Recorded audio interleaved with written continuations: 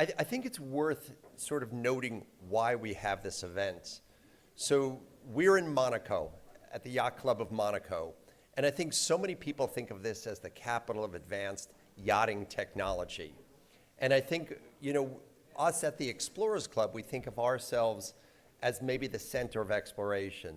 So you put these two organizations, we're, in a fun way calling it a rendezvous. I'd like to thank our sponsors, Venturi. Is anybody from Venturi here yet?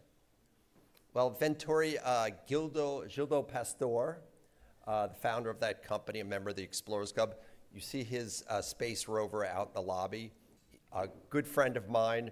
And, I think even though this is the capital of advanced yachting technology, think about it, in this small little village, they designed a rover that's going to go to the moon. So, hats off to Monaco and doing all that.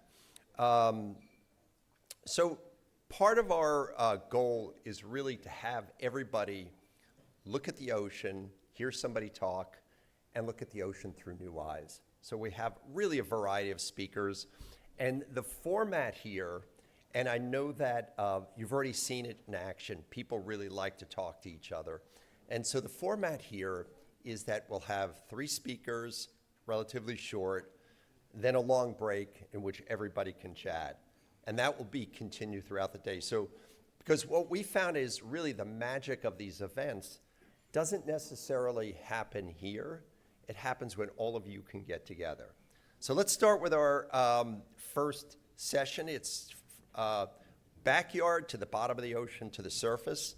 Our first speaker is a EC50 honoree. For those of you who do not know what the EC50 is, it's a project in which our motto is 50 people who are changing the world that the world needs to know about. Daniel Caceres Barta, his talk is called Protecting the Big Five. Everybody here has heard about the African Big Five, right? Anybody name one of them? Lion. Yeah, okay. I'm going to send all of you on safari. You seem to need the motivation. Well, did you know that Peru has its own Big Five? And this is really part of, you talk about a grassroots effort to have communities be more vested in their own conservation.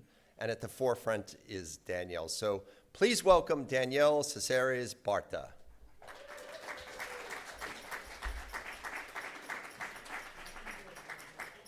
I have a feeling this group's going to need a little time to warm up. The coffee, the caffeine is starting to surge. While he's fixing his mic, how many of you are from the Explorers Club here? Oh, most people. And from the Yacht Club? And both? And none of them? Okay, great. There we go. Take it away. Thank you so much.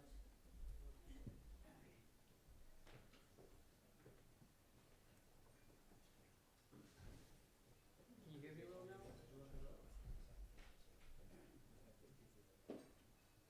Hello? Yes. Good morning, everyone. And thank you so much, Richard. And actually, a lot of people don't know that Peru doesn't have the Big Five, just like a lot of people don't know that Peru has corals. Peru is also a nation of islands. Actually, we're one of the biggest desert countries next to the coast. We're the only country in the Eastern Pacific that has a capital next to the ocean. So there are many things from Peru that many people don't know about. So today I'm going to be talking about protecting Peru's Big Five, which is mainly dolphins, whale, sharks, rays, and turtles. But before I start, I have a simple request for all of you here, which is I want to ask for your permission to let me be honest and transparent. I invite you not to necessarily agree with me with all the points that I'm going to share, but I invite you to reflect with me in this discussion. Because some of the things that I'm going to say are going to be beautiful, but some of these things might seem uncomfortable. But overall, I think that this discussion is necessary, both beautiful and not so beautiful. Specifically, we're serious about ocean conservation. I am Daniel Caceres Bartra. I'm a marine biologist, a dive instructor. I am from Peru. I work with ocean governance and conservation, specifically from Peru to Latin America. But overall, and in the mean of this conversation, I'm also someone who has lived with fishing communities and local communities for many years. And I've worked with marine megafauna from different taxonomic groups. And I have seen, just like many of you, the ocean as a life system, not just as an idea or a theory. First, I want to show you Peru. Peru is a nation that has over 3,000 kilometers of coastline, over 200 miles of maritime domain. It's an area where many different oceanographic systems converge. We have the upwelling current, we have much richness, we have biodiversity, we have species migration, and the key aspect is the biodiversity in this sense. This is where Peru is located, if some of you don't know specifically. But also, Peru is a country where we have 6 marine protected areas. According to Peruvians, we're at 7.8% of marine protected areas. But they all fall under category 6 of protection of IUCN, which means all pre-existing extractive activities still occur inside the marine protected areas. Which means that for MPA Atlas, for example, we actually have 0% of marine protected areas. And this is because of a vision. For Peruvian authorities, our 6 marine protected areas are an innovative idea, something to be very proud of, specifically because they do allow fishing. They do allow all activities to occur. So for them, they're showing the world an example of how marine protected areas can still allow communities to thrive inside. And why I think that's important to talk about is because we all know that protecting space is not enough. We must protect the functional units, the functional individuals of each species inside a marine protected area. Because the units are the ones that create the functional ecosystem in place.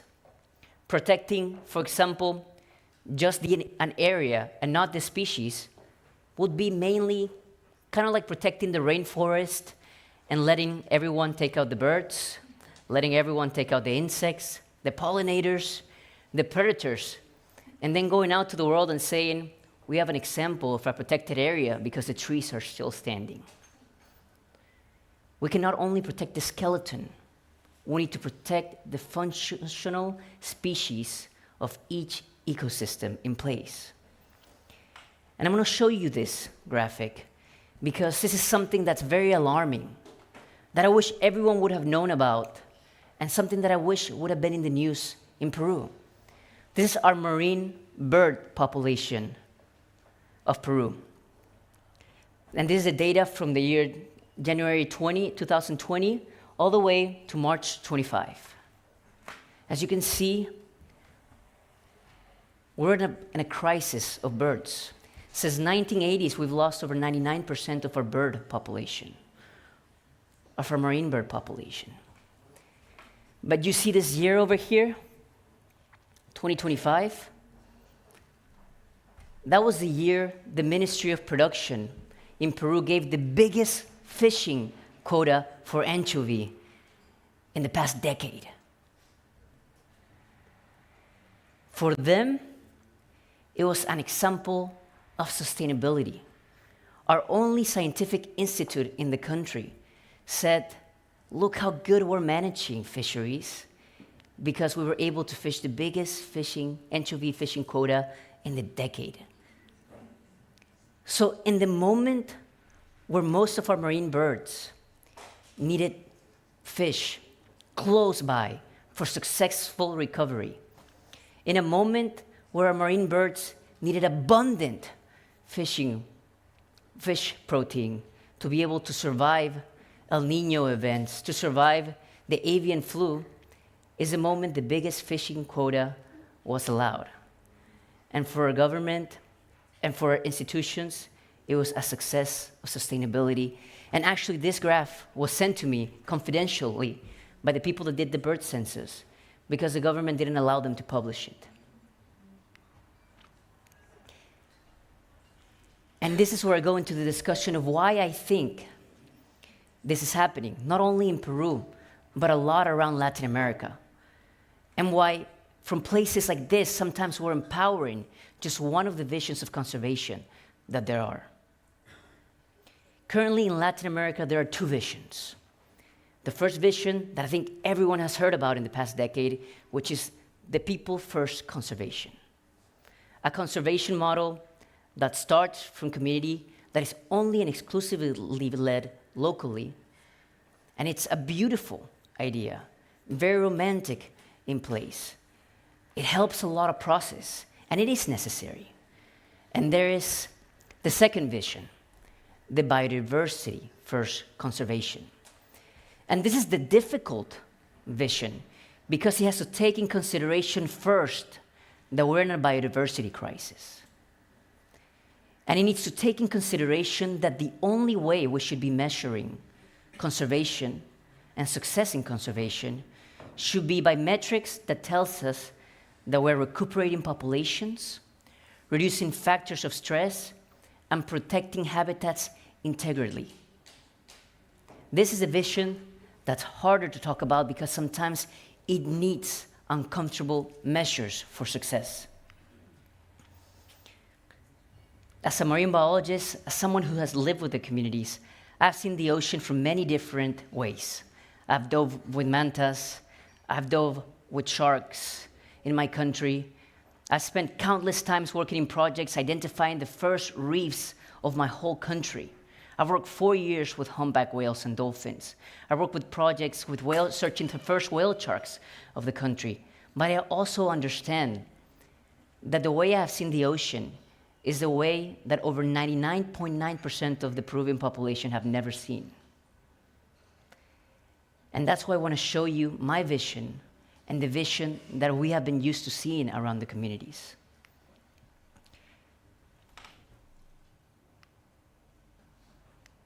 I don't know if we can press play on this video.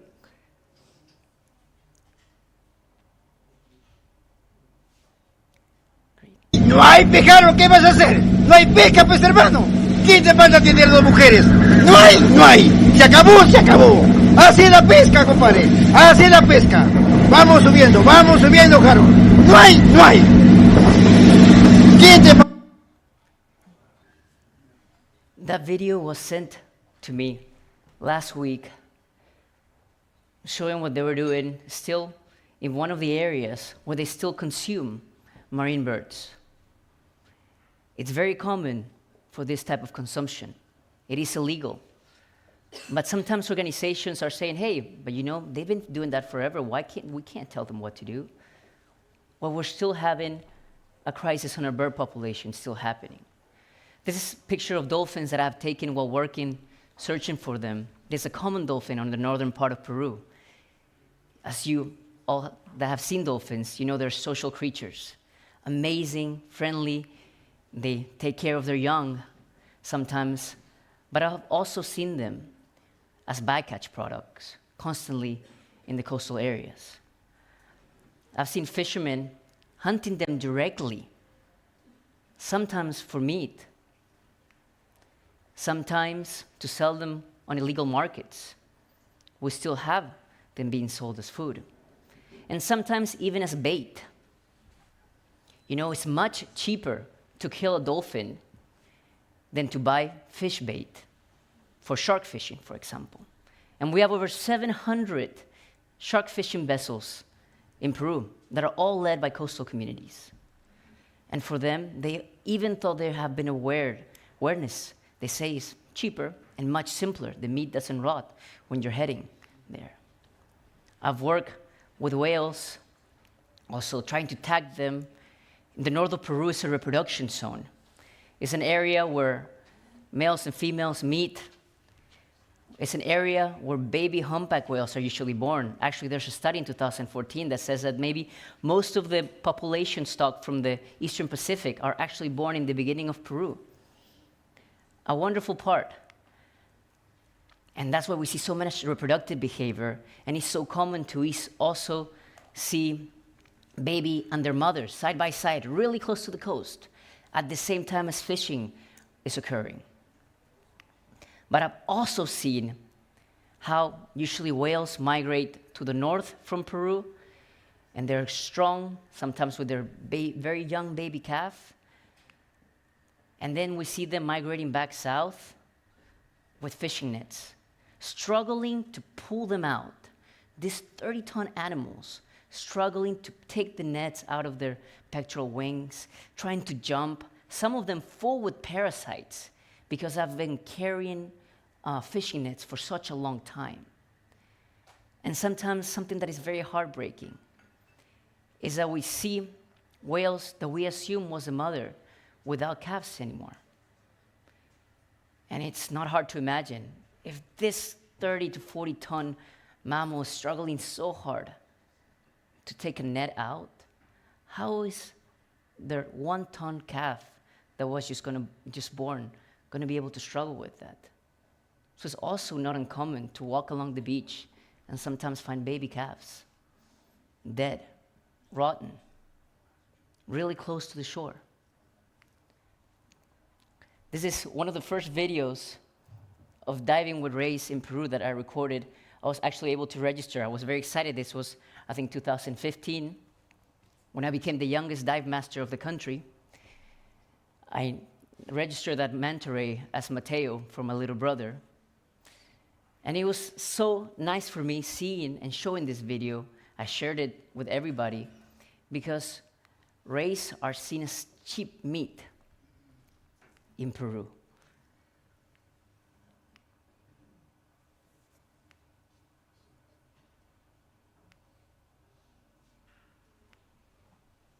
And with sharks, this is also a video of a whale shark when I was working with one of the first projects that was searching for whale sharks.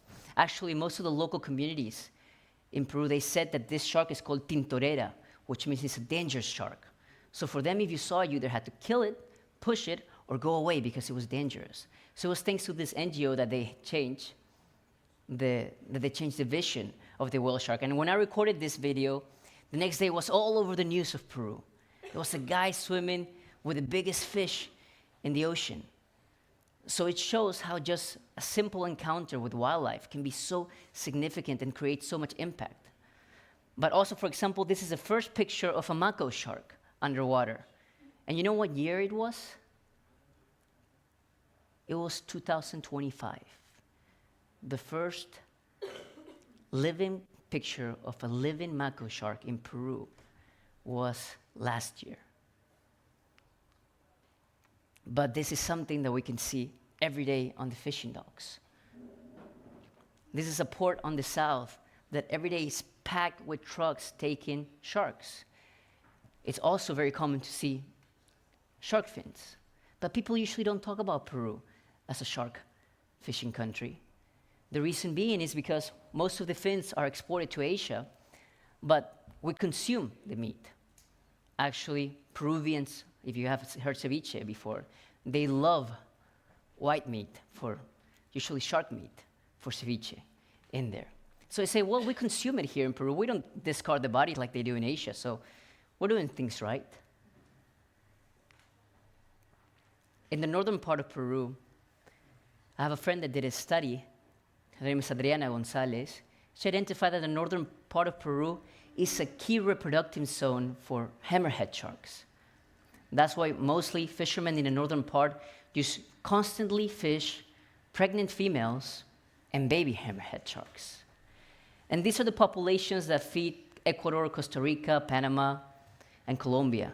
So maybe even if these countries, Costa Rica, Colombia, and Panama, and Ecuador, even if they have all strong measures of protection, the population is still going to go down because we're fishing the babies in the northern part of Peru. And turtles, which we have 5 species of turtles in Peru. Now is starting an activity to be able to go see turtles in the country, but it's also not uncommon to see shells of turtles being sold around. And sea lions, I don't know if maybe we can click play on this video.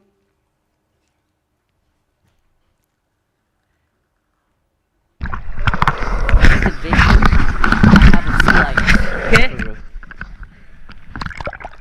Very playful, social animals. Very curious.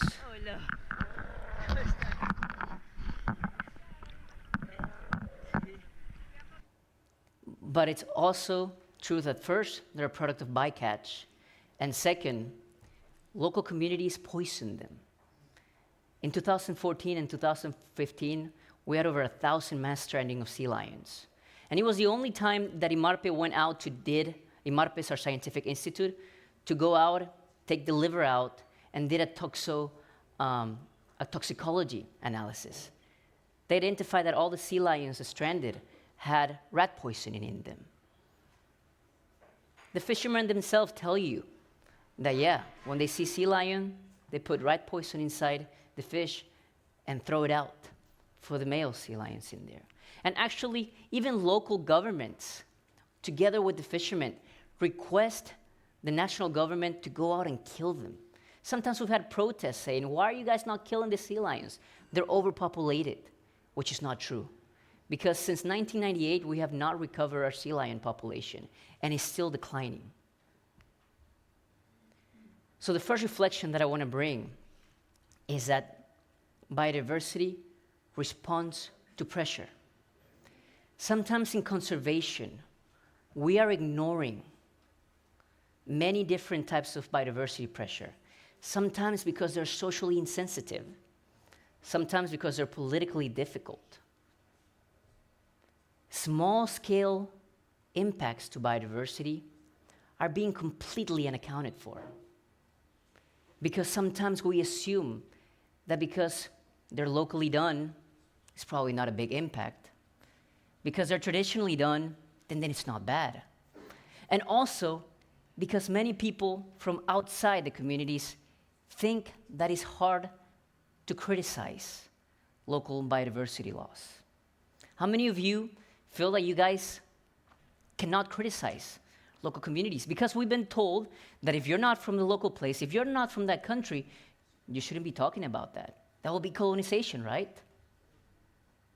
The truth is that biodiversity doesn't respond to those narratives. Because biodiversity responds to industrial impacts, to local impacts.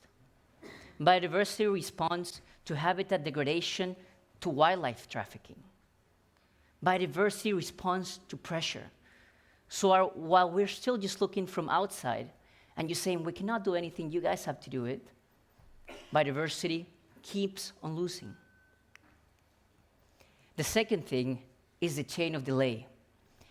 In Peru, just like most Latin American countries, and I think this might be similar to other countries overall, is that the chain is that usually exploitation starts, then the science, then protection. Exploitation has been the norm. Science is trying to catch up, and then protection is farther behind, trying to catch up farther. And the thing is, usually for protection measures, they demand so much science. They ask that we really need robust science if we want to protect, because we're going to be reducing fishing activities or extractive activities. The truth is, if we wait in some countries to have perfect science, we're going to continue to lose biodiversity loss. Sometimes when we end up protecting and having the necessary measures, it's already too late. We need to also start funding and supporting protection-first mechanisms. And the third thing is, what are we funding? I've seen so many funding activities happening in Peru that just stay at the social realm. That's great and that's necessary. It supports process, it supports dialogue, it supports visibility. But sometimes it just stays there. And sometimes it doesn't end up going to where it needs to go for biodiversity. Sometimes it doesn't end up reducing pressures to biodiversity. Sometimes it doesn't end up protecting the habitats. Sometimes it doesn't end up restoring the populations. And some of the worst case scenarios that I've seen is that funding that has gone for ocean conservation, that has just stayed in the social realm, just ends up aggravating biodiversity loss, in a sense.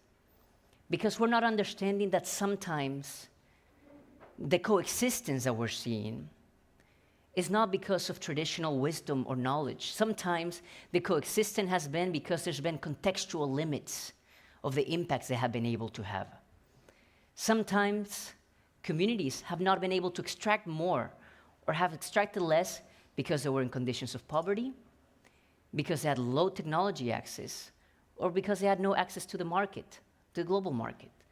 And sometimes funding for ocean conservation has gone there and has ended up dismantling the context, has ended up providing them technology that actually ended up helping them fish more and fish farther, has actually ended up supporting them access to markets so they could innovate and be more efficient. So you have to be very careful where your funding is going and really try to look at the metrics, try to identify what the results are coming. And the fourth thing is, whose voices are we empowering in conservation? In the past decades, representing Peru in many different ocean governance sectors, I've seen how many countries from Europe, the US, have constantly been advocating that we only listen to fishermen and coastal communities.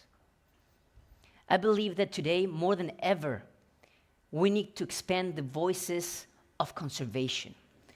We need the voices of swimmers. We need the voices of sailors. We need the voices of divers. We need the voices of explorers of all kinds in ocean conservation. Not because the local community's voice is not important. On the contrary, it is important. But because biodiversity needs more defenders that are out there advocating for them. And that's why I think that the biggest challenge of exploration today is not only discovering new things, but I think our biggest challenge today as explorers that we have seen wildlife in its true form is to be the leaders of protection, not only in our local areas, not only in our countries, but around the world. Thank you. Thank you so much. Hold on to the clicker. Thank you very much. You know, it's interesting, Daniel, that often all of us we're taught, don't criticize anybody outside of your community. And I think that is everybody's instinct. I remember talking to some NGen, that's the next generation explorers, and I say, be for something, but don't be against something. So I think that when we have in-person enclaves, conclaves like this, that we have an opportunity to have those discussions and think, what is the correct way to approach it? And he's right, we need all faces. And you know, one of the goals I know at the Explorers Club, especially through programs like the EC50, is we want to represent the global fabric of exploration. You know, no good idea, not all good ideas come from one place. They come from local fisherman who observes his habitat day after day after day. So thank you for bringing up that difficult discussion, but I think it's one that people will have while they're here. And I'd like to think that this group is very enlightened in that way and would welcome that kind of difficult exploration. Okay, now we are going to the bottom of the ocean. And they always say that you can't protect what you don't know about.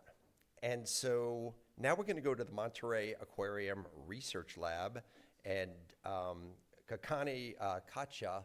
And according to Kevin Murphy, who's just walking in there with no socks and his very fashion-forward pants, says, we were talking about this program, and he goes, man, I go, Kevin, how would you sum it up? He goes, these are the coolest robotics that are being used for non-military use. So everyone give a warm welcome to Kakani.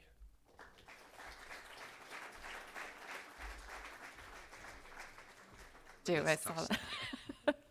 Well, thank you so much. I can't believe I have to go after Daniel That was a lovely talk, and I learned a lot about Peru. And I want to thank the organizers for inviting me. I'm not a member of the Explorers Club. I've talked to many of you, though. You might have changed my mind. But I'm so happy to be here to talk about the Bioinspiration Lab, which is where I work. Do you have the slide? So I don't forget. Thank you. I know, it's functional. Not a lot of technology is. But before I begin, I have to absolutely thank the people that I work with. I work with some incredible researchers representing a number of different areas of focus. Engineering, either electrical engineering, mechanical engineering, software engineering. I have marine biologists in our group. As well as laser physicists randomly. But what I love to do every single day is to get this group together and we just throw ideas out on how might we do a better job of observing life in the ocean. And there's a reason why this is incredibly important. I think Daniel really talked about biodiversity, this challenge of observing biodiversity. And before I get into all of those details, though, I want to explain a little bit about my background. You see, I work in the ocean now, but that's not where I started out. In fact, I began my career in aerospace engineering. I really wanted to become an astronaut.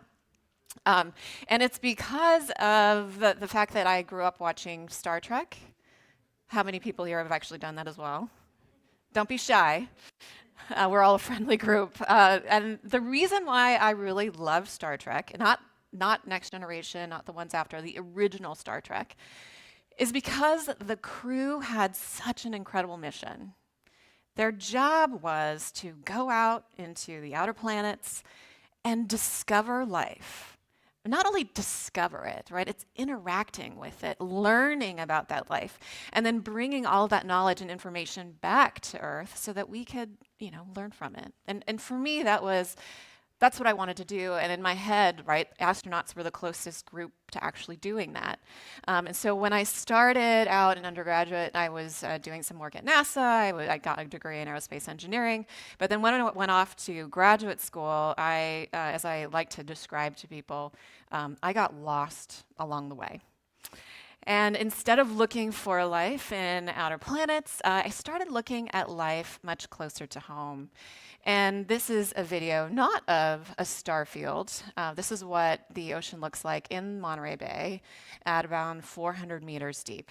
Right? These are particles and life that is just everywhere in the deep sea, and we know almost nothing about it. And so when I began my group, the Bioinspiration Lab at MBARI, the Monterey Bay Aquarium Research Institute, I was very, very focused on this kind of graphic here. And Daniel talked about, as I said, biodiversity. This is actually one of the biggest data sets called the Global Biodiversity Information Facility that policymakers use to target and focus policy decision making. And what you'll see is in this plot, the bright, warm colors actually represent locations where you might see lots of different life, where each one of these dots represents a single observation of an animal in this database.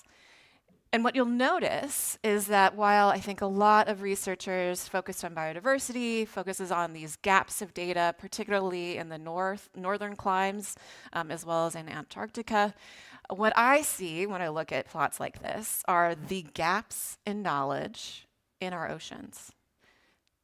See this blue? That means there are no data for biodiversity observations in these locations. So how on earth are policymakers able to make decisions around how we manage or utilize this kind of resource? And so what I've done, and when we established the Bioinspiration Lab, we really are focusing on filling these gaps. But I want to tell you actually that put this into context, what these gaps actually represent. I think a lot of focus, very, very importantly, is on improving the scale, or at least the spatial resolution of the maps that we use to understand the ocean seafloor. But the resolution of those maps are, at best, 10 meters per pixel, sometimes 100 meters per pixel. And if you're trying to understand life, identify that life, that is not helpful whatsoever. There aren't a lot of animals that are about 10 meters in length. And so the resolutions that we need to make biological observations require much, much, much finer scale. And if you were to do that in terms of visual exploration, the fact that someone has actually been there or has taken a photo of the seafloor, just the seafloor, we're looking at less than 0.001% of the seafloor being visually explored or visually documented. And that's just the seafloor, right? The ocean is a massive volume. 99% of Earth's habitable regions are in the ocean. And scientists estimate anywhere from 30 to 60% of life in the ocean is undescribed or unknown. Massive, massive gaps. So part of the reason too, that like in where I work, arguably, is one of the least explored places on our planet. It's the ocean's midwaters. And a lot of these animals you may not recognize, but these are really important communities that play an important role in driving and sequestering carbon that then regulate our climate. So being able to observe these kinds of animals and understand how they function can also someday improve the ways in which we ourselves live. And so this idea or this approach is called bio-inspired design, which is where the lab gets its name. Oops, and here, I don't want you to. Can somebody help me go back a couple slides, please? Close your eyes. One more, please. Thank you. All right, so the way the lab is set up is we believe that if we combine state-of-the-art instrumentation, innovative observation platforms, as well as access to novel study systems, right? The fact that these are places where animals live that is really, really inaccessible. If we're able to do all three of those things, we can then provide a mechanism or a gateway to then understand deep ocean life, but also use that understanding to perhaps inspire the development of future technologies, like robots that might be able to swim or move like jellyfishes, or filtration mechanisms that might match some of the best filters we can find in the ocean. We had a conversation about this yesterday, about how filtration would be really helpful. And so the ways in which we've done that is we've actually targeted each one of these areas, the first being a state-of-the-art instrumentation, where we've been developing not only imaging systems that would go on remotely operated vehicles, like big robots that are driven by pilots from the ship, but also autonomous underwater vehicles, right? Ones that you can pre-program to go out and do particular missions. And I'm going to talk about two imaging systems, Deep PIV and IRIS, that we published very recently on. And the first study that we did was on giant larvaceans. And I want to get out of the way because how many of you have actually heard of a giant larvation? 3 hands. And a giant larvation is actually a basal chordate. The animal is what you see there. It looks like a larvae or a tadpole. And then that whole structure around it, it's actually mucus that the animal secretes from cells lining its head. And it's able to blow up like a balloon, this amazing structure that it uses to filter particulate and food from the water around it. And what we were able to do using the DPIV instrument was, for the first time ever, understand and do in situ scanning of these mucus structures to see what the interiors of these structures might look like.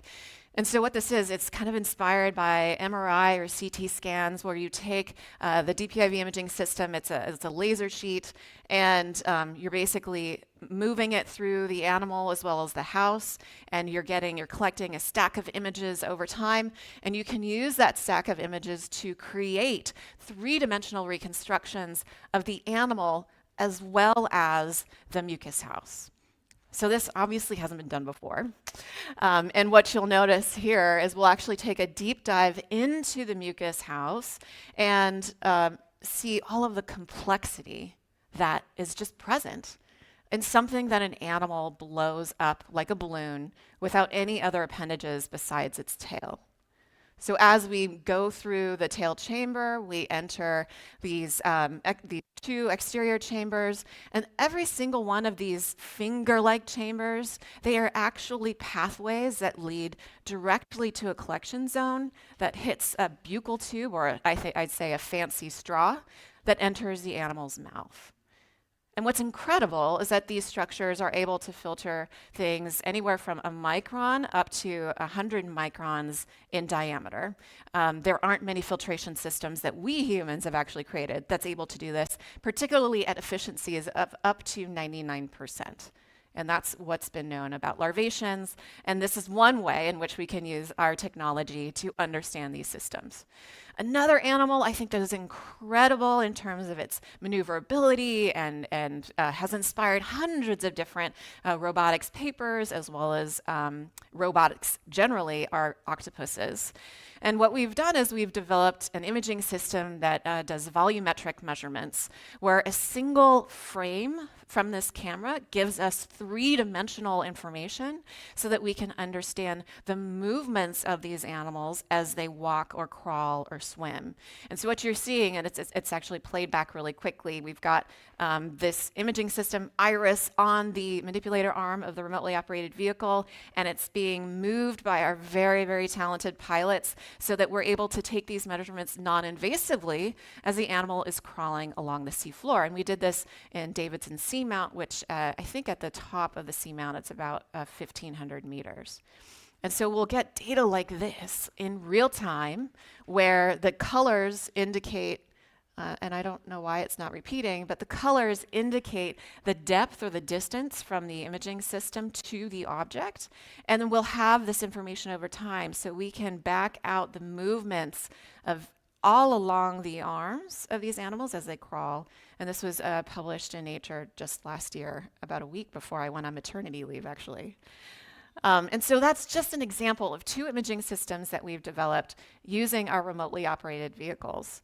Another thing that we're focused on, right, is innovative observation platforms. Obviously, we use remotely operated vehicles and autonomous underwater vehicles, but we've also been part of a collaborative effort to develop a system called the Mesobot.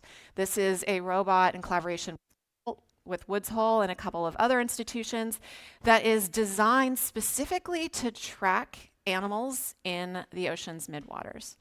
And the reason why that's really helpful and important is the fact that we don't really know what these animals do. We don't know what their day-to-day might be. Could we say something about how often giant larvaceans actually discard their mucus houses and then build new ones?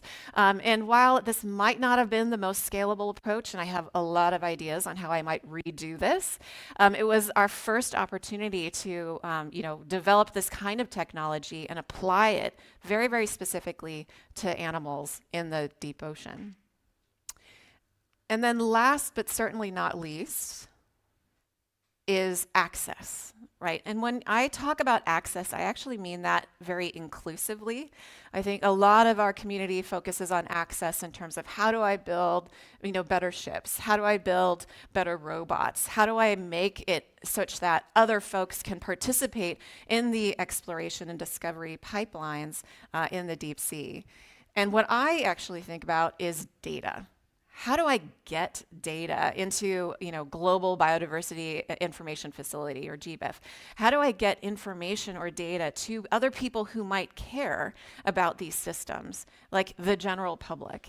And so one of the things that we really focused on is FathomNet and Fathomverse. This is an activity that has focused on sharing out or giving access to the imagery that we collect of ocean life, and then providing a mechanism for us to share that information, but also train new artificial intelligence approaches so that we can expand our capabilities to observe all life in the ocean. So one of the ways that we've done that is release a database called FathomNet. The intention of this is that it will become an open source information facility that allows us to potentially store representative imagery of all ocean life. So right now, I believe there's about, researchers are estimating about 200,000 species that we currently have described in the marine space. And again, remember, 30 to 60% of life is unknown, so there's a long way to go. But it's publicly accessible and open source, so anyone can use the data but also contribute to it. And then in addition to that, what we've done is create a citizen science or a community science platform called Fathomverse that invites anyone with a device anywhere to participate in this ocean exploration and discovery pipeline by reviewing data that researchers all over the world have collected. And so here is a trailer just describing or showing you what that actually looks like.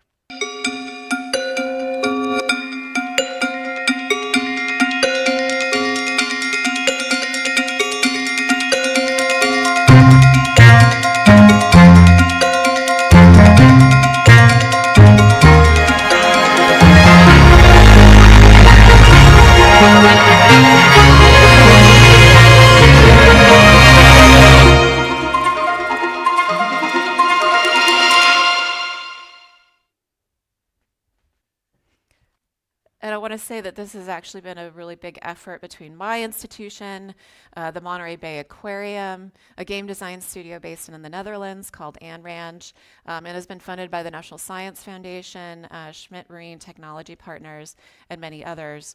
And within 2 years of launching, we've already had about 50,000 people download and use the app, representing 200 different countries, and also generating millions of annotations that we've then been using in the FathomNet database to retrain models and improve our capabilities. And so this longer term goal or vision is to try and provide or create this positive feedback loop that improves the models that we're using to aid in research, but also the experience that game players all over the world can then participate in. And so please do check it out and let me know what you think. And so really the point where we're trying to go is be able to collect imagery at a scale that's unprecedented, but not only collect that imagery, but to also glean understanding of the animals that we see in it. And so this is an example of, some of the models that we've already trained on data that's been collected from all over. This is a demonstration of those models on data we have in the Monterey Bay. And imagine, the goal here is to create generalizable models and approaches that allow us to do exploration in the Indian Ocean, do explorations in other places where we might not currently have data. And then not only are we doing this to improve our models, it's also being used to improve how our autonomous vehicles then function. The goal is to be able to someday have these underwater drones that are basically looking not only at quantifying and understanding existing biodiversity, but also understand and identify when we come across animals that we've never seen before. And so this is a real opportunity, I think, with the technologies that we've created, the data sharing that we're trying to support, and then the inclusivity, bringing in lots of different people, not just scientists and researchers, into this ocean exploration space so that we can understand these deep sea systems before they are forever changed. And I think as many of you have heard the news, there's this really renewed in the United States, but definitely lots of conversation around how we should be exploiting resources, particularly materials for deep sea mining or for the support of the further electrification of our power systems. And these are being done in areas where I think researchers on a recent exploration found that animals there, about 90% of them are unknown to science. And so what could we be learning from these animal systems before they disappear? And that's something that we are really, really focused on, trying to not only bring up our capacity, our capabilities to be able to make these observations very, very quickly, but also to help promote moving this knowledge of these animals into this space where we can very quickly not only identify them, but also learn from them. And so with that, the goal then is if we could do this, if we can observe these systems very quickly, if we could basically then understand the mechanisms that are at work, not just identifying them, but understand how they function, this could lead to all sorts of deep sea bio-inspired design, right? I shared 2 examples with like jellyfish-inspired robots.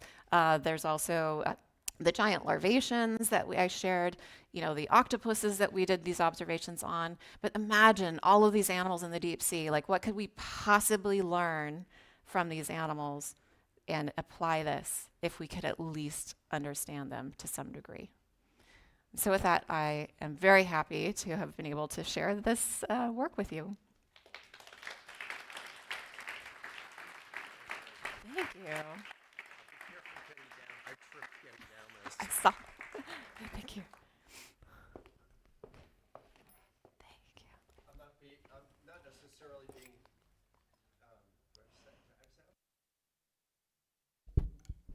We can send somebody to the bottom of the ocean, but we can't do AV. I'm not being chivalrous. I tripped on the way up there myself, so I'm just trying to prevent someone else from falling. Katja, you mentioned you weren't a member of the Explorers Club, and so, you know, you need a sponsor to be a member of the Explorers Club. So we have a few members here. Anybody willing to be her sponsor? There's a couple, and I think there's some people doing underwater work. Victor Vescovo, where are you? I think you'd be her sponsor, right? And where's Nina Lanza, who drives the Mars rover? She's not. She's not up yet. Okay, she's on Mars time there. Nina. She's my cousin. Okay, so you know.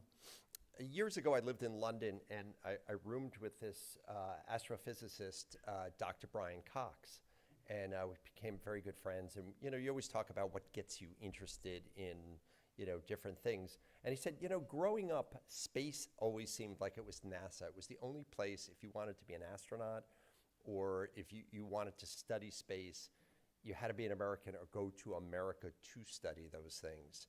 And so our next speaker is actually from here, Frank Balde, and that, you know, a little quick story. If you walked in to the lobby, you saw a Rover, and that was designed literally walking distance from here. So it shows that, you know, Monaco isn't just the capital of advanced yachting technology, but other technology. They may very well go to the moon. And I actually got to test the earlier model. I went on an expedition with Gildo Pastor and Prince Albert, and I can assure you I did not sleep in a tent. That was a different kind of expedition. So we've gone from local communities to the bottom of the ocean, and now we're going to go to the moon with Venturi's Frank Balde. Frank? There it is.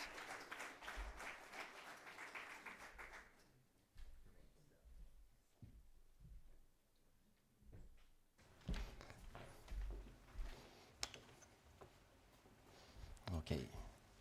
Good morning. This morning we had 2 marvelous presentations, one very emotional, one very technological, going to deep sea. And the moon is linked to our life, for animals' life on Earth. It moves billions of tons of water. It shapes the tides, it structures our coast. But moon has only been explored by only 12 astronauts 50 years ago. Moon is an important astro that we want to know better. And is it moving on? Or maybe this one. Okay. So astronauts has been to the moon in a very, let's say, nice area, the equatorial parts. Temperatures were at human, let's say, compatible life. Why now we need to move to the South Pole? South Pole is very important because it's where we think, or it has been measured via satellites, presence of water. And water is life, but also water can help us to move on to go to Mars. So that's one of the dreams. The easiest way to explore space with human body, let's say, because we are not built up to survive the harsh environment of space. We need to remember that Earth is an oasis around this space, cosmology, and we need to protect it, sure. But if we want to understand our origins, how the solar system has been built up, we need to explore better the moon. Moon has 4.5 billion years with intact rocks, and with these rocks we can understand how our solar systems have been created. And this is a map of the South Pole, where Shackleton is very near to the South Pole. South Pole is better than North Pole because Moon is only 1 degree tilted respect to his rotations around Earth, and that means it's a good environment where we can see the Earth and have a lot of sun, and we have very long days of sun. The areas in red and blue gives the elevations of the Moon. Moon is about 16,000 meters of delta difference between the lowest part and the highest part. And the idea is to go in an area that is, maybe I will play it again, if it's possible or not. No, however, we will go to this area that is a big plateau, Mont Mouton, and it's 6,000 meters. It's relatively flat because the South Pole is not like the equatorial area. We have a lot of craters, a lot of, as you see, elevations, and so we need an area where we could land vehicles and then move around this area to continue the exploration. The tricky part of the Moon, as you can see here, just to remember it, it's 384,000 kilometers from Earth. It's not so far away with respect to Mars. So that's why it's easier to go to the Moon before going to Mars. But the communication also, if you want to send a message to the Moon, it takes 1 second. Then if you want to have back this message, it takes another second. So it's a 2 seconds delay when you want to control something on the Moon or when you speak with astronauts on the Moon. Gravity is less, temperatures are huge. We have more than 300 degrees of delta, minus 170 degrees Celsius up to 120 degrees Celsius. So humans can't survive on Moon. Materials can't survive on Moon. We need to innovate and build up new vehicles so that we can explore easily the Moon.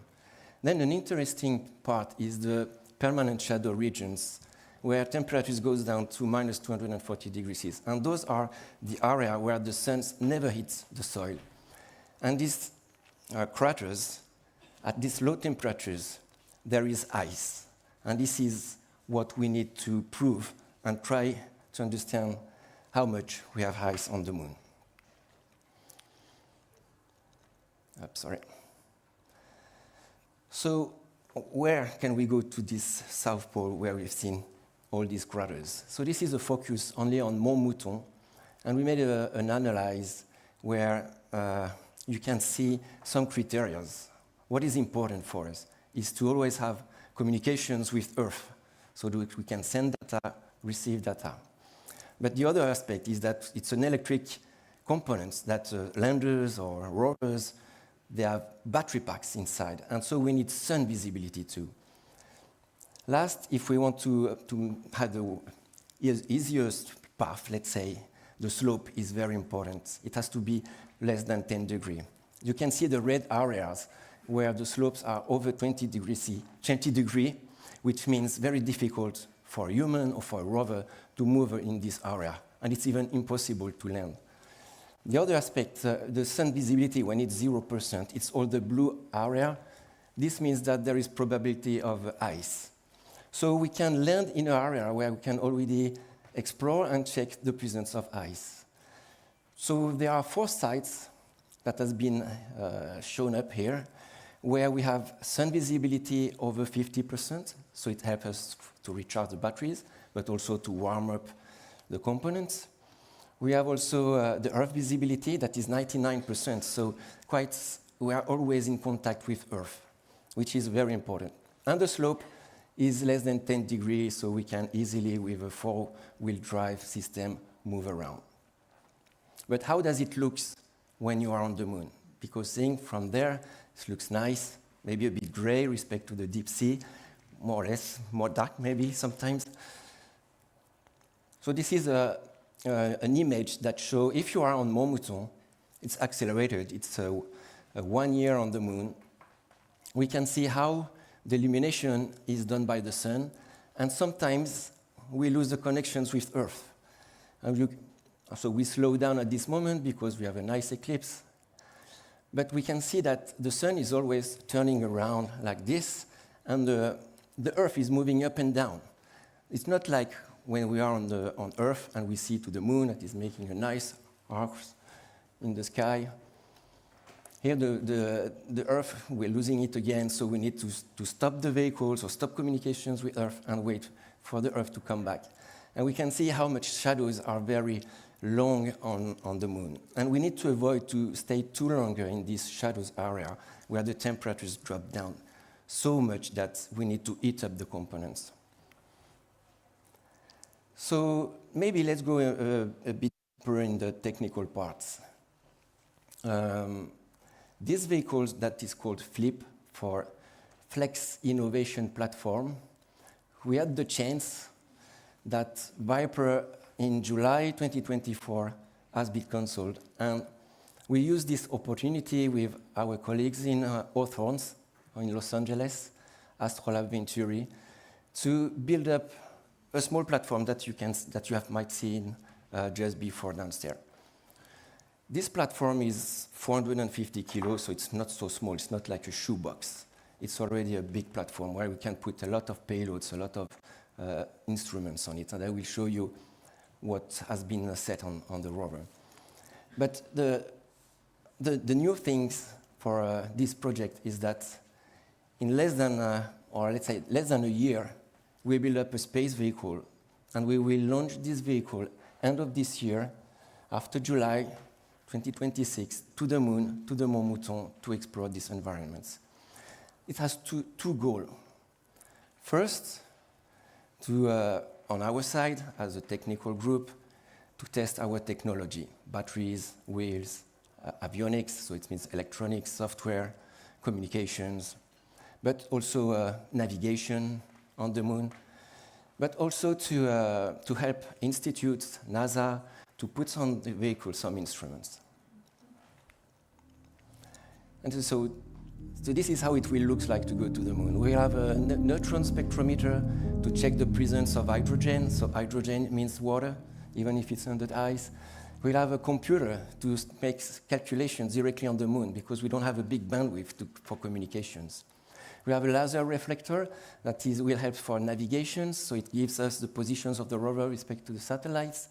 A lunar dust level, because moon is all about regolite, and regolite is difficult because it creates less visibility for solar panels, but also cameras. We have a LiDAR, so this is the first attempt to drive on the moon. We already have LiDARs on our car on moon. And we also have so many things that it's going too fast. We also want to check the presence of helium-3. Helium-3, it's nice components that could help by fusions create energy. And we have also the idea is to have some UNESCO protections on, let's say, small nanofish where you can have images and cultures of Earth, so to preserve our know-how from Earth, putting it on the moon, because on the moon you don't have water, you don't have erosions, and so you can easily store informations for the next generations that we could lose here on Earth. So let's dream how it will go to the moon. So Astrobotic developed the Griffin lander, and on top of the Griffin you can see the Flip rover. So we will make several rounds around the moon before landing on the Mont Mouton. It will take so it takes 3 to 5 days to go from Earth to the moon, and then we will stay several days around the moon, and then once it will select the correct area, it will land in Mont Mouton. First of all, we need to open our solar panels so we can get energy, but also to rise up the antennas to have the communications with Earth. And we will egress, so how we go down from the rover means we say it's egress. And we will do it like very vertically. I will show you the real footage of this video. And once we are on the moon, first of all, we make some checks. It's very important, communications, checks all the payloads, the instruments, and then we can move away from the lander. But it is not only an animation. We really started to test this vehicle. So this is an example of the egress, and we can see how steep the rover needs to move down. And thanks to those black belts on the rear wheels, we can hold the rover to stay on the rover, on the lander, and while we are trying to move on, it helps to go smoothly down to the moon. So we have a crane that simulates the gravity of the moon, so the 16G. And this test has been done several times in Los Angeles on a sandbox. But to make this rover moving around, we need, as said before, energy. And this is where I will go maybe more deeply in the technology that we develop in Monaco, but also in Switzerland. So in Monaco, we are now mostly focused on all about power and energy. And so in Monaco, we are building batteries that we deliver. Last June in autumn, and our colleagues put 2 batteries within the rover. So this is the chassis of the Flip. And this is the photo of the Venturi battery pack. And on a label on it, we put all the names of the Venturi Monaco guys that work. So we will be part of these missions to go to the moon. We have 2 battery packs inside the rover as a redundancy. And the most difficult moment for our rover is to survive the lunar nights. As I said before, temperatures goes down to minus 170 degrees C. So how do you survive? Nothing can survive. Mechanics, avionics, electronics, everything is destroyed at these low temperatures. So we need to warm up the most important parts of the rover.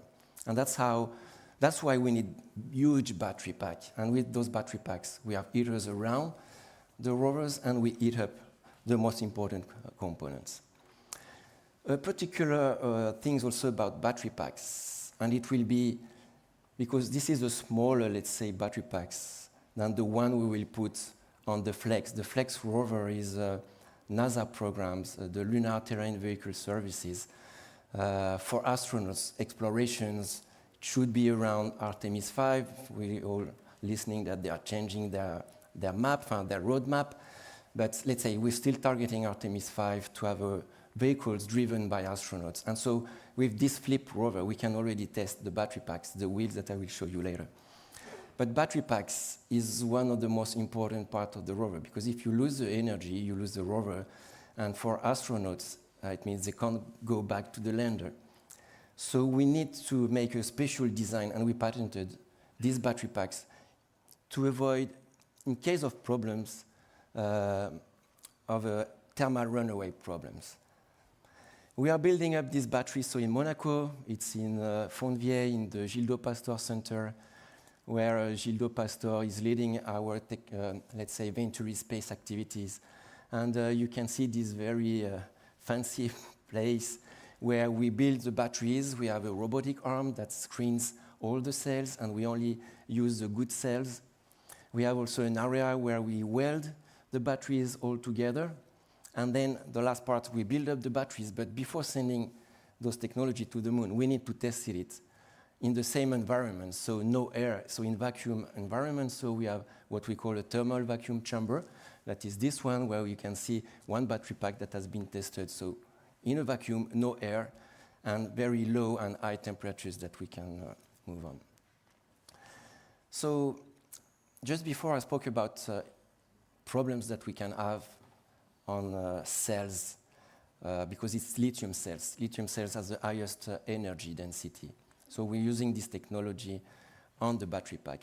But this technology, with age, can have problems, what we call internal short circuits. So the temperature is rising up. So this is one example we did here. We learn about it. Temperature is rising up. We have overpressure, so that's why it's blow-ups. And then at a certain moments, when the temperature continues to rise up, we have what we call the thermal runaway effect. And the internal parts of the cells get out, so the jelly roll is burning, and this is going out, and it's going up to 1,600 degrees C. And we need to contain, these problems can happen. And so that's why we designed this particular battery pack. So in case of one of these problems, the battery pack is still safe, and we can continue to drive the rover for safety. Another technology that we developed is the wheel. We know wheels are very important to move around, also on Earth, but it's exactly the same on the moon. It's a wheel that mimics the pneumatic tire. Pneumatic tires is very good because you can have a very large flat patch on the soil, and so low pressure so that you don't sink in the regolith. So we need to drive with less energy as possible, less power. So that's why we need a good contact patch. And it made a lot of cables. Those cables helps for the tractions, but also for steering reactions. And it's made of special materials that can survive the minus 170 degrees C. That's one of the unique part that is touching the soil that is very, very cold. And it has to stay flexible and never break.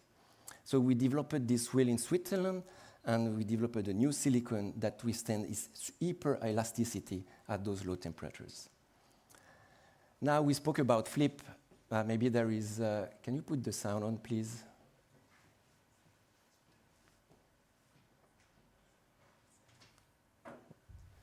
Yes, if you can put it back again with the sound. So this rover is Mona Luna. It's a new visions from Venturi Space to send to the moon. There is no sound. Okay, I'll do it without sounds. Okay, thank you. And this Mona Luna is it's a new vehicle that we are developing currently in Monaco, Switzerland, and France. And you can see how the wheels is acting on the ground. Un rover, c'est avant tout un véhicule qui roule sur un terrain non préparé, donc irrégulier. Mais dans le cas de la Lune, Mona Luna, le rover de Venturi Space, le milieu est extrême. C'est pas seulement le terrain irrégulier avec parfois des cailloux très durs, parfois de la poussière très très fine. C'est des températures de moins 230 à plus 130 degrés et c'est des nuits qui durent 14 jours terrestres.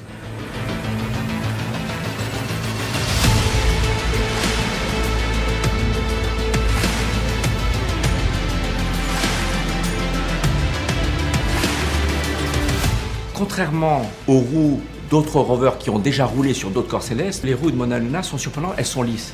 En fait, il s'agit d'établir la surface de contact la plus grande possible pour ne pas s'enfoncer et pour pouvoir monter des pentes très fortes sans glisser.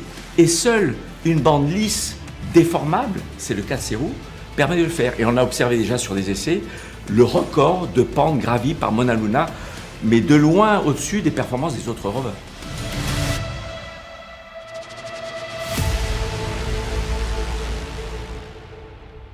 So this is a test we performed last November in Cologne. Luna is a facility of 700 square meters that replicates the moon with a regolith simulant.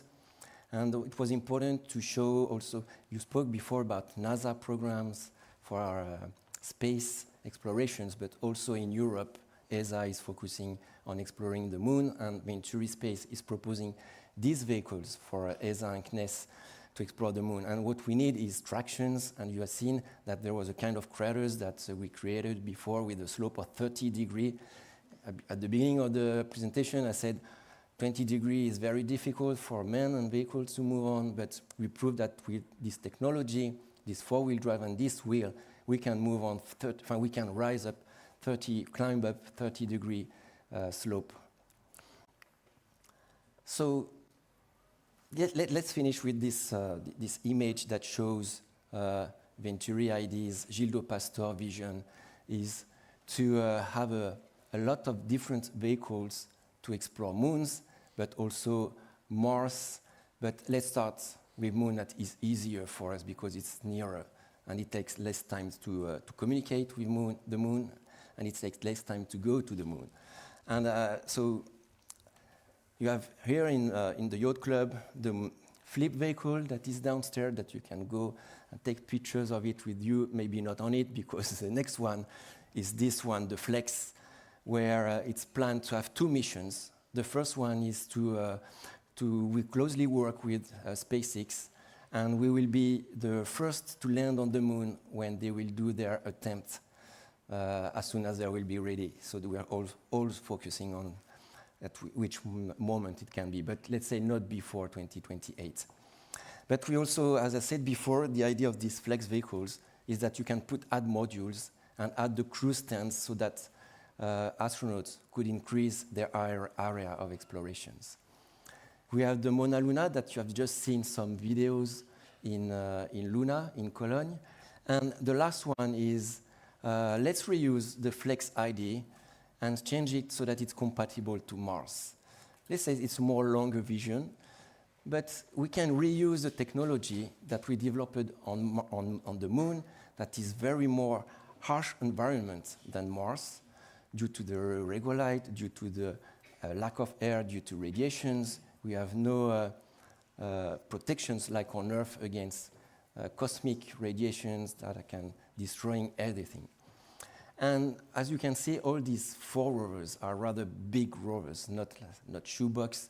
And so you need to develop new technologies that are compatible with this weight, but also compatible to the space environments. Thank you very much.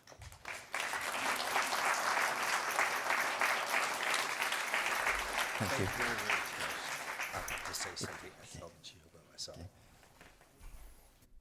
You know, it's amazing if you see these presentations, you just realize how integral science and technology is to exploration, and that, you know, we're in an era where you can look at gloom, but you can also say that there are the possibility of solutions. And, you know, even things like a battery pack that can stand super cold temperatures, you wonder, you know, what kind of uses that will have for everyday society. So exploration, technology, and science, you know, also makes humanity better. As I promised earlier, that we've gotten a bit of information, right? We had 3 beautiful presentations, but I'm sure a lot of you would like to, A, get a cup of coffee, and then B, really talk to each other, because the exploration community, Katja, you know, you mentioned your vague interest in joining this. It's not a cult, it's a community. But what you find is that in this community, that you will run into same people, same subjects all over the world. And it's just really beautiful that the conversation starts at such a higher level to, you know, what you normally do. So I think if you ask me the secret sauce to the Explorers Club, it's the community and people. So please meet some. The person I said who would sign your application, the Mars rover woman, just showed up. She pulled herself together. Nina Lanza works on the Curiosity, but they literally have a clock, right, Nina, that is Mars time. So yeah, Mars time and party time seem to coincide very well for you. So, okay, please go have coffee and chat. We'll be back in 45 minutes, okay?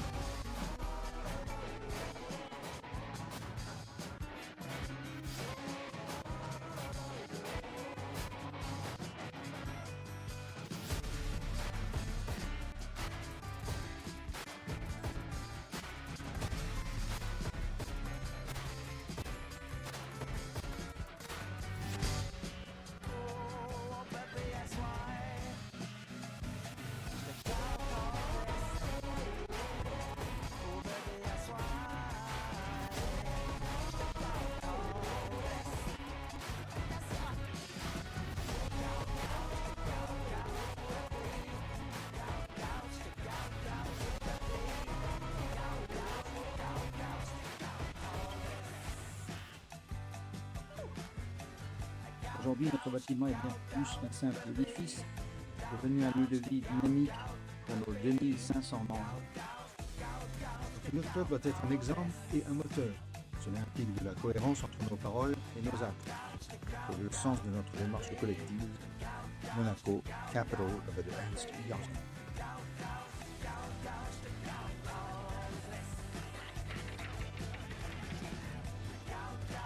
La performance sportive se cultive dès le plus jeune âge et je suis convaincu que le sport est l'un des piliers de notre société.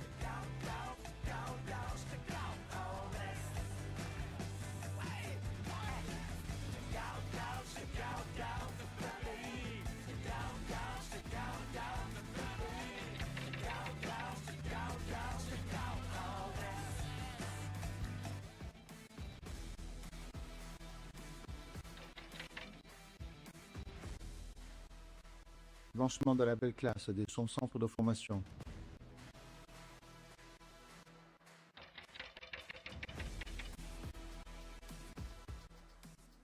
Je souhaite que nous maintenions le cap avec enthousiasme, passion et détermination.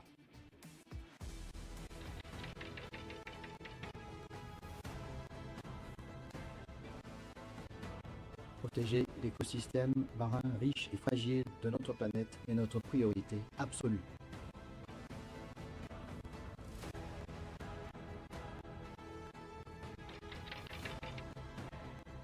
Le Monaco Energy Boat Challenge illustre parfaitement cette volonté.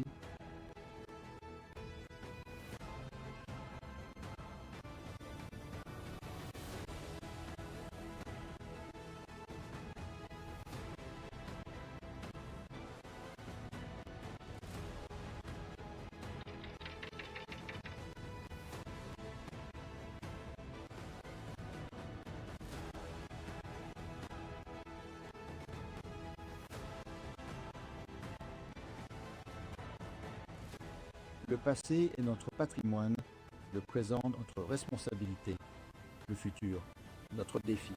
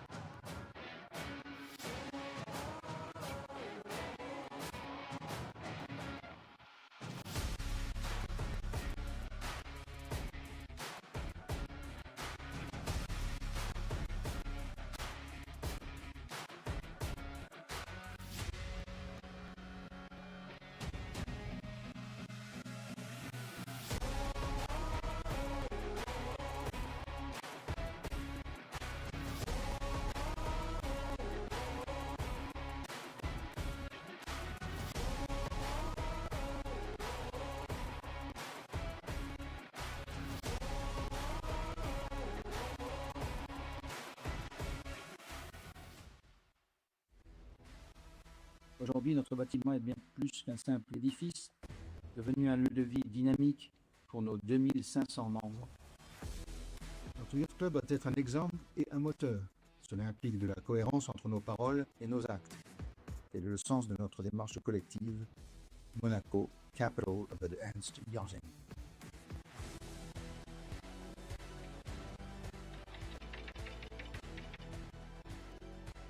La performance sportive se cultive dès le plus jeune âge et je suis convaincu que le sport est l'un des piliers de notre société.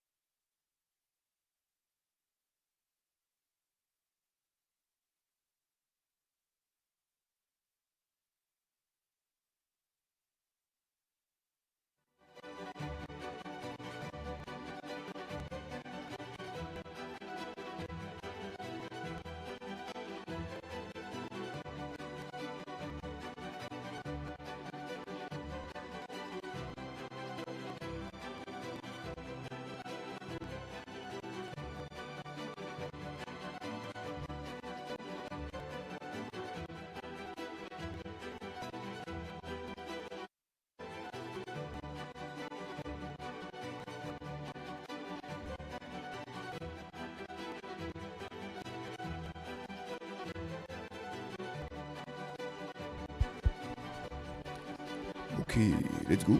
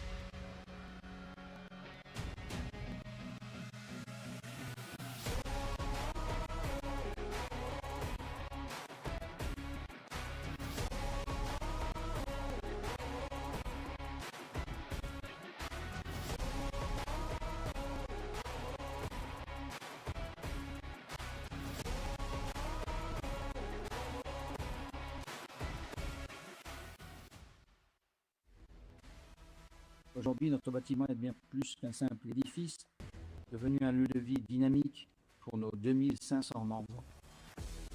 Notre Youth Club doit être un exemple et un moteur. Cela implique de la cohérence entre nos paroles et nos actes. Tel est le sens de notre démarche collective. Monaco, capital of advanced yachting.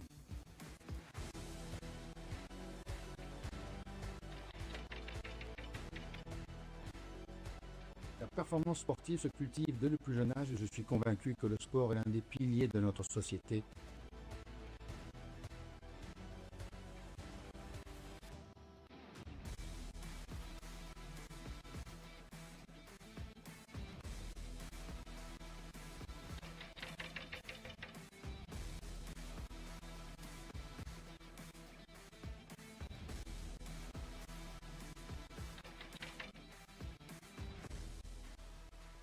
Lancement de la belle classe de son centre de formation.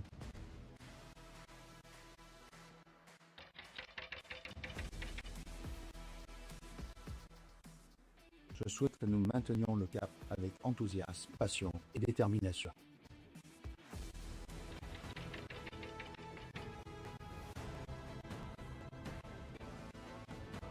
Protéger l'écosystème marin riche et fragile de notre planète est notre priorité absolue.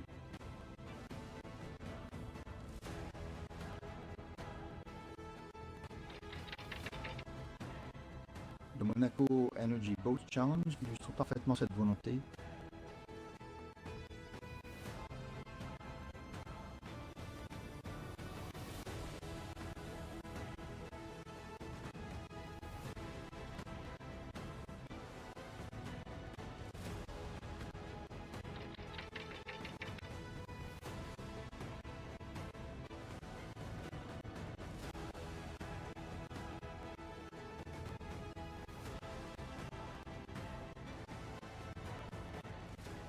Le passé est notre patrimoine, le présent notre responsabilité, le futur notre défi.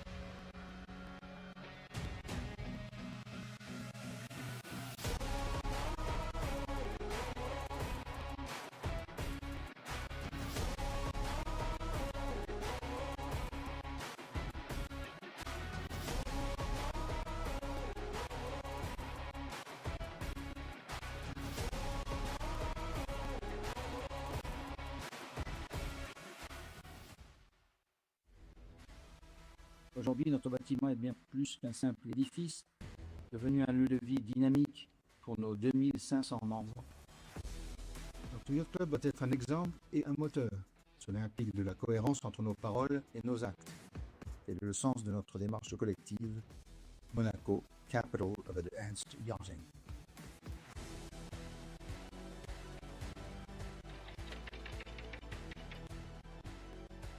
La performance sportive se cultive dès le plus jeune âge et je suis convaincu que le sport est l'un des piliers de notre société.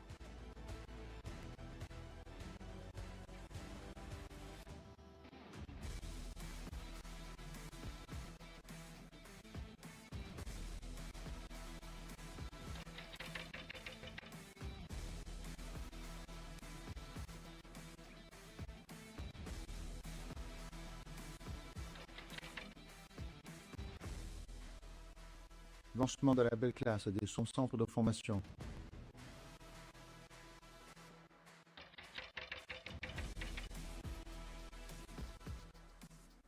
Je souhaite que nous maintenions le cap avec enthousiasme, passion et détermination.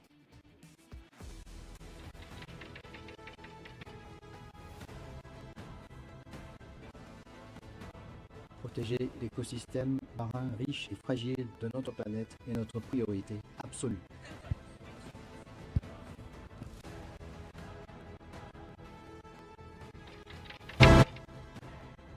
Le Monaco Energy Boat Challenge illustre parfaitement cette volonté.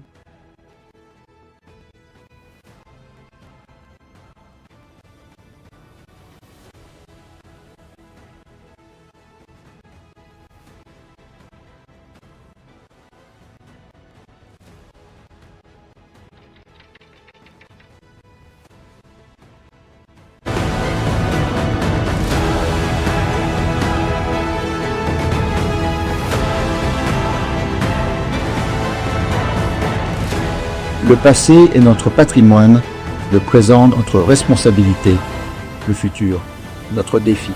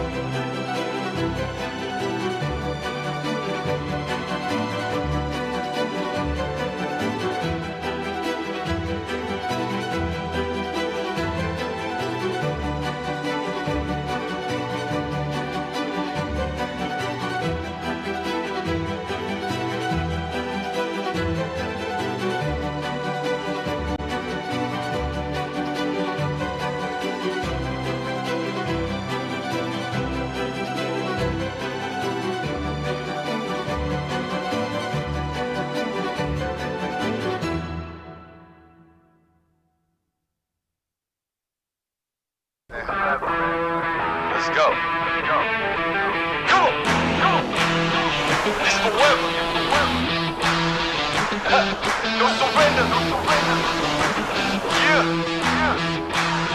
You know that this right here forever. Go.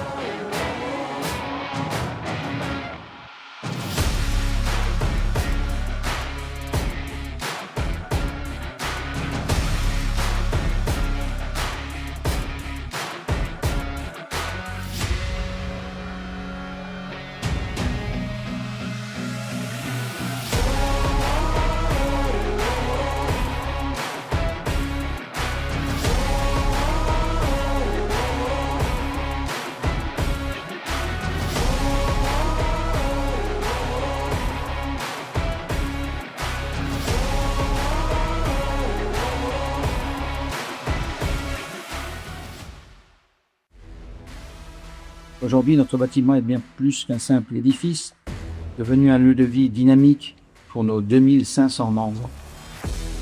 Notre yacht club doit être un exemple et un moteur. Cela implique de la cohérence entre nos paroles et nos actes. Tel est le sens de notre démarche collective. Monaco, capital of advanced yachting.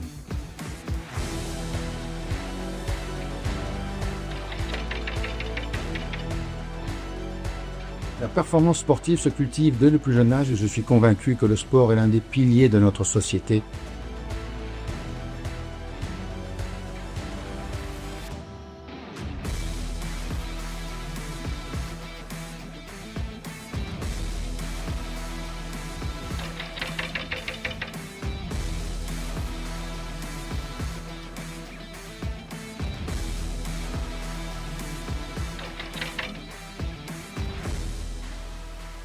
Lancement de la belle classe de son centre de formation.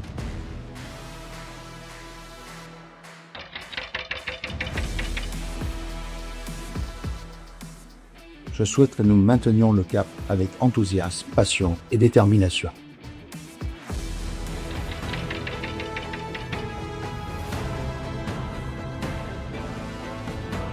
Protéger l'écosystème marin riche et fragile de notre planète est notre priorité absolue.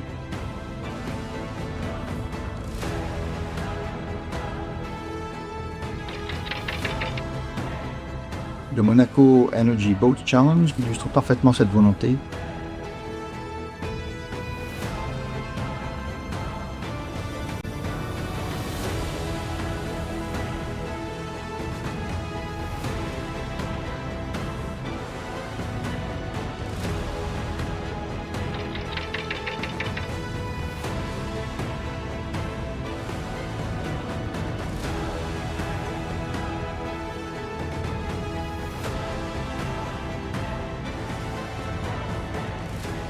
Le passé est notre patrimoine, le présent notre responsabilité, le futur notre défi.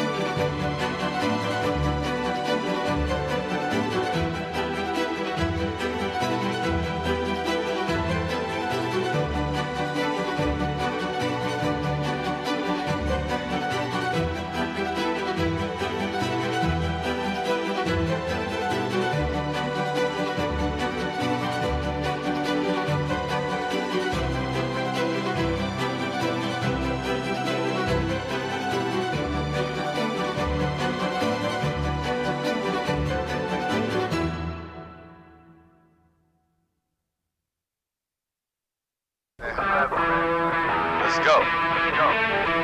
Come on. This forever. No surrender. Yeah. You know that this right here forever. Go.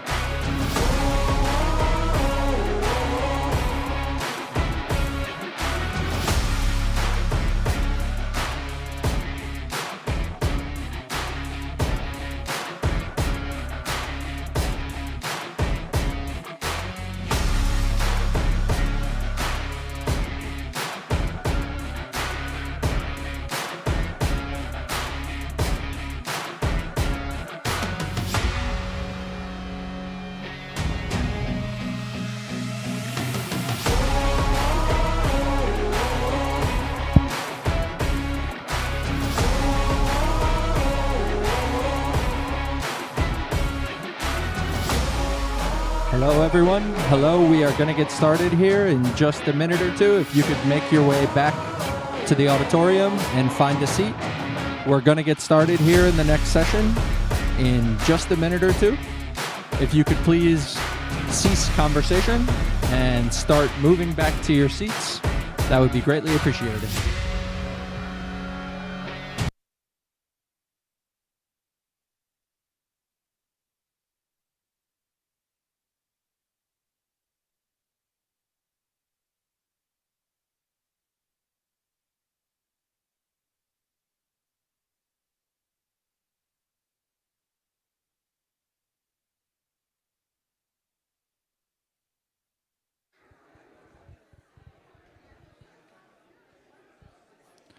Hello, hello. Again, we are going to get started here in just a minute or two.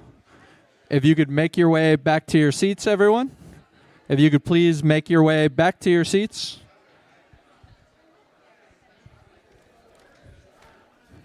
I'm looking at you, Martin Kraus, sipping espresso. Please make your way back to your seat. Please step away from the cappuccino. Please step away from the cappuccino. Steph Yurchuk, I see you chatting. If everybody could make their way back to the auditorium, we're going to get started here in just a bit. We're ready to draw the first prize for the yacht. Wait, but you have to be in your seat. Again, folks, please make your way back to the auditorium here. If you could please be courteous to our speakers here, if we could have you move on back, it would be greatly appreciated. We're going to get started here with session 2 in just a minute. Boy, you know, I have to say with explorers and now throwing the yacht club people, this is truly hurting cats.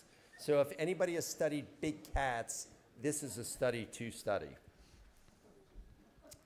You know, throughout the lecture or the day of exploration, I think you'll hear me talk about community, right? And so, you know, I often say that when someone comes to speak, you could read the biographical information, but often, you know, so much about a person is not written in paper. This morning, I had breakfast on the Latitude, which I recommend as an experience. And Captain Sean Mager, right there, a member of the Explorers Club, someone asked him how he hires crew. And he said, you know, the first thing I actually look for is kindness. And I think in today's day and age, that's maybe a term that people don't use so much, the idea of being kind. And so our next speaker, Trevor Wallace, when I think of all of his great attributes and some of the explorations he's been on, but kindness comes very much to the top. If you asked members of the club who are under 40 who they believe is the most trusted or even the heart of the organization, often you hear the term Trevor Wallace. He has always been so inclusive of bringing people into the fold. I think he represents the vision of what exploration in the future is. And we've heard our speakers earlier talk about that. And it's really collaboration. It's not just taking the smartest people you know from your university and going someplace. It's being collaborative with local communities. So Trevor is an archaeologist. He's here to talk about his Menorca Shipwreck project. But I'd like you to all give him the warm welcome that he always gives to you. Trevor Wallace.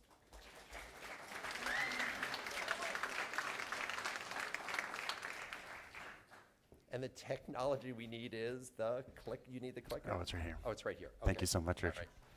Awesome. Thank you so much, Richard, for that introduction, and thank you to the Yacht Club for having me. This is a bit of a full circle moment for me because one of the first expeditions I got to go on as an 18-year-old was with Students on Ice, which was in part supported by the Prince of Monaco's Foundation. So years later, this is an amazing experience. Like Richard said, I'm an expedition leader and a filmmaker working mostly in archaeology and cultural conservation. Growing up with a single mom, there wasn't always a ton to go around in terms of birthdays or holidays, but she made up with it with these elaborate treasure hunts. In our backyard, she would hide clues and riddles, and me and my brother were climbing trees and digging things out of the ground. And the funny thing is that I rarely remember the things we found. It was always that moment of anticipation right before we found it. Me and my brother solving the clue. That was the real treasure, which was the search itself.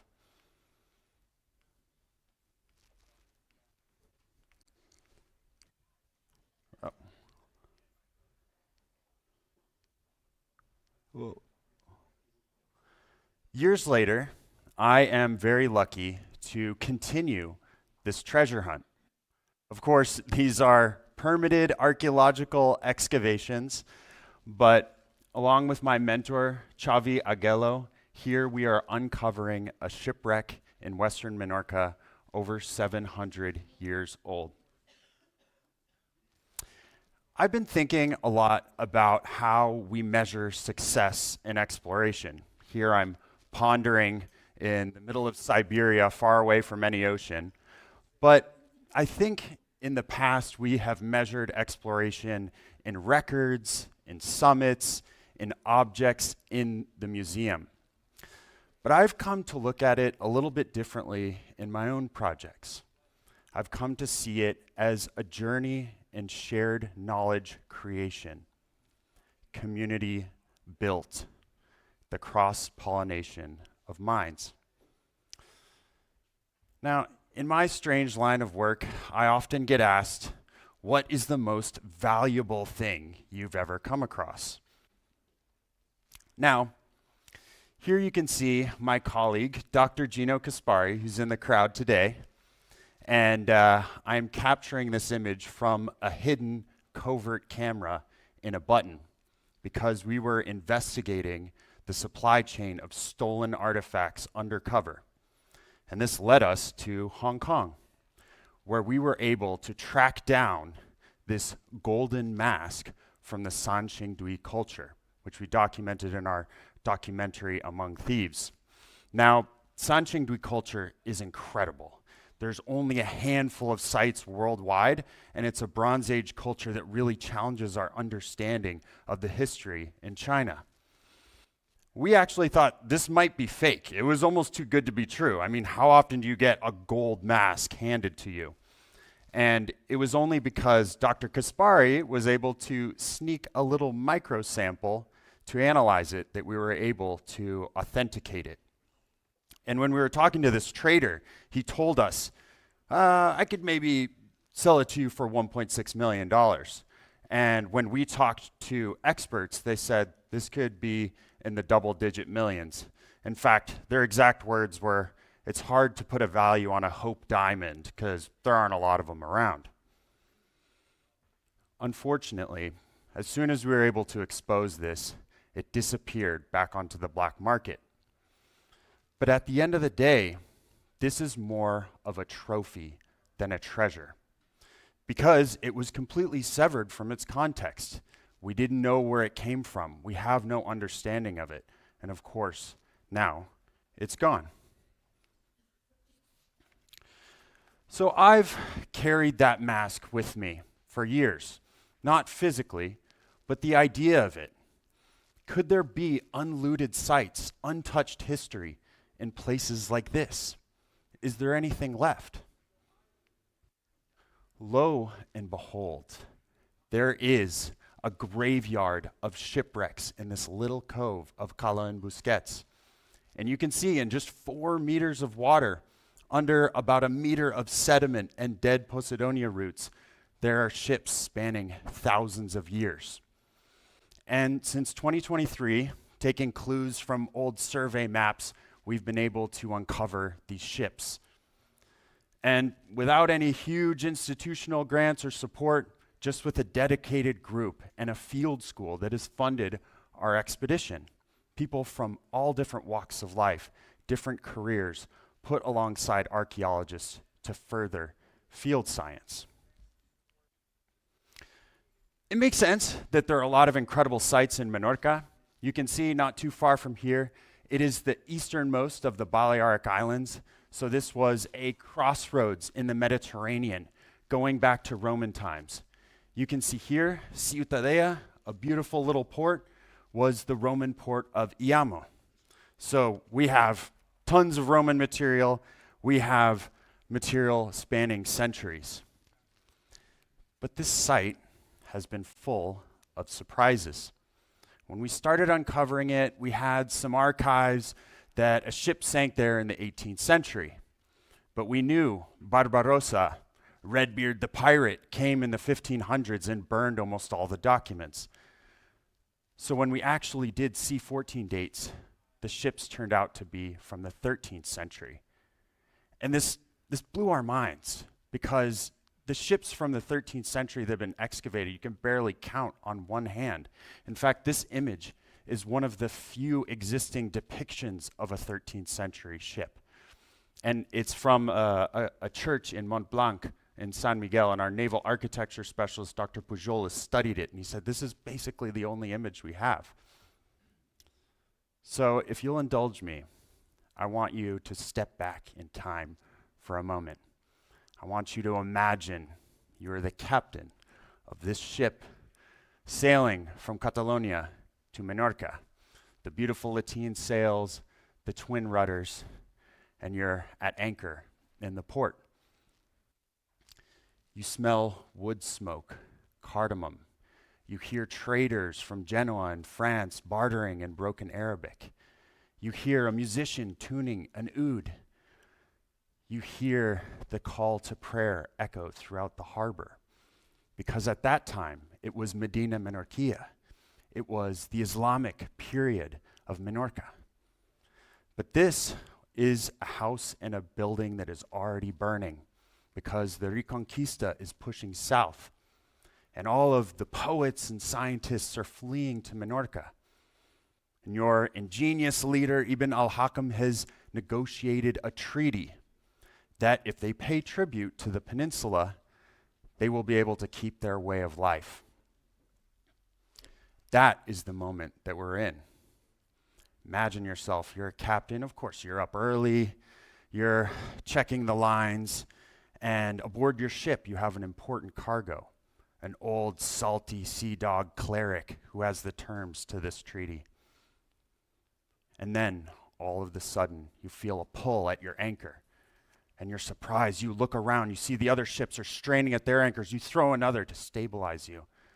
But it's too late. You're careening into the ship next to you. Of course, this is a risaga, a strange meteorological phenomenon we know now as a meteotsunami that sank ships in this cove at anchor. And you see the cleric hit the gunwale and turn over the side. You grab his hand, and he's clutching at his chest. My amulet. And you say, no, your life. But he slips through your fingers to the depths below. Over 700 years later, we descend to this entanglement of ships using modern equipment, vacuums, to uncover this ancient culture. Our PhD student, Aymar Malwenda, is doing studies on the wood species to try to see where these ships came from. And I remember this day, I did one of these shifts. I was taking photos because it was crystal clear. And I popped up after doing a watch, and I saw one of our scholarship students, the Moncos, our scholarships supported by the Ocean Foundation, the Philip Stevenson Foundation. And I saw he had something in his hand, and he had a little glint in his eye. He had this, a small metal object. And, we always have to challenge our assumptions. This could have been a modern or a later intrusion poking through the sediment because it's made of metal. And our science lead, Chavi, joked, looks like a Bob Marley necklace from the 90s. That's not ancient. But the Moncos, not for nothing, he was recent graduate from Cardiff University studying artifact conservation. He had handled a fair few ancient objects himself. And he said, I think this is old. And when we sent it out to specialists, in fact, this is an ampulla. This is a reliquary object that pilgrims would put holy water in as they were traveling. About a week later, I'm just thinking about how did this Christian object get into this Islamic era shipwreck? And here you can see me, I'm working alongside Xavi, and it was another beautiful day. And, I'm hand fanning away, and you get into this meditative state, and I start to see something poke out of the sand. And I see the corner of something, and I touch it, and it's metal. And then I start to see what looks like a knight. And I get Xavi's attention. I say, Xavi, come over. Well, I motioned to him. And of course, bubbles are coming out, and my heart is pumping. My heart is going crazy. A lot of the time we're finding, wood eaten up by shipworms and broken pottery. It's not every day you're finding something like this. And I see his eyes widen. He starts to hand fan it away, and we see the outline of a little micro facade of a Gothic cathedral. And he looks at me, and he does the only appropriate hand gesture in this moment. And as we're cleaning around it, we can feel it's basically stuck to the ship. Like this had to have gone down with the ship. And when we take it off, we can see beautiful figures, these symbols still alive with questions that we're studying now. This knight here in the corner, two ladies of the court, and what looks like a seated king with a crown and a scepter. Still, so many questions. Could this be Louis IX, the Crusader king, canonized in 1297? Looks like he has a fleur-de-lis on the end of his scepter. Who is this knight? What is the secret to this artifact? And it's a mystery that's still unraveling. That's what makes this a treasure and not a trophy. It's still connected to the ship, the site, the memory of these people. Now, who found these objects? Well, yeah, it was me and Demancos. But it was 3 years of collective work, not to just find the artifact, but to expose the whole context of the ship, to actually work together and understand every piece of this puzzle. Ed Dixon, who's in the crowd today as well, one of our field school participants who gave us so many of the incredible photographs, found this lead ingot, which at first we're like, what is this thing? And there was a theory at one point, because we had so many ships in the mouth of the harbor, maybe they were trying to blockade it. But there's no way they would have left something as valuable as this as a ship they would intentionally sink. Our very own Barb Duran found the third of these 3 ships all tangled together. And of course, Demancos, who as a scholarship student had handled all these ancient artifacts, but it was his very first week diving on a shipwreck. You see, I believe that this is a model. This is what a properly excavated site offers. This is what this model of exploration offers, not just for archaeology, but field science wherever it happens. People coming from all different walks of life put alongside field scientists to advance our goals. Now, I ask you again, what is the most valuable thing you can find? A shared journey of knowledge creation, community built, and the cross-pollination of minds. And, my mom, there was always a prize at the end of these treasure hunts, but there was one rule: you couldn't give up, and I haven't. Thank you.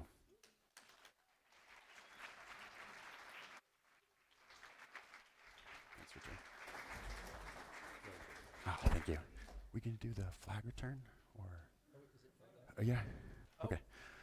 So I have the honor and the privilege to have a historic flag from 1937. This is Flag 69 that our Flag and Honors Committee has lent to us. Our VP of Flag and Honors, Martin Nguyen, please come up here. And I would like to invite everyone who is diving with us, all of our team members. This is not just about me. Joe Watson, Ed, Barb, get up here. Get up here.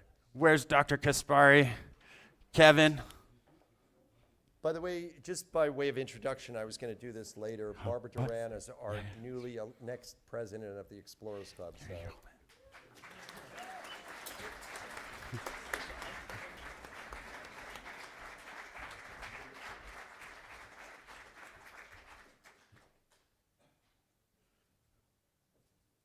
you can breathe.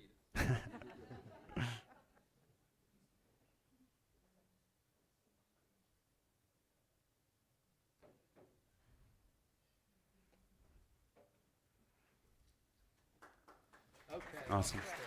Oh, thank you. Thank you, guys. This is awesome. Thank you so much, Richard. While they're coming off the stage, I have a quick Trevor story to tell you. Recently, and unfortunately, Jane Goodall had passed away, and we had a remembrance of her at the Explorers Club. So we had the head of the Jane Goodall Institute speaking, and people were very shy to get up there and give a remembrance because, you're going after some people who really knew her well. And so I was like, Trevor, come on, show some leadership, get up there. And so Trevor comes up there and he says, and I had no knowledge of this, he said, when I was 14 years old, I received a scholarship grant from Jane Goodall's Roots and Shoots organization to go to Tanzania. And he said it was the first time I'd ever, I think, been on an airplane and for sure out of the country. So they went to Tanzania, and unfortunately, they were robbed and held hostage at gunpoint. He had his ribs broken, and what a first expedition, right? And so they, in the dead of night, escaped, got across the border to Kenya, went to Nairobi, went to the airport. Oh, there you are. And who shows up inside the airport on a bicycle but Jane Goodall? And she comes riding up to Trevor. You hadn't met her yet. No. And she gives him a big hug, broken ribs and all. So, scratch and explore, and you got a story. Thank you very much, Trevor. I'd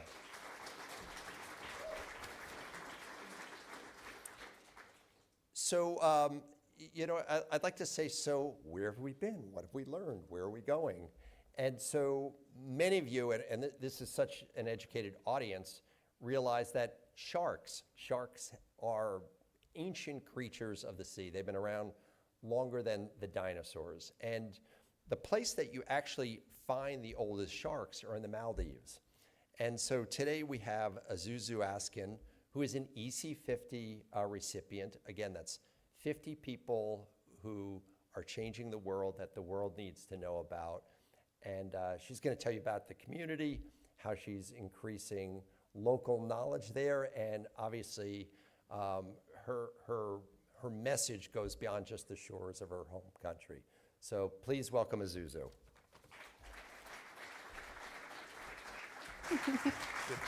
Thank you. Hello, everyone. It's absolutely fantastic to be here. I do apologize in advance. The temperature difference from the Maldives to here got me, so I may have a little cough here and there. And like Richard said, a lot of our work is on sharks in the Maldives, and actually, I think I'm learning more from the local communities there than they are learning from me. And today, I want to take you on a journey. The clicker. I want to take you on the journey of sharks in the Anthropocene. We live in an unprecedented era of planetary change. And scientists have suggested that we've entered a new geological epoch in which human activity is the major force shaping the surface of the Earth. And I think that's a very fitting term, and it's very much the concept that accompanies a lot of my work. No animal exemplifies the Anthropocene better than the shark. I met my first shark when I was a teenager in Turkey. It was a dead six-gill shark that had been caught and brought up by fishermen to the surface, and it ended up all over the news. And it looked something like this. Now, in the news, it went around as this incredible monster on our shores, that Turkish waters are no longer safe. But little me saw something beautiful. I saw its green eyes, its sheer size, and I thought, wow, this is like a dinosaur. I didn't know we had this. And like most kids that are from Mediterranean heritage, I grew up believing that our sea was empty, that we didn't have giants, that things like sharks were creatures from faraway shores, until I did a deep dive into a bit of our history. And of course, I discovered, to my great disappointment and frustration, that once upon a time we had great white sharks. This is a great white shark caught in the late 1920s, early 1930s, I think. And it was caught in the Sea of Marmara, very close to where my mother grew up. Today, not a single child in Turkey knows that we had great whites in our waters. And I thought, this is ridiculous. These creatures, big, beautiful, have been completely wiped out, and great whites are practically extinct in the Mediterranean now. And that was the moment I decided I wanted to be a conservation scientist. I wanted to make sure that what happened in my waters didn't happen anywhere else. Richard mentioned sharks are ancient creatures. They are so ancient that they have predated not just trees and dinosaurs, but also the North Star in the sky. Sharks have been on planet Earth for more than 450 million years. The North Star, in comparison, is a baby, only 45 to 67 million years old, according to estimates. But here's where it gets really sad. And just like my dear friend Danielle, I'm also going to be sharing some uncomfortable images and stories with you. Sharks were so old, but since the 1970s, human activity has wiped out 71% of the global oceanic shark population. We have basically removed something that's been here longer than we can possibly even imagine. 100 million sharks are killed every year for their fins, their meat, their oil. This is what it looks like. The fins are highly prized on the market and go to Southeast Asia, particularly Hong Kong and China. But sharks also end up as bycatch in industrial fisheries on the high seas, targeting fish and tuna and other big sort of protein sources. And I say this in exclamation marks because my dear friend Sylvia will always say that we should be looking at wildlife as wildlife and not just as a resource for us to exploit. But here's the story. Everybody likes to point the finger at China and Hong Kong. But there's much more to it. A lot of shark liver oil and shark-derived ingredients end up in beauty products, anti-aging creams, and in biomedical research for cancer and Alzheimer's treatments. If you're eating fish and chips in Europe, in Italy, in Spain, but also in the UK, in Australia, you are likely eating shark. Plant fertilizers. A lot of shark stuff that's sort of no longer of use gets ground up into plant fertilizer and pet food and ends up at our very own doorstep. So you may be thinking, oh, I've never met a shark in my life. I guarantee you, you probably have in your daily life without even knowing. And this is why this is so critical. Sharks are apex predators. They regulate the marine ecosystems top down. So when you remove the predator, the entire balance falls out, and we have seas and reefs that are no longer as healthy as they once used to be. So my life took me on an odyssey around the world, looking for places with sharks and looking for a meaningful job and opportunity to contribute to shark conservation. And I ended up, honestly by accident, thanks to COVID, in one of the most unexpected places, in the Maldives. Now, when I say Maldives, put your hands up, who thinks of this? Resorts, overwater bungalows, villas. This is one side of the Maldives. It's what we call the resort islands. This is my version of the Maldives, the island I call home now. It's a local island called Formula. It's the second most southern atoll or island in the Maldives. And it's home to two beautiful freshwater lakes, which millions of years ago used to be a lagoon. So at the bottom of the lakes is actually coral. And it's got vast wetlands. And it's home to some pretty incredible species. Oh, the videos don't play. Could we have the video playing? Well, manta rays. I thought I'd set it to automatic, but looks like we're going to need a lot of assistance on this talk because there's a lot of videos. It's fine if not, as long as we play the shark videos. Pelagic thresher sharks in our own waters. Whale sharks that cruise by. Scalloped hammerhead sharks, massive schools in the spring. Actually, right now I'm here, and my colleagues are sending me videos of hammerheads, and I have major FOMO. But then I said, you guys should have FOMO, because I'm in an incredible room full of fantastic people. Now we're going to need the video assistance. And tiger sharks. So the island I live on is famous for hosting what is known to be the world's largest resident aggregation of tiger sharks. Over 310 individuals catalogued and identified there by the local dive centers. Here's what it looks like from above. And what's incredible is just how close to shore these sharks live. They've been attracted to the entrance of the harbor because for millennia, local fishermen have been discarding fish waste in the ocean just outside of the harbor. It's a sandy island. We can't really bury our organic waste anywhere. So anything that comes from the ocean goes back to it. And what this island is absolutely incredible for is the fact that you can see sharks so close to shore, and it's no big deal.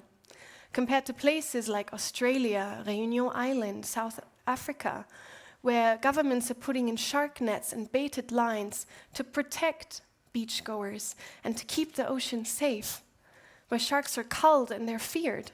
But in Formula, with a resident aggregation of 300 plus tiger sharks, people go surfing every day and they even take their kids. And I mean, they're little snack-sized babies, right?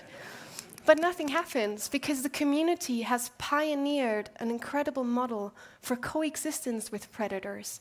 People on this island grow up knowing about sharks. People who go in the water on this island understand them, and they don't fear them, which is why we have a thriving surf community and even surf competitions with 300 tiger sharks just down the road. In countries like Australia, this would be unimaginable because entire beaches are evacuated for days if just one shark is spotted. It's no surprise that after my voyage around the world as a child of immigrants, I ended up finding kindred spirits with ocean nomads. Here you see my partner Ricky and one of our large tiger sharks. Her name is Mal. We've known her for 4 years now and watched her go through several pregnancies. And I ended up working with him and his incredible dive center called Oceanic Nomads. And it really echoes that sentiment that is so prevalent on the island. The shared heritage of Maldivian seafarers and the nomadic wildlife inhabiting the ocean. And unlike any other part of the world where you go shark diving, this is a place where animals are not just attractions, but fellow travelers of the sea that the community loves, stewards, and learns from. We operate a beautiful wooden dory and take people diving all around the island and with sharks. So if any of you are bored and want to have an adventure holiday, let me know. I'd love to show you this incredible place. But it's not just the sharks that I fell in love with, it's also the beauty and diversity of the local coral reefs and the sheer abundance of life. We have 3 videos here. I don't know if they're all going to play, but it gives you a rough idea of just how wild this place is. Now, again, the resort image of the Maldives kind of takes over what it actually is. We call it a small island developing nation. It's not. 99% of the Maldives territory is ocean. It's a big ocean nation. It consists of 26 atolls, almost 1,200 islands, less than 200 of which are inhabited, and spans the same distance as Monaco to the Netherlands. So what this means is this country is a place of big blue wilderness. And my mission as a conservation scientist is to get this image of the Maldives out in the world because it's truly the Galapagos of the Indian Ocean, one of the most important places for the whole region. Quick geology lesson. All these beautiful atolls and ring shapes that you see, they're all the remnants of extinct volcanic systems. But who thinks about volcanoes when they think about the Maldives? Most people don't. Here you see my island, this tiny little speck on the equatorial channel, and just above us is Huvadu, the atoll with the most islands in the world. And you see the unique bathymetry of the Maldives. Each of these atolls is basically a giant pinnacle with a lake in the middle. And what that means is that deep water is incredibly accessible to us. You can throw a rock and you can hit 1,000 meters from some of the islands. And that also means that we have this beautiful, vast array of marine ecosystems spanning seagrass meadows, sandy flats, coral reefs, vast open ocean full of pelagic fish, but also deep sea ecosystems that are completely forgotten about. And here's a video from our island, and you can really see the drop-off, as we call it, and just how fast the shallow reef turns into deep ocean. The Maldives is home to 40+ species of sharks, but practically all of them, except for the big pelagics like the tigers and some of the reef species, are completely unknown to science and completely unstudied. We have great hammerhead sharks and all kinds of big sharks you can imagine, but because of its image as a resort destination, the sharks of the Maldives have long been forgotten in science and in conservation. But what's even more remarkable is that a lot of the species we have are critically endangered species, like the oceanic white-tip, the great hammerhead shark. These are species that have had an average global decline of over 80%. In some regions, oceanic white-tips have gone down by 99%. And there are about 50% chance of them going extinct in the next decade. So that means we have 10 years to do our job well, or my grandkids are not going to see sharks. Just a stone's throw away from extinction. So it's a lot of pressure, but it's also what gives our work so much meaning. And the other thing is that the Maldives is the only country in the Indian Ocean that is not fishing sharks at a targeted industrial level. We just in November tried to reopen gulp shark fisheries. That's something I want to discuss with a few of you after the talk. But unlike every single country you see here, including Australia, we don't fish sharks with big pelagic long lines and massive nets. Local fishers only fish using pole and line, one tuna for one man. So I did what I didn't expect I would end up doing. I ended up starting an NGO, the Maldives National Shark Research NGO, because there wasn't one for sharks. There was one for turtles, manta rays, and whale sharks, but not one for the teethy sharks. And it's called Miaru Program. Miaru means shark in the local language, and we're an NGO and a network, and of course our mission is to protect, study, and document the sharks of the Maldives. We have several pillars that guide our work. I call them the 4 C's. Collaborative science, so always doing science that brings together different community groups and researchers and members. Community and capacity building. You can tell I'm not Maldivian. There are not many Maldivian scientists, and particularly less people who even have access to shark research opportunities. But also community is what's been driving this protection of sharks in the country. Creative storytelling. We're on a mission to change the perception of jaws and show you the gentle side of these incredible animals. And then we hope that all these 3 pillars together contribute to their conservation going forward. Now I want to give you a quick insight into some of our very exciting research projects that we have. It's not all, but just a few of the key ones. Yesterday someone gave a shout out to Kat and the incredible team at Naturemetrics. So we've actually been working with Naturemetrics to collect eDNA samples, which is just water samples, generally 2 to 5 liters, that you push through a filter. And the filter is the size of the palm of your hand. So it traps all the particles of shark DNA or coral or fish DNA in it, so you can hold a whole ecosystem in the palm of your hands. And we discovered that sharks are notoriously hard to detect, so we're working together to improve the detection capability for sharks, because this means we could take a water sample from the deep sea and it could tell us which species we find there. We also work a lot on shark photo identification, which is the backbone of a lot of our projects. One of our projects on leopard shark is supported by the Zoological Society of London. Now, who here knows how to identify a leopard shark? A few of you, okay. So all the spotty sharks, their spots are like fingerprints, unique to each individual. And the cool thing is that we use an adapted version of the NASA star mapping algorithm to map the dots on their bodies and ID the individuals. It doesn't matter if the dots are in the sky or on a shark, right?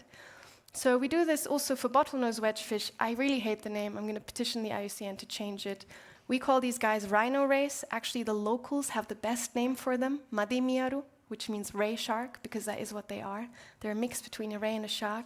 Critically endangered, heavily fished for their big, beautiful fins, and truly dinosaurs. We do the same for the critically endangered bowmouth guitarfish. And they also have these... Oh, it's not changing. Sorry. They also have these horns, as you can see, like little dragons. The horns are actually used in the jewelry market, so the animals are heavily trafficked all around the world as well. And we're one of the few countries that doesn't fish them, so it's really the last refuge for some of these species that otherwise will be wiped out in the Indian Ocean. Land reclamation, though, is a big threat. Maldives is notorious for resort developments, and a lot of that happens by covering reefs in sand to create artificial islands for luxury resorts. And this dredging to create artificial islands literally scars the earth and the reefs. You can see these channels, those are the dredged channels that have cut into the reef to make artificial islands. And you can see here that this reef has been turned into sort of a hub full of artificial islands, just close to one of the big shark points. Oceanic white-tip sharks. The notorious travelers of the sea, the sharks that most sort of survivors of shipwrecks will tell you about, also critically endangered. We can identify them using the individual markings on their fins. And I forgot to mention the rhino ray that I showed you on this picture, that was actually Sylvia. It's the first rhino ray that came into our database, and we named it after our dear friend Sylvia for all of her work that she's been doing. And I actually have a certificate for you as well from the team. Great hammerhead sharks, also critically endangered. It's pretty crazy to think that our grandkids might not be able to see these incredible predators. And tiger sharks. That's kind of the little story I want to tell you, is using the tiger sharks as an entryway to get you excited about these incredible creatures. Our island has a lot of them, and we also identify them individually. The local dive centers there have built a catalog that we now contribute to, and we use the unique marking called the counter shading, this gray and white line on their body. And each shark is cataloged daily. That's my job, going diving and taking pictures and cataloging and measuring for all kinds of purposes. We also use the stripe pattern. It's much more challenging, though, to do the identification that way.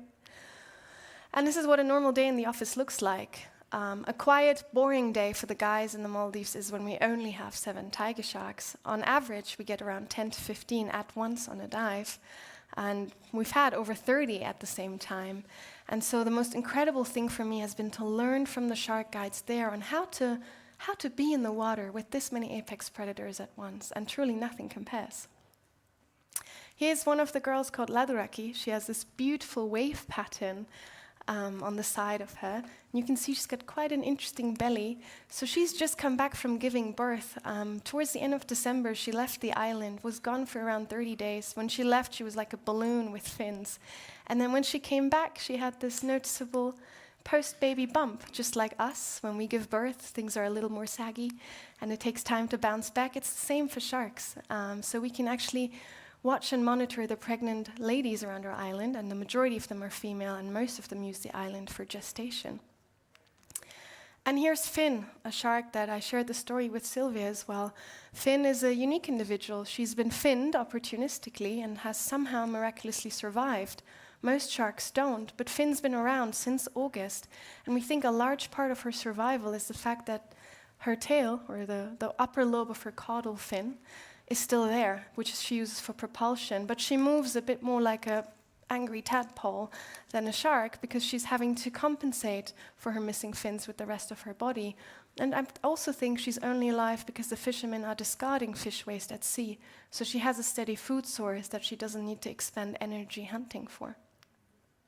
Here's Georgina. This is actually also a video taken by one of our incredible team members and shark guides.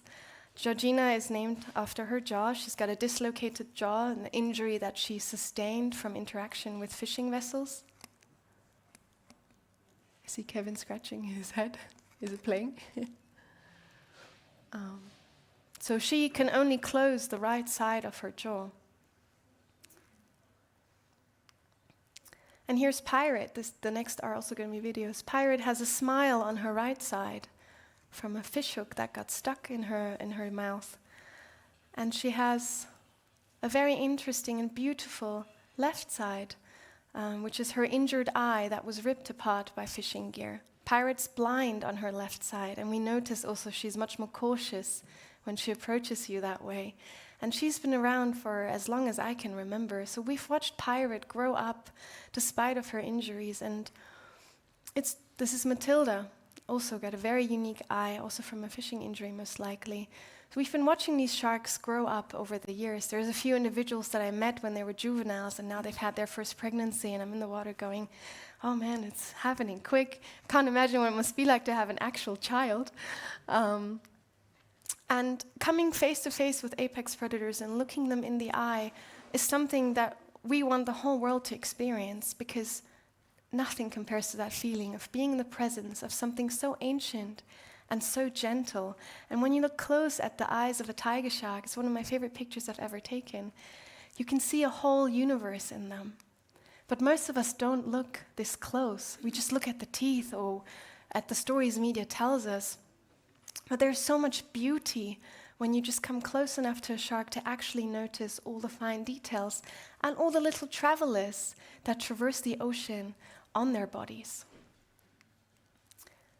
And I love looking at things close. Some of you who've already worked with me know that I love nothing more than taking close-ups of big animals. This is also a video. The skin of tiger sharks, or sharks in general, is truly remarkable. So just take in this video and look at all the details you can notice. The wrinkles, the stretch marks, the parasites, the veins, the muscles.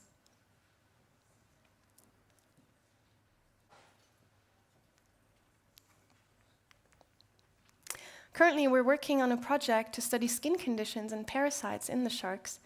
It's something that's very hard to do in the wild because most projects either rely on sharks that have been caught by fisheries or they rely on doing research on dermatology in elasmobranchs and aquariums. But we can't quite get the same thing as monitoring individual animals repeatedly over time and over years. So you can see some of our individuals have these growths on their skin. My hypothesis is that these are fungal growths, most likely coming from either human interaction or pollution in the water. Here's Georgina. Georgina actually also has a whole set of growths on her right side, and we're currently tracking and monitoring and measuring these growths, and soon we're hoping to get some samples to send to the lab for analysis.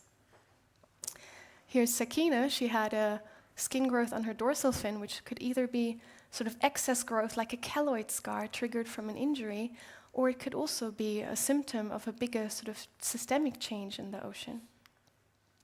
And then the parasites. Danielle mentioned parasites on the whales that are diseased. Most sharks also have parasites, and we're noticing differences in the parasite load in different individuals. And we're trying to find out what this means for the health of the animals, or maybe the journeys they're undertaking.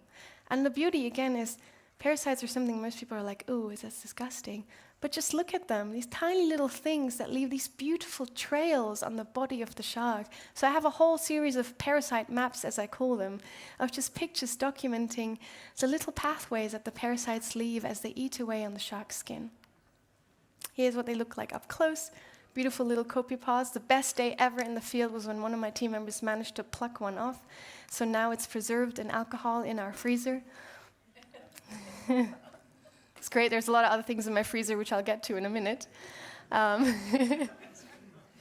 But also things like this that have never been documented in tiger sharks or any large wild sharks. This is a shark that has a condition called piebaldism. It's likely a genetic mutation, like vitiligo in humans. We don't yet know what causes it, whether it's a mutation because of exposure to something or because the population is shrinking and animals are inbreeding. So this is something we're trying to get to the bottom of. We received this photo when we started this project from a dive guide that had taken this 10 years ago in Huvadu Atoll, a true unicorn, a fully piebald scalloped hammerhead shark, only seen once, never seen again. But we also have individuals that show very unique discolorations. This is also a video. Have a look closely at this one. It's one of our beautiful white tigers from the capital area.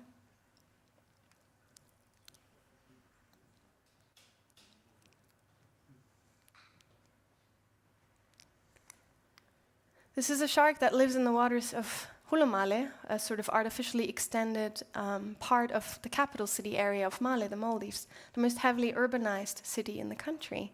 Most Maldivians, actually the majority of the population, lives there, and it's in the harbor, the industrial harbor full of cargo vessels and liveaboards and every big ship you can imagine that we encountered this shark. So the hypothesis that we have is that probably a lot of the pollutions and chemical exposures triggering these skin conditions, these irritations.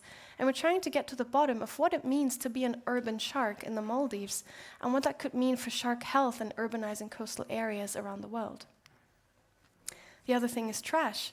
I already mentioned our islands are, this high, and most of them are just sand or coral, so we can't bury organic waste. So most of the garbage that's organic goes in the sea, and most that isn't will go to an island called Tilafushi in the Maldives, which is just an island that has been declared the wasteland of the country, and all the rubbish is dumped there.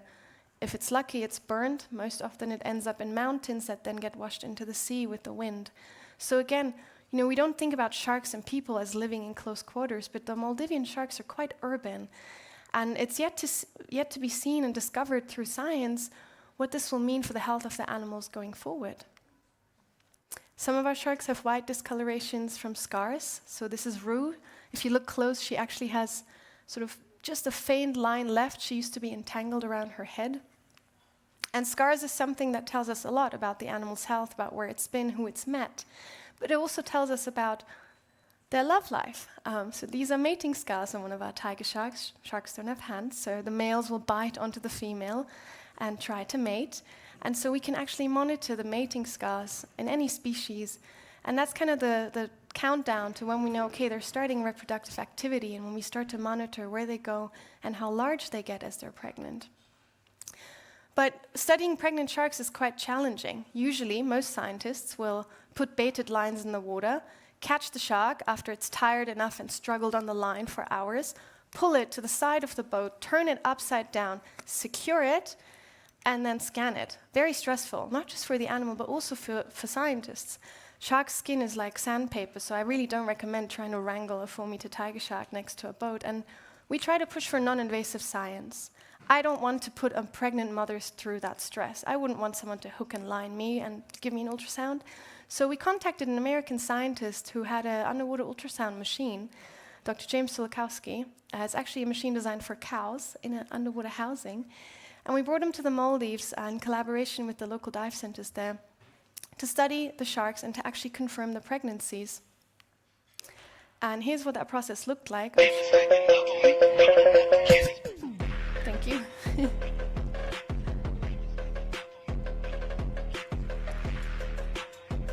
That's me holding the ultrasound screen.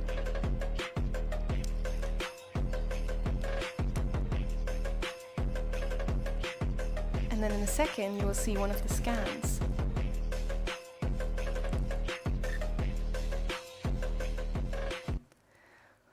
Seeing the scan of a pregnant tiger shark has probably been one of the big highlights of my career, and I hope to see many more scans of many more species, particularly the critically endangered ones.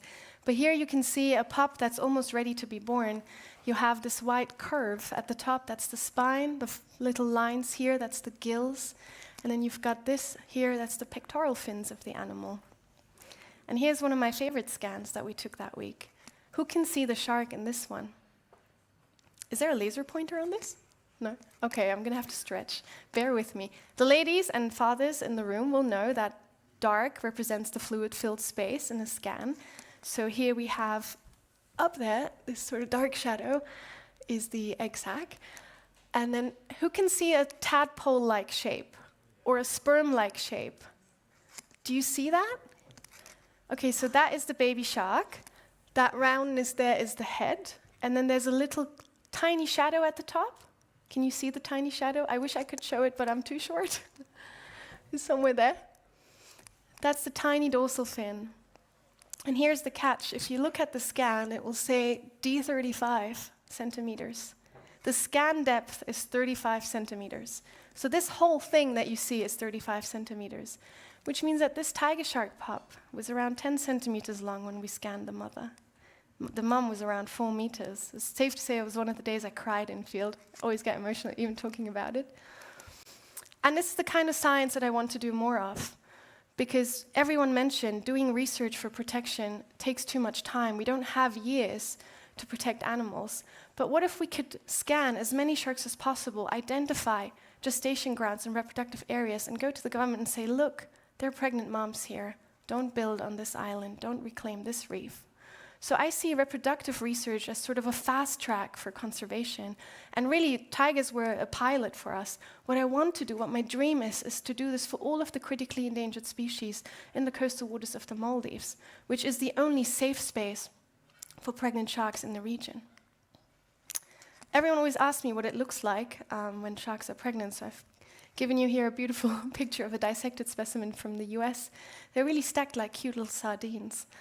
And just in case you are wondering how sharks make love, male sharks have 2 reproductive organs, and females on their pelvic fins will not have them. So the 2 sausages, that's how you identify a male, and that's what lovemaking looks like. And it's very exciting because we mostly have females in the water. So when we see a male, everybody goes, that's the hand signal for a male shark, or this. And then I go with the camera because, we have to check out who these boys are that are getting our girls pregnant.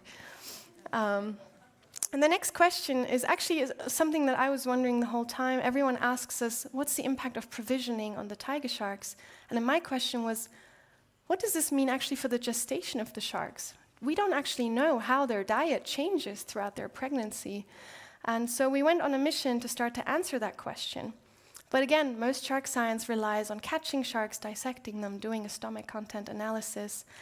Or the other alternative is you take a swab and you go to the anal slit of the animal and you swab it to get the traces of the bacteria from the fecal matter.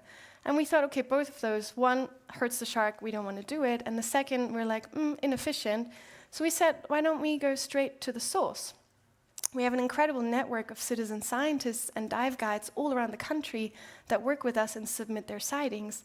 Like this amazing day where, of course, a few days after I'd left Kafu area, someone was like, oh, we had a whale carcass.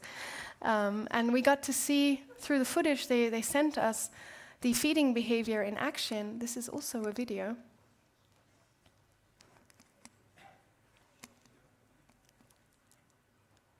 Is it playing? And it's truly one of nature's most remarkable things to see how this giant whale disappears within days. And the sharks can eat their own body weight, practically, in whale meat and blubber. But really what we said is, okay, we have to understand what these sharks eat, and we want to do this long term so we can understand what that means for climate change as fish populations around the world shift. And so now I spend a lot of my time looking into the private parts of sharks on my dives, and I have infected the rest of my team and most of our dive community with this as well, is poop sampling. So here you're going to see a shark poop in a second. This is liquid gold for scientists. We now officially have the world's largest poop specimen collection of free-swimming tiger sharks ever captured. We intend to continue this work. I'm going to have to skip really quickly. One last thing I want to leave you with is that sharks are incredibly deep diving animals, but we always study them at the surface level. We wanted to break that, and so in partnership with National Geographic Exploration Technology Lab, we became accidentally one of the deepest teams in the history of the Maldives. We deployed these beautiful camera systems that you can see here, just off our diving and fishing boats, and captured some of the first ever footage of deep sea ecosystems. Very proud as the first local NGO to fly the Nat Geo flag in our country. And now we're working with fishers to uncover more about the hidden world of deep sea sharks in the Maldives. So what's next? We want to build our own deep sea camera systems, so any of you here working in the deep sea space, please come talk to me. We're going to expand our education program to include deep sea sharks as well. We have a lot of exciting new collaborations, like this one with Max Planck Institute to monitor hunting behavior of the sharks. I dream of securing our own ultrasound device to be able to do continuous scans, which would be the first time ever in the world that this is done in that size and scale. Getting some new technology to monitor climate change impacts, and most importantly, and very excitedly, we have just leased the land to build the first public shark research facility in the Maldives. And so thank you all so much for coming on this journey with me, and if any of you would like to meet sharks firsthand, or come see our work, or collaborate with us to expand this, come talk to me. Thank you. Oh, yeah. Okay. Wow. We learned a lot. We learned about shark sex. Who knew, right? Endangered feces. Wow. Liquid gold. Last year at the Explorers Club headquarters in June, we celebrated Sylvia Earle's 90th birthday, if I must tell her age.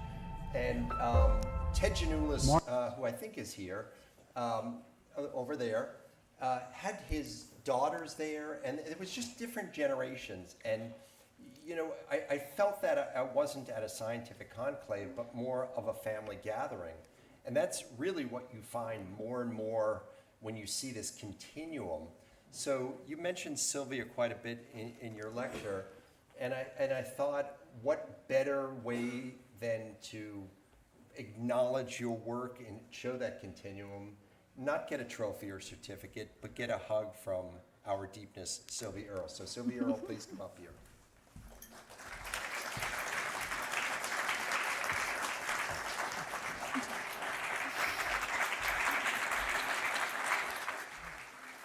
Thank you.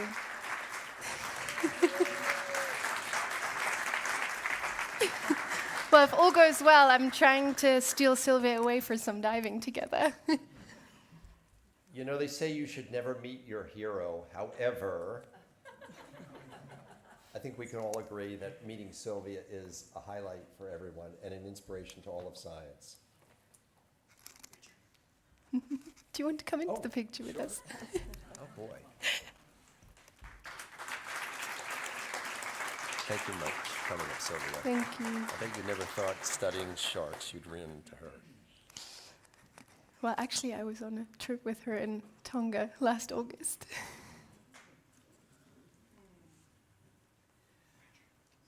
Wait, let go. It's getting awkward. Sorry.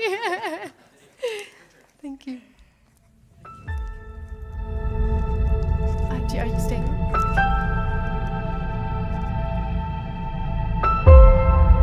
Martin exemplifies what's really the best in exploration.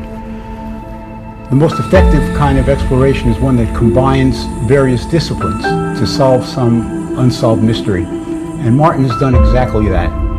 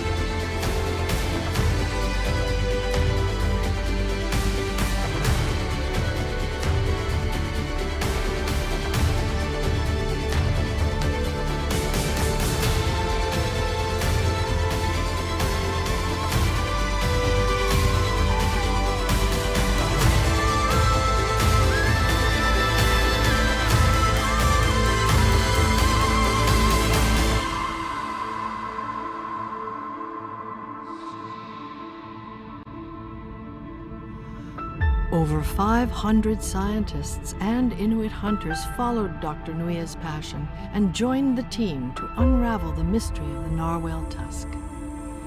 What they discovered was extraordinary. He's taken his clinical knowledge of dentistry, he's combined that with marine biology, and come up with the discovery of what the narwhal tusk is actually functioning for.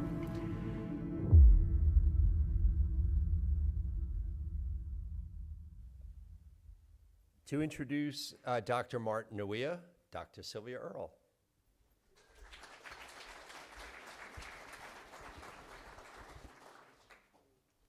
What an honor it is to have this responsibility. It's hard to know exactly what to say. So is Martin a zoologist with a side of dentistry? Or is he a dentist with a side of zoology? Is he, as I have heard him described, a thinker, an explorer, who wanders freely between the perimeters of myriad disciplines? Yes, he's a little kid who began asking questions, finding answers, sharing what he saw with others. That's what scientists do. That's what kids do. That's what all of us should be doing. Well, here's a guy who's been to the high Arctic on at least 20 expeditions. I've lost count of how many flags of the Explorers Club that he's taken along on his expeditions. He comes to us now with one wing, one flipper, the other wounded in action. but it's not stopping him, at least not slowing him down very much. I am so looking forward to hearing what you have to say, Martin, about the biggest tooth that any marine mammal, any mammal has had. This is a tusk that has inspired legends, inspired poetry, inspired stories. I don't know if anyone has taken dental anthropology to the lengths and the depths that Martin has achieved. Not just with narwhals, but he's tracked the teeth of humans and the pathways of us by looking at what we carry around in our jaws and gathering extraordinary insight into who we have been. He's looked at warthogs, hogs, and walruses. But I think it's fair to say that his association with these amazing unicorns of the sea, the narwhals, really sets him apart. And I really look forward to hearing what you have to say. Martin, please come to the stage.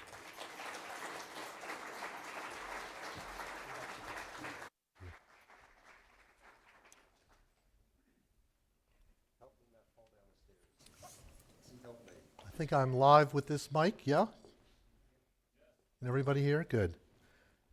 First, I want to thank Sylvia Earle, a beacon of light and hope for the world's oceans. It is with profound gratitude that I stand on this stage. First, I want to thank the Yacht Club of Monaco, Bernard de Alessandri, Jeremy Lagaric, and the most gracious hospitality of the Yacht Club of Monaco.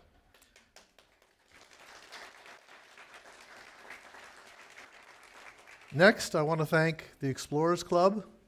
I started my mission with this club in 1977, receiving my first youth activities grant. I dressed up in a suit, knocked on a door, had no idea who I was going to meet, and was invited into the flag room, and eventually got a grant to go to the Colombian Amazon. So my association with this organization goes way back. This is a flag. They appear in a lot of locations. This is one on the back of a narwhal in Arctic Bay.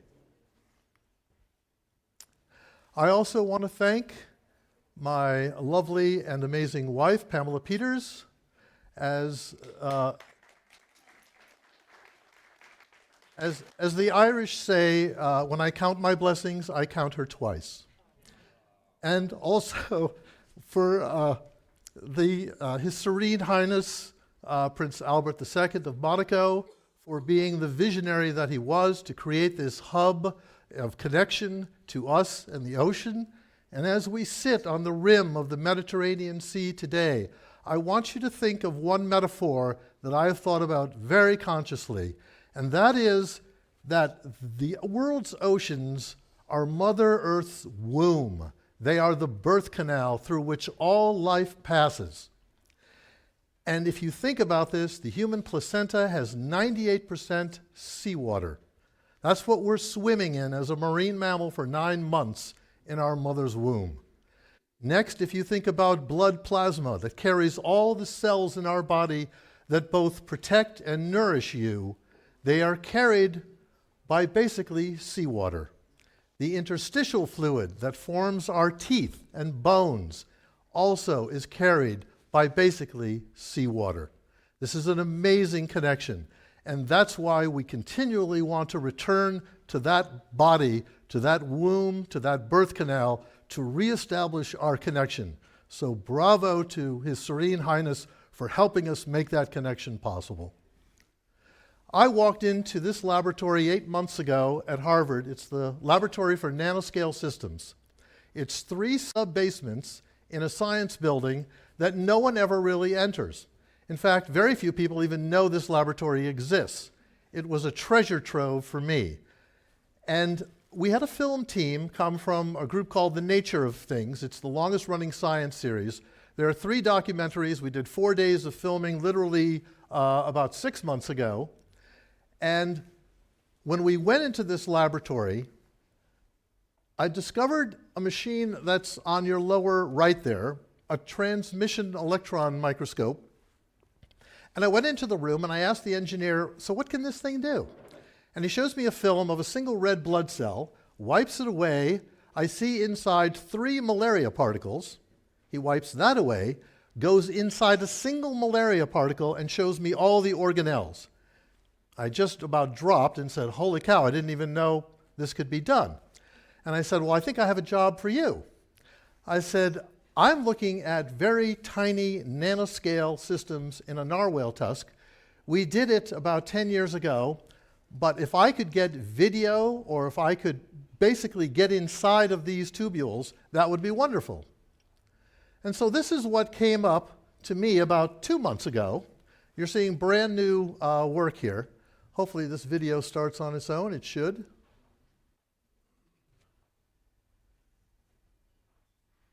There we go. So to give you an idea, the little piece that you're going to be seeing on the video is 25 by 35 nanometers. Now to give you an idea of scale, first of all, this is the tiny. 1 nanometer, which is the size of one of these tubules that you're seeing with striations across the screen here. If you could take one of your human hairs, it would be 1/100th the diameter. So that's the kind of scale we're talking about here. And this is the first time we actually were able to see the continuum of these interstitial and microtubule networks that the narwhal has.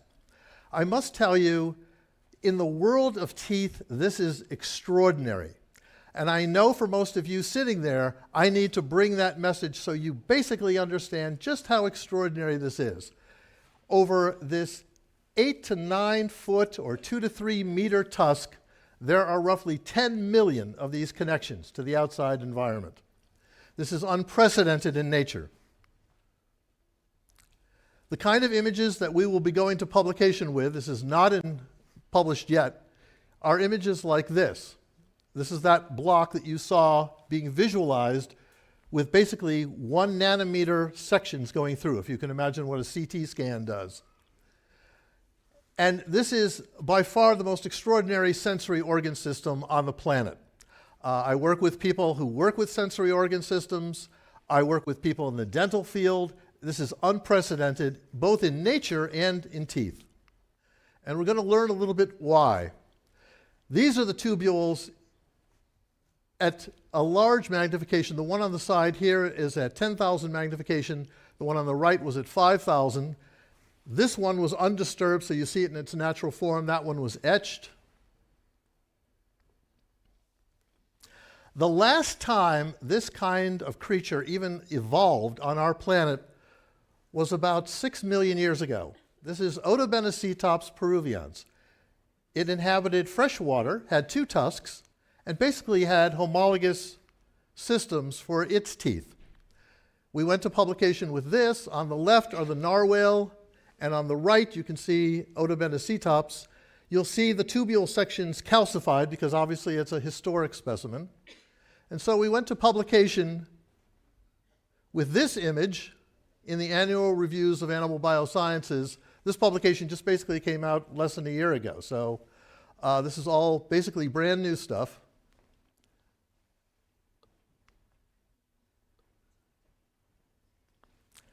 Now, just to show you how extraordinary a narwhal tusk is, this is the evolution of all toothed whales. Clearly, there's one that does not belong on the chart, right? We even had to draw it to scale so you could see what it looked like.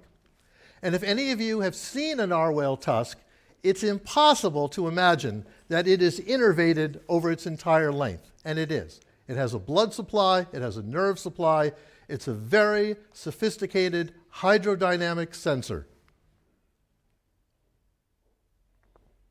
This is the laboratory I work in for most of my time up in the Arctic.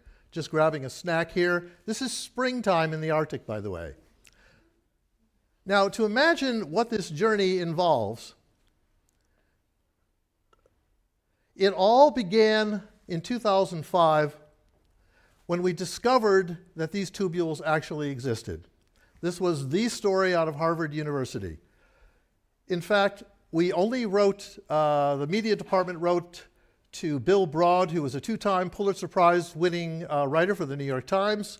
He only wrote back one word to them, and basically that was the word wow. And when this went to publication, this was front page both for the Science Times and for the New York Times, in 2005, Bill Broad called me up and said, unless there's a cure for cancer on the weekend, you're the lead story. We also won the Cine Golden Eagle Award for a Wild Chronicles episode from National Geographic. And this kind of launched us into a new space as far as the research was concerned. Now, I'm very much form to function type of person. I was trained really as a dental anthropologist. I've gotten multiple fellowships from the Smithsonian and was both trained there as well as the orthodontic department at Harvard. This tooth has an unprecedented expression. In fact, if I were looking at evolution versus creationism, this would be my poster child for creationism, because there's just nothing on the planet that even comes close to what this is as far as teeth are concerned. Its expression, if you think about it, males mostly have a tusk. Sometimes they don't. Sometimes they can have 2 tusks. Females commonly don't have a tusk. They can have a tusk, and very rarely can have 2 tusks. If you look at asymmetry, which is the pattern or the development, if you went down the median line of any mammal's skull, you would find that the teeth on either side were basically the same size and the mirror image of each other. Narwhal is the only example anywhere in nature where it breaks the rule. Not only is it not asymmetric in terms of its growth, because most of the single tusks are on the left side, but when it erupts on the right side, you would imagine the spiral is the mirror image. In other words, it would corkscrew the other direction. So the common direction is to the left when it erupts, and you would expect one going to the right. That's what normal, every single mammal on the planet does. Narwhal does not. It's still a left-handed spiral. And not only that, but when it grows to its length, it's not the same length either. So it breaks every rule. And if you look at all the writings of Linnaeus and Darwin, they scratch their head. Narwhal was not on their list. Sexual dimorphism, the same thing, the difference between males and females. You would think that males and females roughly have the same morphology of teeth. Oftentimes, males slightly larger than females, but basically on body size. Narwhal couldn't be more different. Most males having the tusk, most females not having a tusk. And this is one of my favorite examples because when you look at the body of literature that shows the morphology of teeth, a lot of it's based on diet, right? Look at this guy. This is an anglerfish. Pretty convincing that if you're swimming inside this jar, you're not coming out in one piece.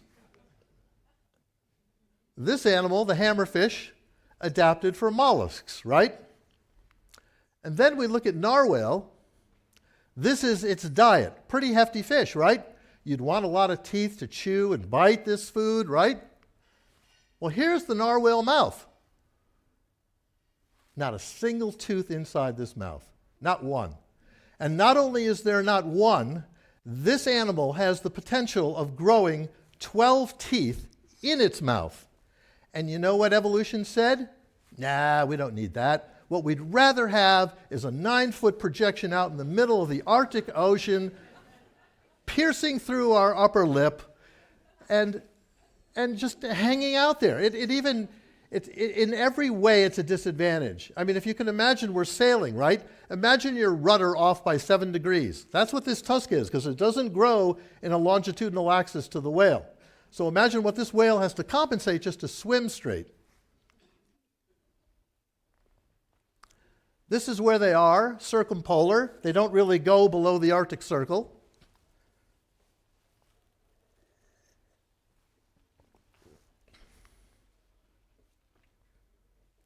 And these are the common expedition sites that I've gone on. I've been through all over that northwestern section of Greenland and also the northeastern section of Baffin Island. most commonly through Arctic Bay and Pond Inlet, if any of you have been to those areas. And this is a typical expedition site. So I'm actually in this photograph at the base of a glacier there.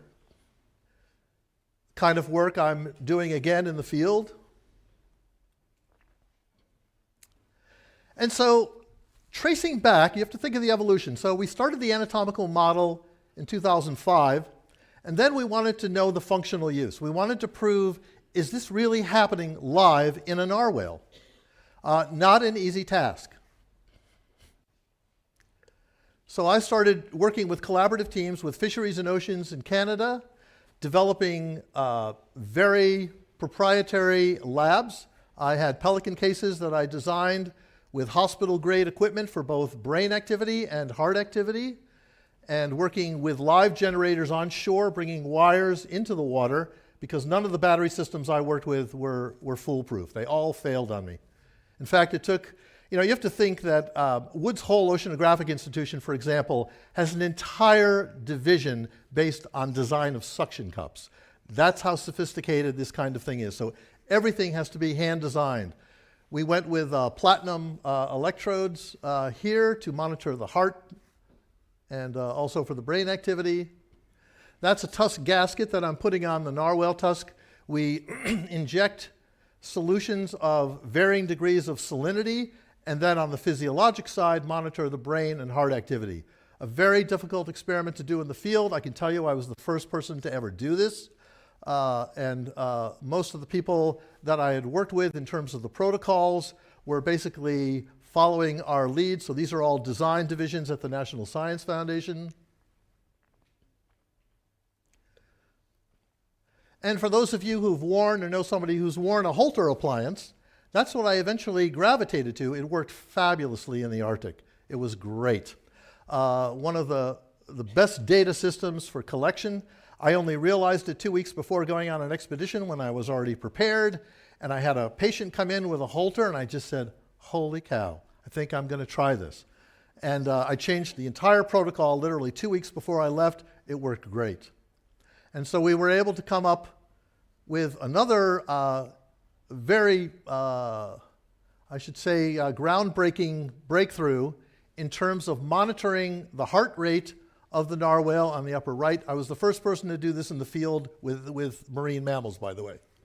And also monitoring the difference between high salt solutions and fresh water, alternating them at varying different degrees of time. We had to be careful about this because, as Buckminster Fuller once said, if you're proving some design that's wrong, you have the added job of proving that design wrong before you prove your design right. So because I was the second person that came along, and most people attributed a narwhal tusk to a secondary sexual characteristic and left it at that, I had the additional job of convincing reviewers that it was more. And we did with our next cover feature for the anatomical record. This is the International Association for Anatomists. We were the cover piece for this, and this was in 2014. So we had made the next step in terms of doing this. I organized 5 teams of scientists to make this happen. There was a genetic team, there was an anatomic team, a histology team, these substance P that you see, these fibers that go along with the sensory, and also an Inuit knowledge group, so we could collect Inuit knowledge about this as well. We wanted to make this foolproof. We know when we went to press we were going to get a lot of flack about it. We did, but we were ready, and that was wonderful. So you're wondering, okay, so how abstract is this concept of a hydrodynamic sensory? Most people don't realize, but about 480 million years ago, this fish on the bottom, which is called Etapsis, had little scales on the outside, and those scales basically were sensors to the environment. These are the precursors of teeth. And so this is the kind of evolution, and this paper, by the way, only came out less than 6 months ago. So this is new. The first person who hypothesized this was a guy named Martin Brandström out of the Karolinska Institute in Sweden. When he did it, it was a theory, and that's what I was taught in dental school. But as it turns out, the narwhal is going to be the one that proves this theory to be true. So this was our next breakthrough. We were the subject of two documentaries with Sir David Attenborough, Natural Curiosities. We were in French Découverte, French Discovery, and Carl Zimmer, who does the wonderful blog now with Discover and National Geographic, we were a feature piece for him as well. So again, we created the next wave of interest about this animal.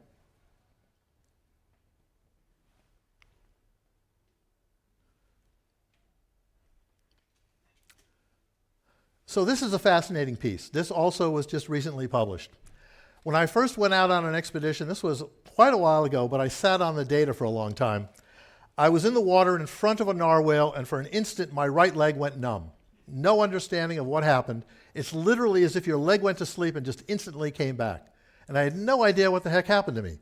And so I'm positioned usually in front of the whale, so I'm typically the only one that's there. And the advantage I had was I had 2 hydrophones in the water at the time this happened. Now, if you look at the hearing range of humans compared to narwhal, you can see the extreme difference between those two. Narwhal, as we discovered, so we gave this to 2 engineers at Woods Hole Oceanographic Institute. This whale was doing a very sophisticated analysis on me while I was in front of the whale. And the first thing it did was locate me. So that's what these series of clicks were. It's like, where's Martin? What leg are we going for, right? Then this happens. And this is a burst of energy. And this burst of energy happens in a very sophisticated way. So if you think about the resonance of a leg, that's a low frequency sound. But low frequency sounds are very wide waves. So then the question would be, why wouldn't both legs have it? High frequency sounds are very directional, but then again, it wouldn't resonate with a single leg. So what's going on? And the scientists have also hypothesized this. I worked with MIT Media Lab, Joe Paradiso. I don't know if any of you know him. He's a brilliant guy. Worked with him for probably about 4 or 5 years on this. Whales have the unique ability to direct sound. In the same way we can direct light, like a flashlight, they can direct sound. So what the whale was doing was taking a low frequency sound on a high frequency wave and went right for Martin's right leg. And that's exactly what happened. This is the first time this has ever been recorded. People have always witnessed this, especially with belugas, because they have the ability to do this. But no one's had the hydrophones in the water at the time that it's ever happened.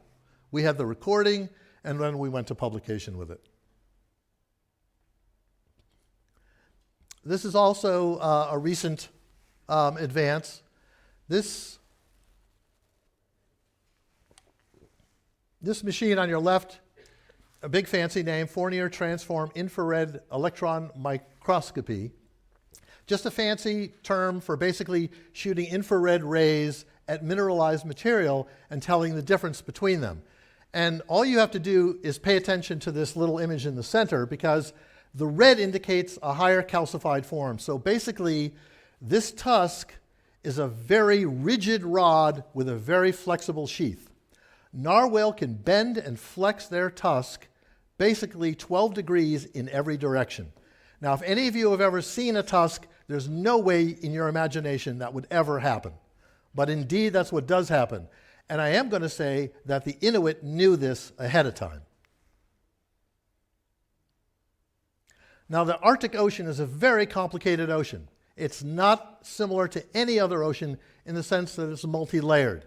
And so over this polar mixed area that you see, where we were was the Atlantic halocline. Now, halocline just indicates a higher degree of salt. And so in my vision, I haven't come up with this full theory yet, but I'm going to share it with you anyway.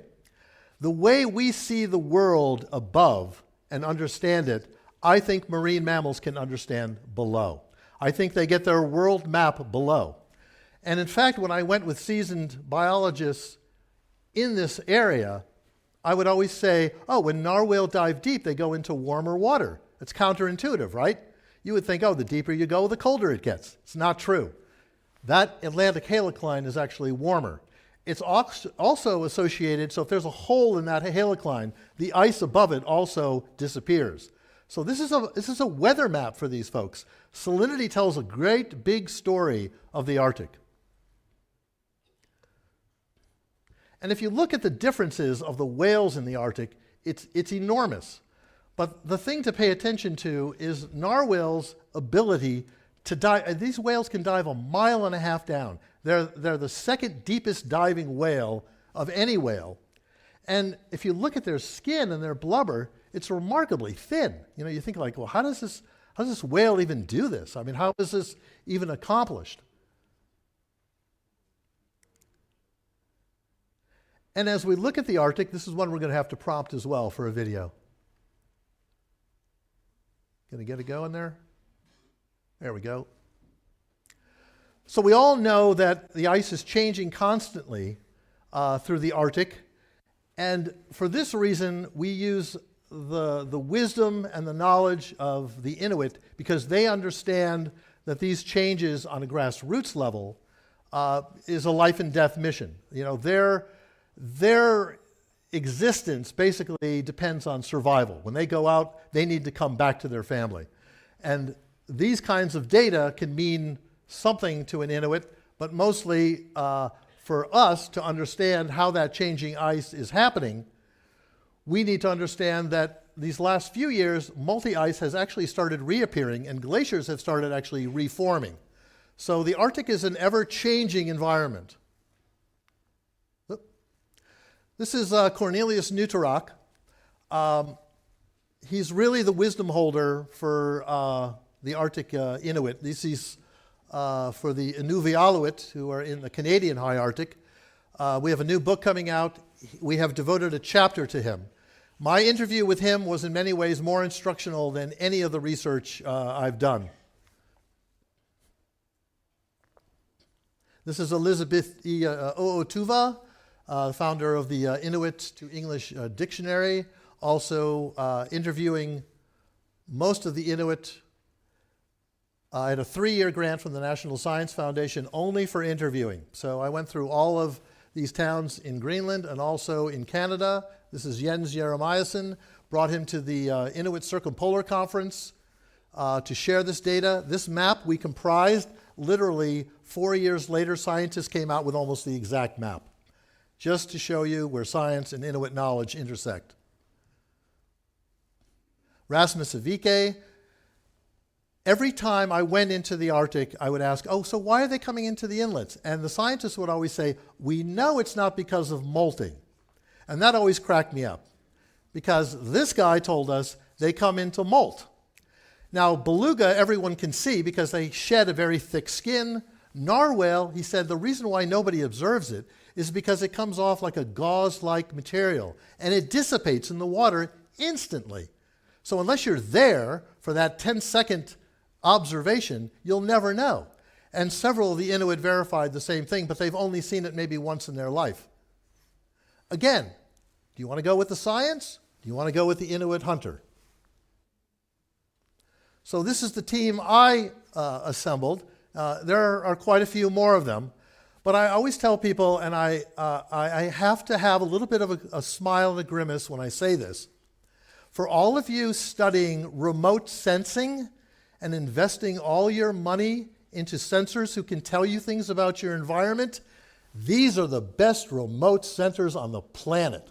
Your Inuit elders, your traditional peoples, these are the people that can give you the valuable information you will never get from your information on a sensor.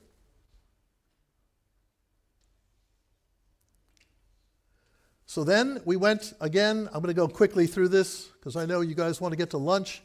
Arctic Crashes was a symposium at the Smithsonian. We were a chapter in this because of all the animal crashes, especially the caribou in the high Arctic. And then in 2017, launched an exhibit with the Smithsonian. So I am the content curator for one of the most successful exhibits the Smithsonian has had. We were the center banner at the Natural History Museum, and if any of you know, that's as good as it gets for a biologist, you know, to be on the nation's mall.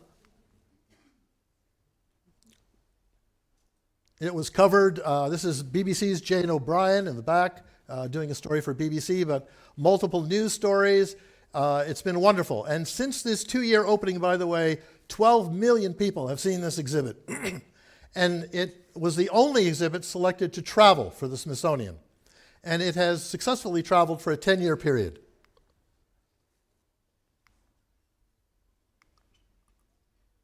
This is the book that went along with it. This book also won the William Mills Prize for the best Arctic book in a 2-year period. Both Arctic and Antarctic are included. This sold out, but we're coming out with a second edition actually this summer. This will all be brand new. And as most of you know, this tradition is buried in multiple aspects, including the art history. This is from the Clooney Museum, Lady in the Unicorn. James Houston, for most of you who know, I had met his wife. She lives in Connecticut. I have exclusive rights to all of these drawings that he did. Most people know him for his sculpture. I knew him for his drawings, and they're just incredible. So we use those at every moment we can. This is from the Cloisters Museum that you see on the right, and the left, the Royal Danish Throne.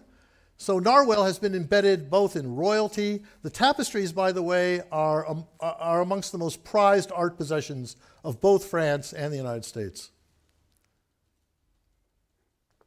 This is the Inuit calendar, based on 6 seasons, guided by the sun, the moon, the ice, weather, and animal migration.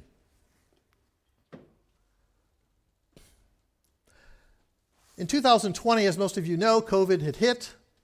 We did the first paper published in the Proceedings of the National Academy of Science showing the transmission to animals. This was huge. It was a ground truth briefing. I'll share that with you. We were also on the cover of Nature with a series from Zoonomia. If any of you know that group, we were out of the Broad Institute, both part of Harvard and MIT. This was the ground truth briefing. We had 3 scientists worldwide that publicized this through the Wilson Center. I was more responsible for whales, and most people said it's impossible for an Arctic whale to get COVID. And I thought, you know, first of all, belugas have had COVID in the past, by the way, and also 2 species of seals have had COVID and coronavirus in the past. And working with beluga at Vancouver Aquarium, and also we were the cover of Science, also in the Zoonomia group, looking at ways of reclassifying how whales are classified all through nature. And what's up for the next generation of Inuit? We've done a HoloLens augmented reality program where this has gone to basically 6 countries now, was debuted at the Smithsonian. People at the end can also become a narwhal as well, so you can enjoy the experience that way. And highlighting the connection again between this tusk and the brain. And formulating also with my wife, who's done an Eco Hero program, an Inuit learning program that combines traditional knowledge and science. I always tell people science is only one way to think. It's not the way to think.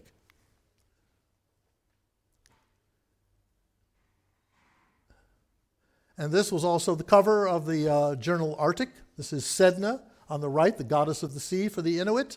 When her hair is tangled, it means the waters are polluted. And until they can get rid of the pollution, those animals will be trapped. Again, working with kids, that's my wife on the right there and me on the left, because we want to pass this on to the next generation.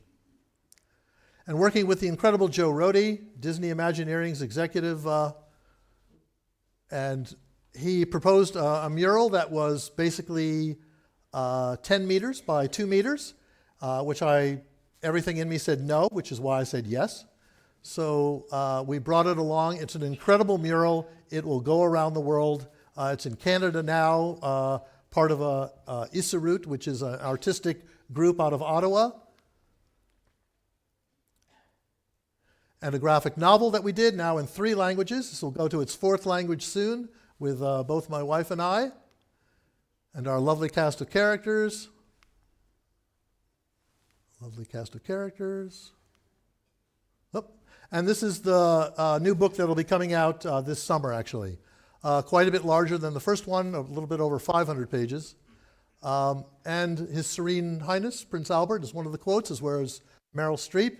And Sylvia Earle was graciously our introduction piece.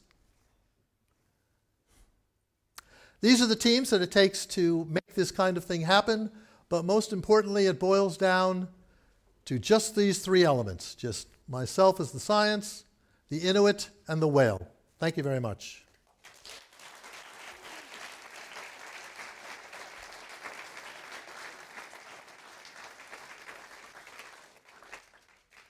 So we have a breath of fresh Greenlandic air in our midst, who's coming to the front. This is Navarana, who most of you who know her or have seen her. This woman is a bit of a legend, actually.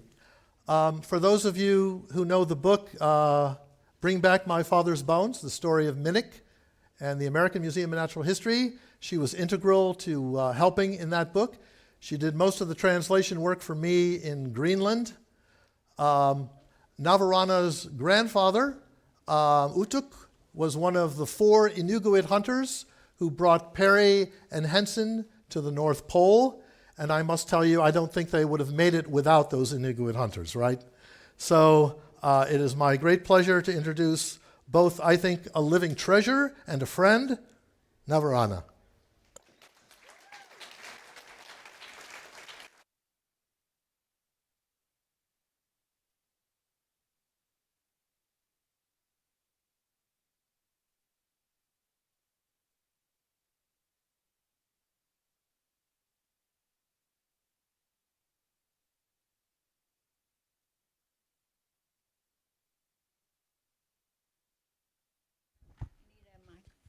Do you want me to hold it? Or? Yeah, that's probably the easiest, right? Yeah. We're innovating.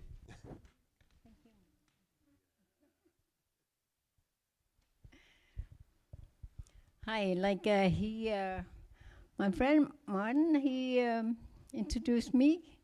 So my name is Navarana Kavigasanten, and I'm born in 1947 in Uummannaq.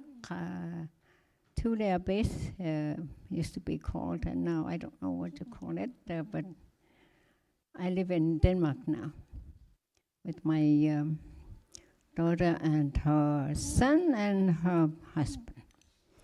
And the instrument you have is, what is this from? This is my famous drum. It's because of forbidden things. My cousin made this drum for me. It's just artificial. It's not made of skin or bone, so I can bring it with me all over. Otherwise, it should have been made of polar bear stomach skin or dog what do you call it, the stomach skin, and the bones would be made of narwhal or Wallace ribbons, and the handle will be made of another kind of bones, maybe also. This is from the reindeer, so it's all have to be from animals, and the skin, the strength will be also made of seal skin. And the use of it in ceremony or language, how is this used and what does it represent? It represents my culture, also because it's just singing, also because all over the inner world you need to sing. And I think my forefathers in Tulare area used to have a very big respect for the drum, because not everybody has a drum. It's just the ornaments, what do you call them? Shamans who had drums. But all the other people could sing without drums if they have some friends they can sing together. So we would be honored if you would share some of that with us. I'm not good at dog sled karaoke. They say that the secret to life is knowing what you're not good at and not doing it. And so I will let you do it. Yeah, but you're going to be a part of my singing also, so you're going to be, what do you call it? The rhythm, what? I'm just a groupie. Okay. I'm going to sing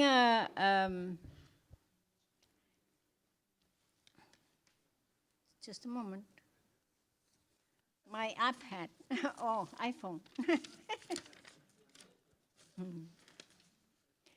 The first I'm going to sing Nunaput, our country. My uncle made this little song. The songs are very short, just one little verse and ayaya. It's always like that in my area. So it will be over soon. Okay, my uncle sang this very little short, what do you call it, verse. It's just saying, we are the only ones who knows. But my cousin, he thought, which is also nephew to him, he thought the text is too short. So he made another little text saying, we are the only ones who knows our country. That's all too small sentences, but makes a lot of sense in my language. Okay, I'm going to try to sing it. Okay. Am I in the right spot for you? Yeah, I think so.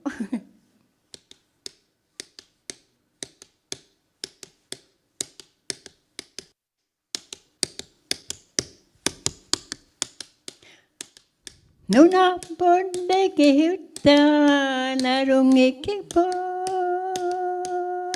hayek haya haya ya yek haya haya yek haya ya yek.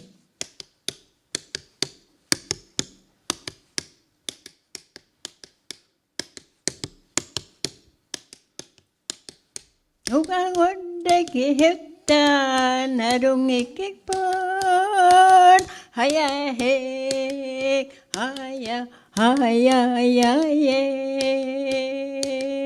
haya haya ye haya haya.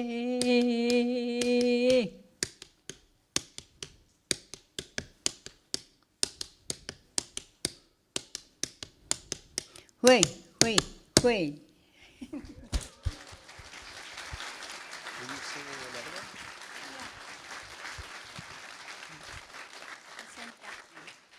I actually felt a little rhythmic. There was something very primordial in me. I felt my foot going. Okay, the next one, and this was a request from Barbara Duran. The next song is? The next song is Immakudli. Yeah, everybody, I guess I have a boat or whatever, but this song is about he doesn't want to go on, he doesn't want to travel by sea. This is my little song for my cousin who taught me how to sing a drum dance song.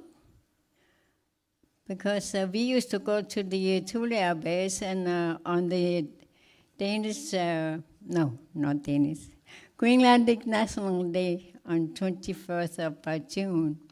So we used to go to Tulia base and perform there for people there, together with a group of musicians from also Ghana. But one day, very short, he couldn't go by helicopter, but usually we went by helicopter, but the helicopter was broken. So maybe I'm a little angakok. Do you know what angakok means? Yes, it means that when business class is available, you would go. You don't go economy. Yes, I understand. We have that same translation. Cock is shaman. So, I found this, because my cousin used to say, you have to make your own songs also, because the songs we are singing is not, you don't find them by a rock and just start to sing it. It's people who made those songs, like all the others music people makes. So I started to sing this song because I was worried about him, because he just had some operation in his stomach a few weeks ago. So they said that we couldn't go with a helicopter, but we had to hire some little speedboats. I don't know how many kilometers it goes like that, but going like this over the inland ice, it could be 160 kilometers, but it's more. So I don't want him to go like this with his stomach. So this little song just started to appear in my head. Hemakonde, angadaya mangichokaronde. Hemakonde, angadaya mangichokaronde.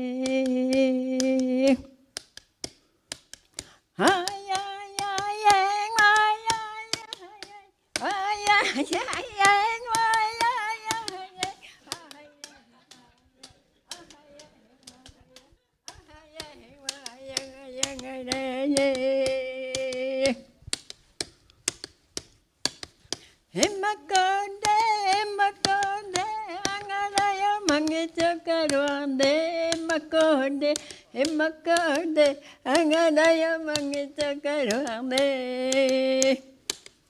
Ay, ay, ay, ay, ay, ay, ay, ay, ay,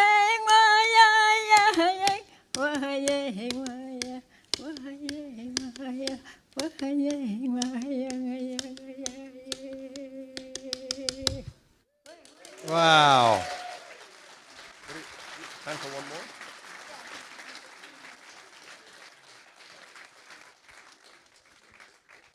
And you just said if anybody wants to borrow this for their ringtone, we'll be able to be. Okay, so the next one, and I think this is the one. Do you want to do this one down amongst the people? And we are at the end of the song. This will lead us to lunch.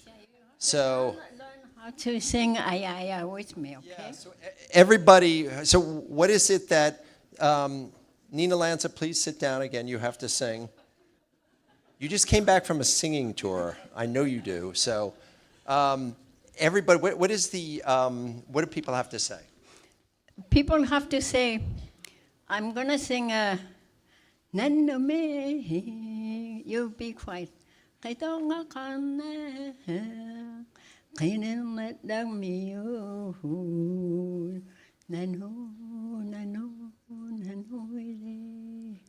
So you're going to sing this with me. Wait, before they sing it with us, this is a group that wants to know what you're singing before they repeat it. They're going to sing together with me and you.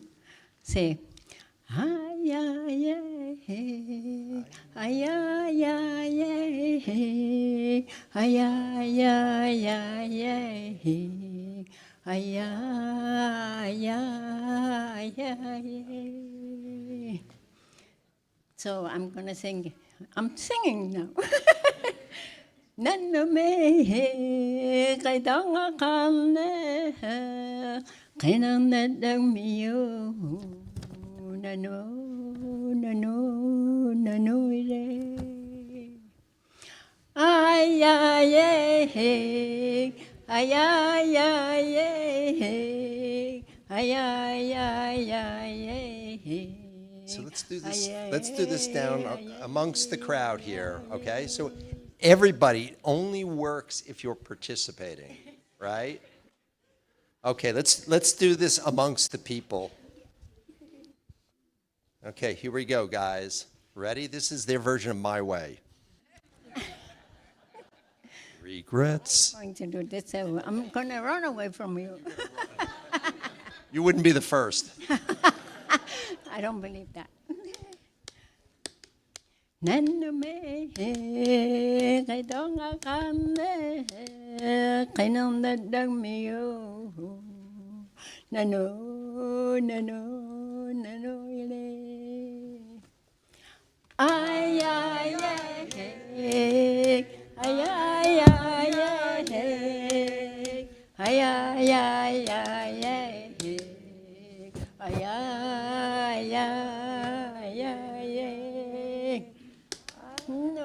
No. Me. Wait a second. Let's do this right. Guys, that was the second verse of second stance, right? Okay, here we go. We're going to do it again. Me singing now. Nano me cái đó ngã cam me cái nông đất đất miêu nano nano nano ile ay ay ay ay ay ay ay ay ay ay.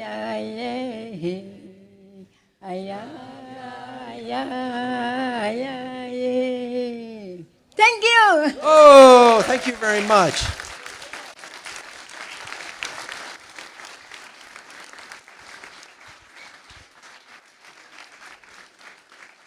Thank you so much for sharing with that. And I think everybody here can say one of the joys of traveling and really immersing yourself within local culture is sharing that smile and being able to have that universal experience.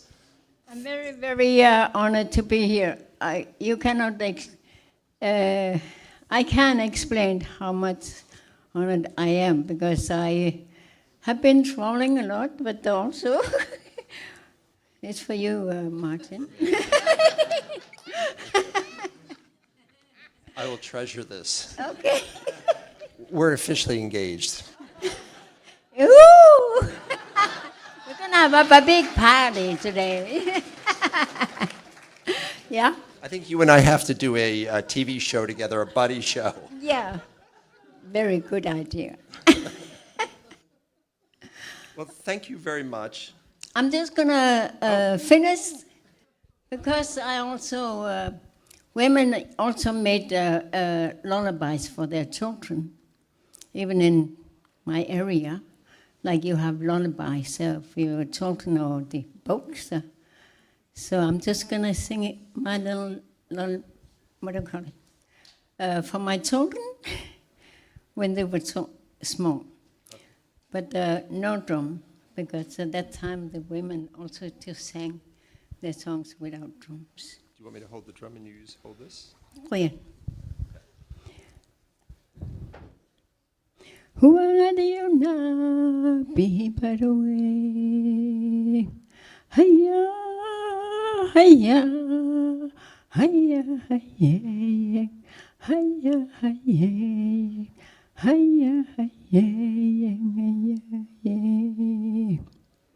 Qitong anuaka Penga hungui Pindugi tana parue Hiya, hiya, hiya, hiya, hiya, hiya, hiya, hiya, hiya. Tao của nguyện kamane dunne biya kerinu chidunge. Hiya, hiya, hiya, hiya, hiya, hiya, hiya, hiya, hiya. Koyana. This is my own language. We are only about 900 people in my area, and we have a very special dialect. Only 900 people speaks this one. Koya na khata makha huwasi ima okarokataktul. No ni ukarata ko kangaki. Ama angot out si tangaya okay.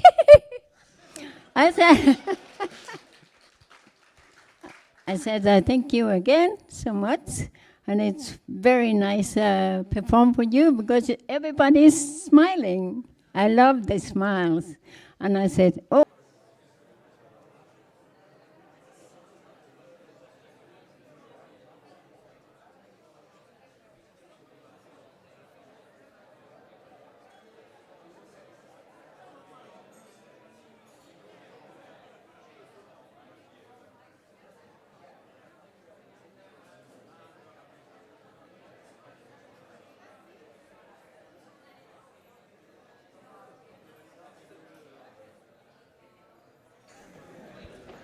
Again, folks, we are going to get started here in just a moment. If you could begin to take your seats for the start of session 3 with Philippe and Ashlan Cousteau. Please head on into the auditorium and take your seat as we get started here with the Cousteaus.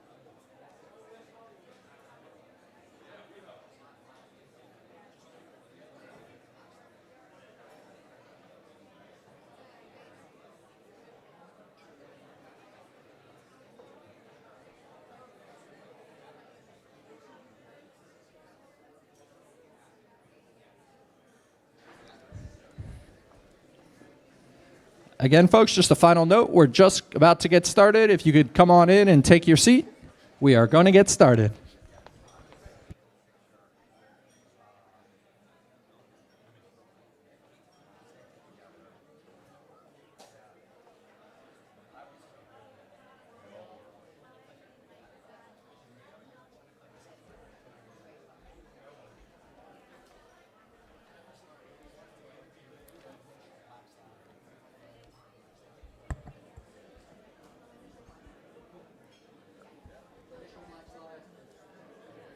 Did everyone enjoy their lunch?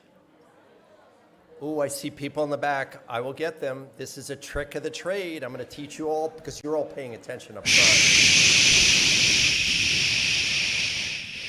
It really works. I don't know what triggers it in people, but an auctioneer once showed me that because people tap the mic and they say, you know, excuse me, quiet. But somehow when you shush in a microphone, people are quiet. I was asked that if everybody could take out their phone, and I know what you're thinking. You're going to say, you're going to ask me to silence it? No. We have an Explorers Club app. So who here has the app? Okay. And so the lovely Margaret Ferris, who's just sending me my own password right now, is asked if everybody could download it because you know, we keep talking about community and how we like to pull people together. And the app has a lot of capabilities that often, if you want to be known that you're here in Monaco, other people who may not even know that you're there. And in fact, recently we were at the Dubai Future Forum, and you know, we said we were there, and Dr. Laurie Marker was there, and my friend Gopi introduced her to somebody who had a king cheetah. And, you know, that's how the magic starts. Okay, why does everybody's phone out? No, put your phone away. Download the app. I think most members of the Explorers Club probably know our executive director, Will Roseman. Is Will here? Will here? Will Roseman? He's there, right? So one of the things Will does is he takes people for tours of the building. And so when he's taking people for the tour, he shows the famous verse, and he'll say Neil Armstrong was a member. And then he always goes very naively, You know who Neil Armstrong is, right? And then he'll say, you know, the leakies. So I'm just curious here, has anybody ever heard of the Cousteaus? Okay, just curious. You know, so one of the greatest pleasures that you can see about this continuum of exploration is that it really has been successfully handed down in many families, generation to generation. I know the Leakeys, the Fowlers, you know, all sorts of people who are so rooted in exploration, and they're using their name for good. And so I'd like to introduce Philip and Ashlyn Cousteau. And before we get up, we realized that we had met before, and now I'm going to name drop now. This is called humble bragging. Or maybe now it's naked bragging, but that didn't sound good. But we actually presented together at the Daytime Emmys about 12 years ago. So, you know, it's like one of those exploration moments. You just, you know, run into each other. So, again, the family name is Cousteau. Please welcome Philippe and Ashlyn.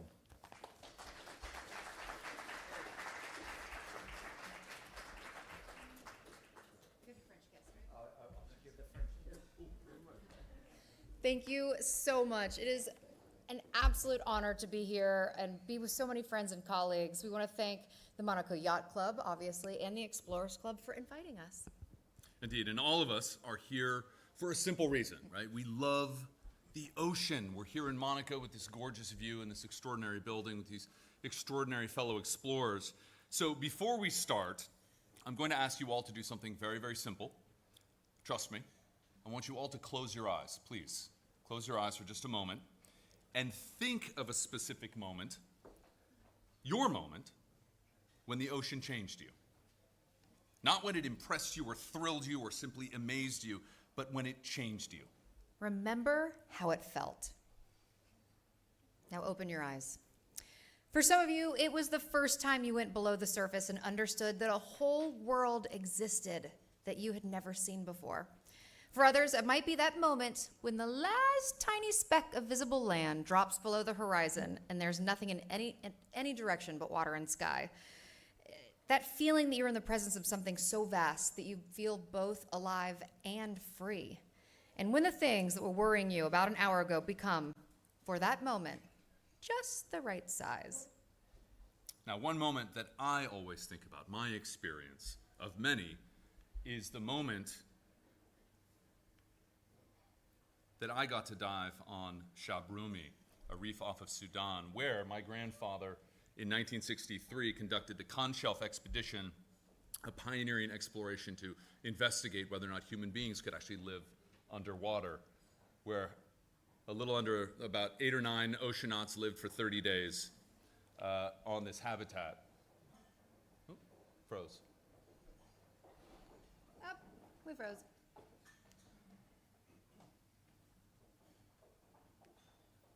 Nope. Well, All right, I promise there's glitchy. video of Philippe doing diving there. So it was my wonderful privilege to be able to go, there we go, there's my grandfather, to revisit Conshelf for a BBC series several years ago. And I felt truly that I was floating in global ocean history and my personal history all at once. Because looking down at the vibrant reef that surrounds Shabrumi, bursting with color and life, and visiting the ruins of this groundbreaking research facility where my grandfather based a month of explorations from, I realized that if there is a Garden of Eden on Earth, it must be a thriving coral reef. And I will never forget the time that I went diving in a nuclear testing site. Now, we were filming a television show for Discovery Channel, a documentary called Nuclear Sharks at Bikini Atoll in the Marshall Islands, where the United States detonated 23 nuclear devices between 1946 and 1958.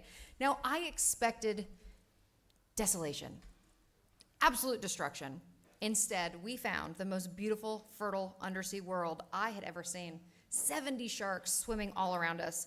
Nuclear Armageddon had literally been better for the environment than constant human extraction because it had been allowed to grow And I personally was struck by the sheer power of the ocean to renew and regenerate itself. Now, every person in this room has felt that moment of wonder, of discovery, and of learning. And we don't believe that moment is sentimental, right? It's something much, much deeper. It's a recognition. Look at any map of human settlement, you see the same pattern. We built at the ocean's edge. Again and again, humans flourishing, emerging where land and sea meet. Alexandria, Carthage, Venice, Constantinople, Mumbai, Shanghai, New York, and Monaco. Obviously. Each one a bet that people placed that the proximity to the ocean meant survival, food, trade, opportunity, and the connections that made complex society possible. And we believe that is what we are connecting to in that moment, a truth that our ancestors understood instinctively. Our relationship with the ocean underpins our survival and our progress. And it is the fundamental insight that our generation is for the first time in history, is in danger of forgetting.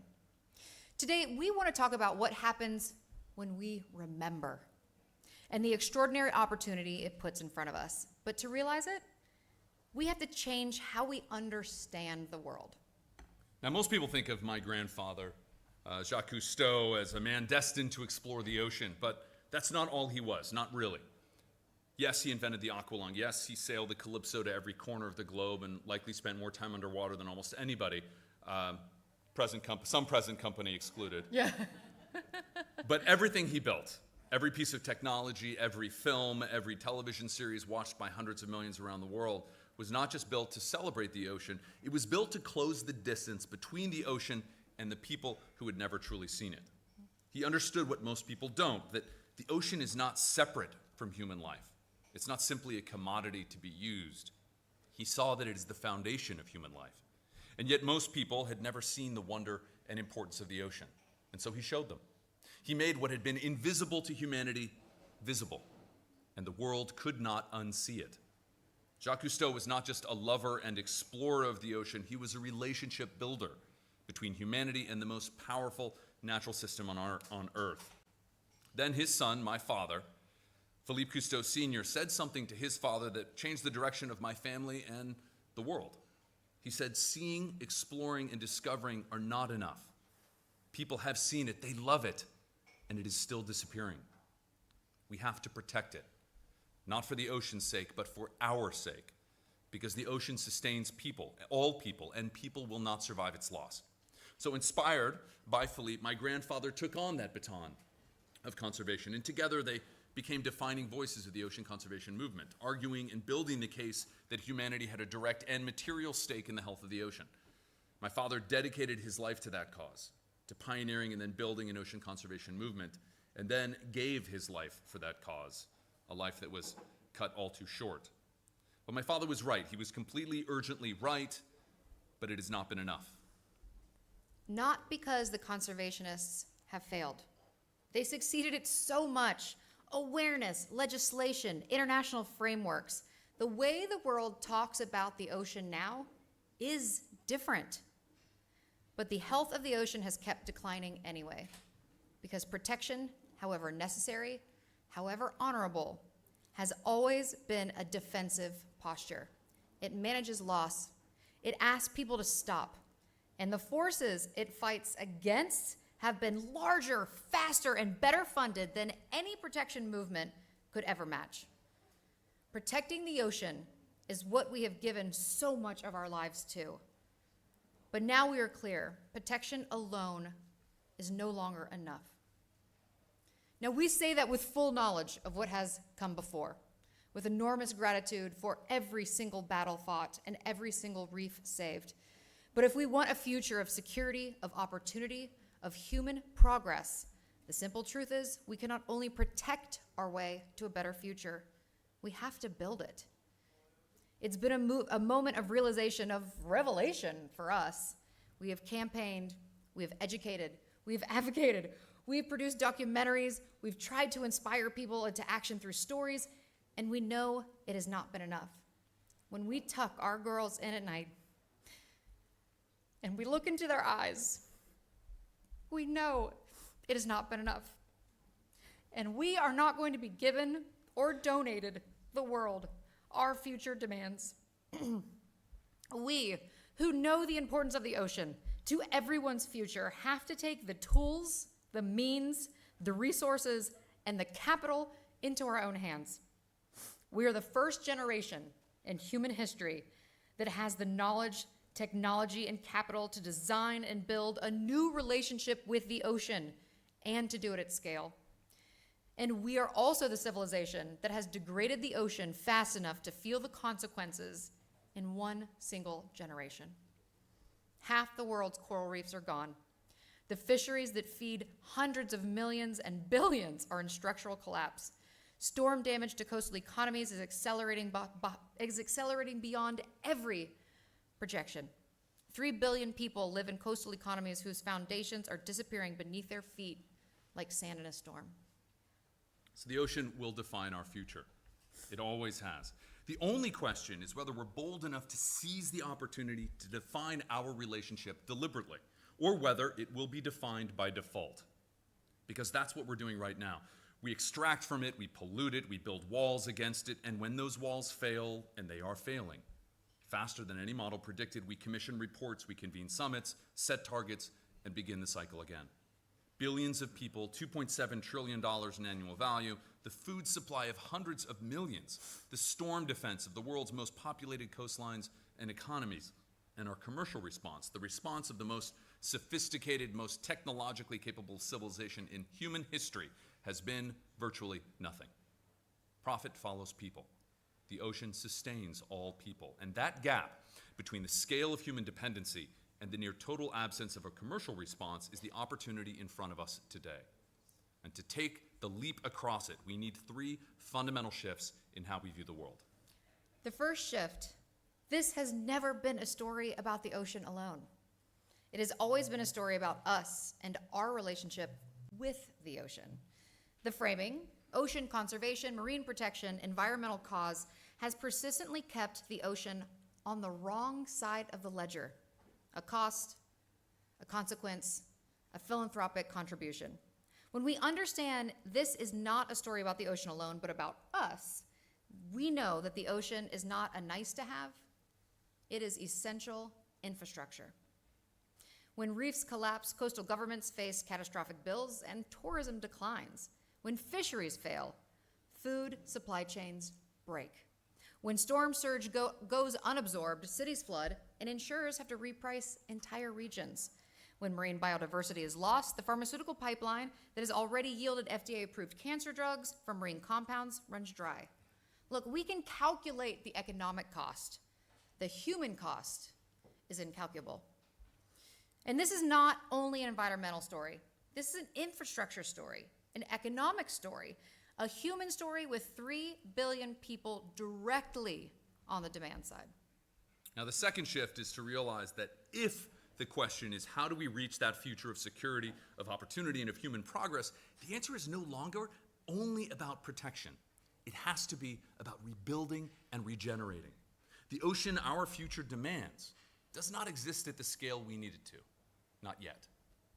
It has to be consciously designed and built for a world of intensifying storms and rising seas, and the 3 billion people who live along the coast, and the 5 billion plus people who don't, who also rely on the ocean, whose futures depend on that relationship. The ocean our future demands absorbs storm energy before it reaches cities. It sustains fisheries at the scale required to feed growing populations. It supports tourism economies with hundreds of billions of dollars a year. It generates bioactive compounds that drive the next wave of medical innovation. It stores carbon. It regenerates itself. Protecting the ocean asks, how do we slow the loss? Regeneration asks, how do we build new opportunities and create new markets? Different questions, different answers. And only one of them comes with commercial opportunities that can scale to the size of solution our future demands. Not to exploit or diminish, but work in partnership with nature to rebuild and regenerate. And the third shift is to change our view of how the ocean generates value. And we have operated an intense extraction model for over a century. Take the fish, take the oil, take the minerals. Consider the omega-3 supplement industry. Most people who take omega-3 supplements believe they're doing something good. Good for their health, good perhaps for the ocean. The marketing, it says so. But here's what the marketing does not say. This is one of the largest and fastest growing drivers of industrial krill fishing in Antarctica. Krill, the primary food source for the vast majority of marine life and the most pristine ecosystem left on Earth. The entire ecosystem is the world's most important carbon sink, absorbing nearly 40% of human-made carbon dioxide. And what do you see all over the Antarctic Peninsula? Massive industrial vessels fishing for krill. The supplement industry is extracting the base of the Antarctic food web, fracturing the Southern Ocean carbon sink, and selling it as wellness. It's the extraction economy at its most absurd, and it ignores the real value. Because when you stop extracting and start designing with the ocean, working with its biology, its logic, its extraordinary regenerative capability, that asset does not deplete. It grows, it compounds, it becomes year on year more valuable, more protective, and more alive. That broken market led me to found the wellness brand Civoir. I went back to the source, algae, the organism that actually synthesizes omega-3s in the first place. No extraction, no krill, no fish, no damage to the Southern Ocean. Grown cleanly, free of microplastics and toxins that contaminate nearly every fish and krill supplement on the market, the product outperforms everything built on the extraction model, commercially and biologically. It is superior for its customers in purity and effectiveness and experience, and it even avoids the dreaded fish burps because it's better for you and it's better for the ocean. So the extraction economy says, take what is there. The design economy says, build what is needed. The ocean our future demands will not be extracted into existence. It'll be designed and built into vivid, abundant life in partnership with the ocean. And that belief is not just our thesis. As you can see, it's the foundation of the ventures that we engage in. It's why we're so excited right now to talk to you about another company that we alluded to yesterday, and if you were here for the panel, Voici Regen.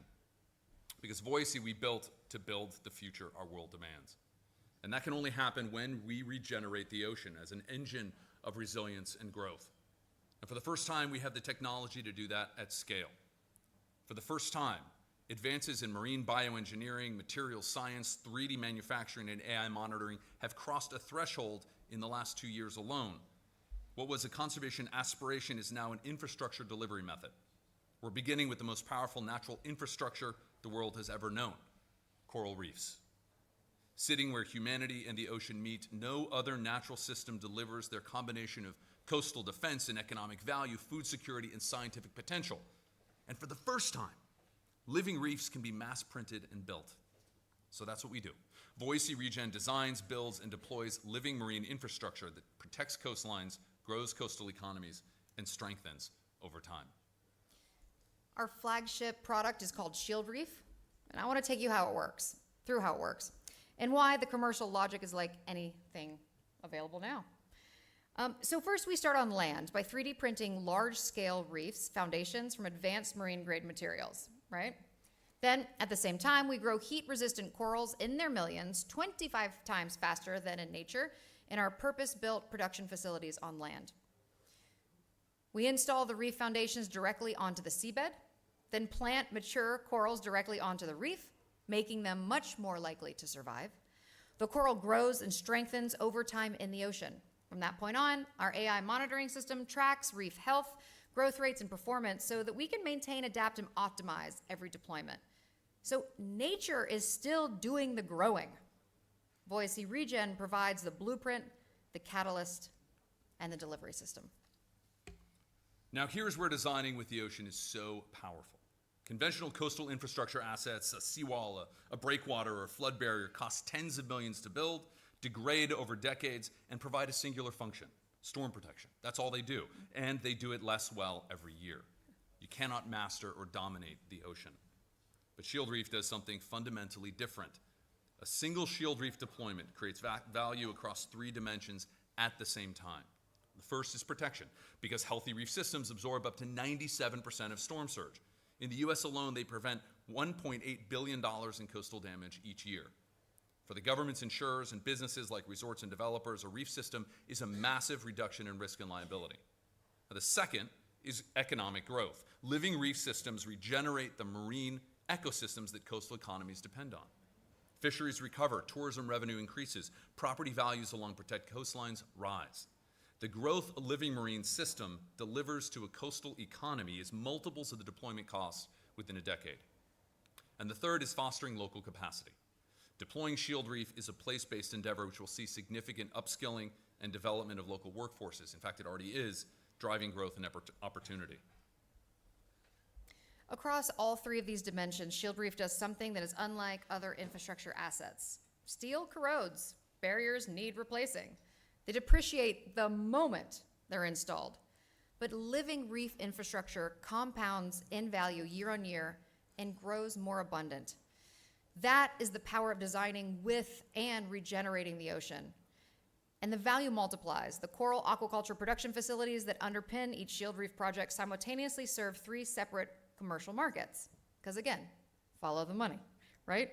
The global ornamental aquarium market, currently at $6.6 billion and growing to $12 billion by 2030, that usually currently sources all of its coral from wild reefs.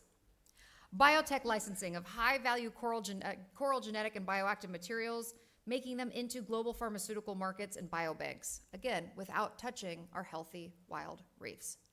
Building seawalls and reefs as amenities for resorts and other coastal properties for protection. So one platform, multiple compounding revenue streams, an asset that strengthens over time. And we know that businesses and governments are urgently seeking solutions that can scale because they've already come to us. Last year, His Majesty King Abdullah announced a $10 million partnership with our company, Voice Regen, to build the world's first ocean technology innovation hub in Aqaba, Jordan. And this year will be fully operational with reef systems, production facilities built, and a full kilometer of living reef going into the Gulf of Aqaba. And in the next 18 months, we'll have proven government appetite and delivery capability. So that's our blueprint for global scale, as we've already now in dialogue with Mexico and Indonesia, other countries in the Coral Triangle, and the Caribbean. And to put that in context, since active reef restoration started 25 years ago, the community has restored around 1 kilometer in 25 years. And we've lost thousands in that same amount of time. So the scale and the rapidity with which we need to intervene and regenerate the ocean is urgent. Because it's not enough. What we've done is just not enough. And we do it because we know we have to build a better future. A future that we, and most of all, our children deserve. When we say our future, we mean something precise. A future in which humanity has security and opportunity, and we continue to advance. In which the 3 billion people who live at the ocean's edge have food, protection, and economic foundations to build their lives upon. In which future generations inherit an ocean of opportunity, not an ocean of threat. This is the only future worth building. But we know it's not guaranteed. What is guaranteed is that the demands the future will place on our planetary systems will be unlike anything that has come before. The ocean our future demands is not the ocean that we all inherited. It's not the ocean that we're losing and degrading every day. It cannot be reached through managed decline, small-scale partnerships, and fragmented, philanthropically dependent projects. Those are important. Research is important. But we need to grow at scale, built on the assumption that the best we can do is more. We're not interested in managed decline. One of the things we admire most about Jacques and Philippe Sr. is that they were problem solvers. But the emphasis on that was not the problem. The emphasis was on the solutions. Jacques' solution was to show the world what was there. Philippe Sr.'s solution was to fight to protect it. Both were right for their moment. Both changed what was possible. The solution our moment demands is very different. The ocean our future demands absorbs storms before they reach cities. It feeds the people who depend on it. It generates economic biological and physical value that compounds year on year. It's the foundation on which the security and progress, all of us, all of humanity, depend. The ocean does not exist now in the condition and scale that we need it to, but it can. And that is the task we must all commit ourselves to. And we hope you will join us. Think of your moment before from the ocean that changed you. Deep down, you know that visceral response connects us to a truth that people have understood for thousands of years, that their relationship to the ocean is the foundation of everything else. And just as they built their future upon it, we must also now build ours. Thank you to the Explorers Club, to the Yacht Club for your time, and continue fighting the good fight. Thank you.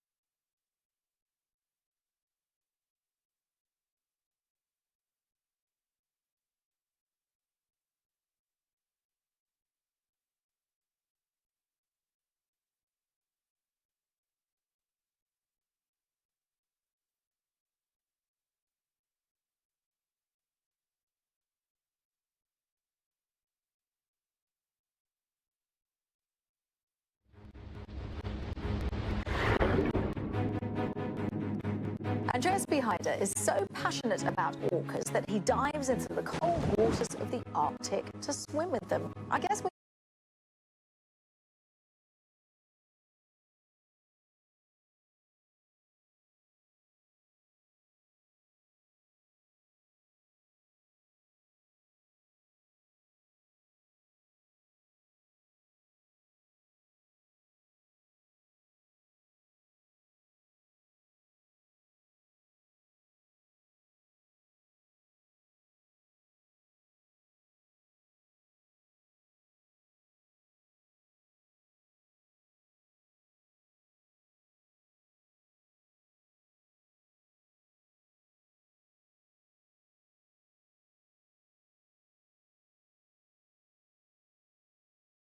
Beautiful. And while they're setting up the chairs, I just want to say that I've noticed a trend among younger explorers that our older explorers, I can include myself, really should take note of. I feel like my generation of explorers were very much about beating their chest, kind of look at me. And what I've noticed, especially from some of the younger EC50 people, it's about collaboration, it's about acknowledgement, and it's also, there's a wonderful humility to it. So if in a world where we look how people are interacting, I could say this is my federal government, how the world acts, this kind of nastiness, I see this whole cabal of younger explorers who really are about collaboration, acknowledgement, and it's a wonderful trend. So thank you for reminding us that. Okay. Now we go to greatness, right? That was great, but now we go to acknowledge greatness. Our next project is really about designing the greatest deep ocean exploration vessel. And of course, it would have to include our Norwegian, right? Somehow these Norwegians, at the last Olympics, I think they won the most gold medals, and the size of like New York State, right? So they're the size of Monaco, and no, a little bit bigger than Monaco. Obviously. So we have Espen Bueno. I hope I'm pronouncing your name correctly. It wouldn't be the first time I mispronounced the name. But you know, when you think of Victor Vescovo, everybody reads the bio, right? And you say, wow, this guy is accomplished. And you know, I could go through a litany of, you know, his famous verse, right?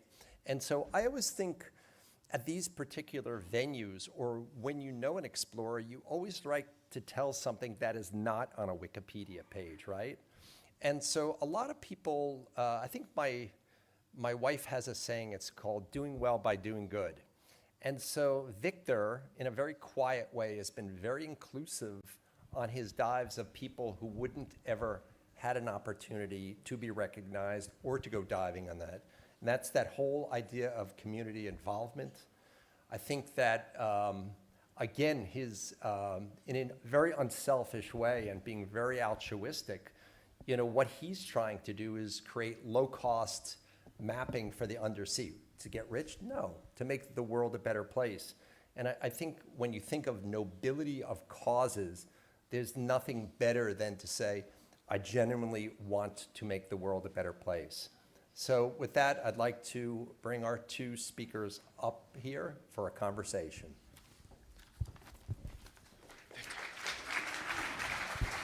Am I pronouncing his name right? Oh, wait a second. Hold on. I got it. Oh. What's that?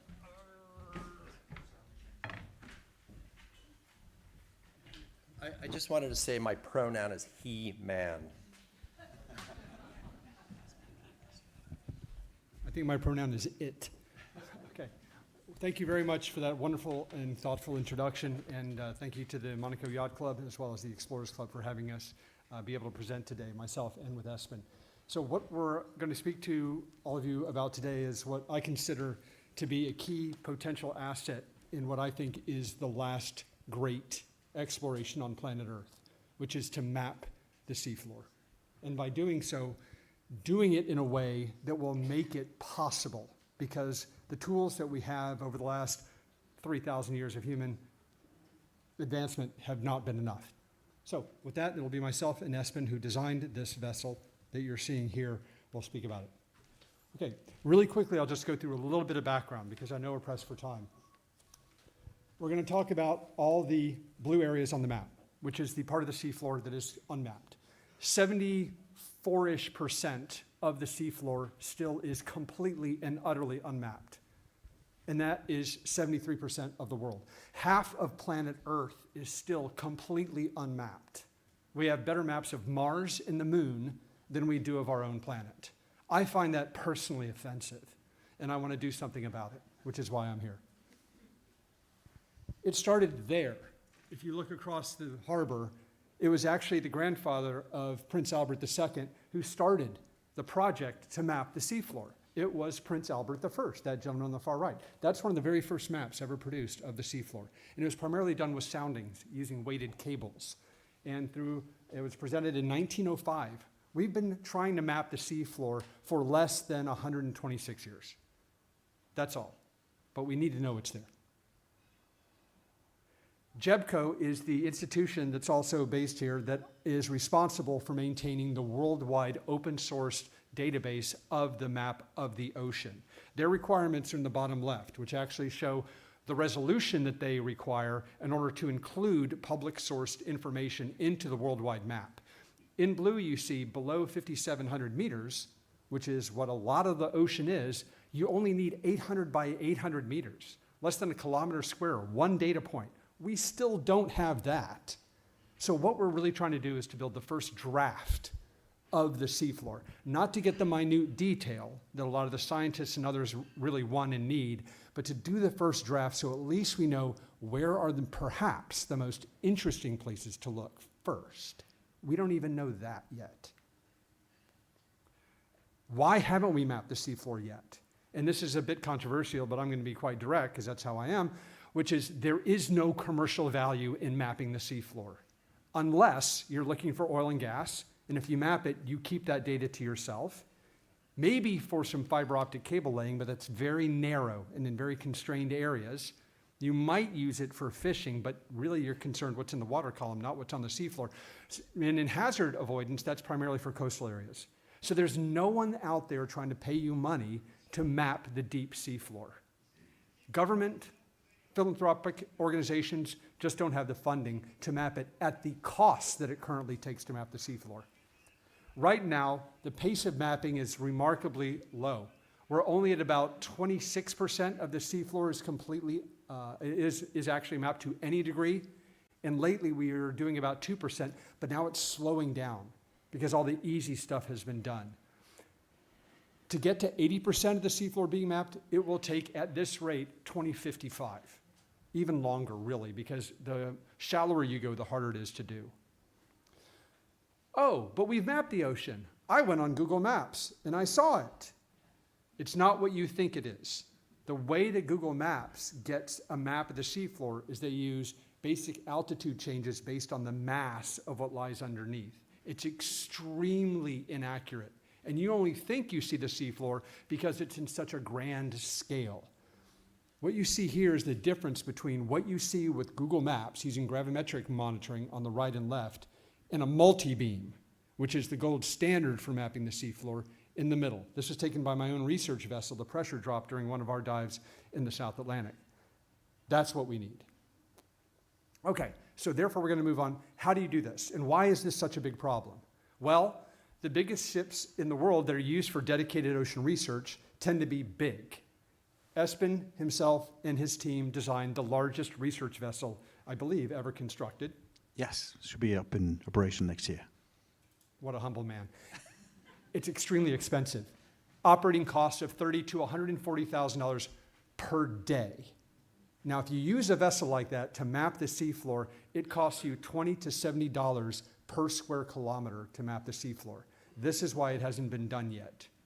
I believe, first and foremost, as a technologist and a business person, I am not a scientist, I'm not a marine biologist, I look at cost.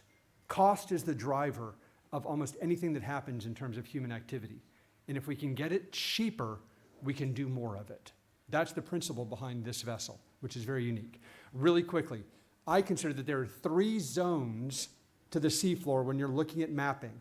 You have the deep seafloor off on the left, deeper than 1,000 meters. This is important because that allows sonar beams to spread. So you can look from, in a way, a higher altitude so you can map more of it quicker. It gets much more difficult when you get to the continental shelf in shallow areas because those beams just don't spread. So instead of being able to go back and forth and map the deep ocean with really wide paths, you have to have very narrow paths with expensive vessels to map coastal areas. So there's going to be a second part of this presentation that'll show how I am attempting to go after that. But first we'll start with the deep water. That's where you're going to get your highest yield. Why not just use drones? I get this all the time. Just use robots, just use robots. Robots are slow, they're very expensive, they don't have the power to produce sonar beams that can go to full ocean depth, and they have to be very carefully managed because they're out there alone and unafraid.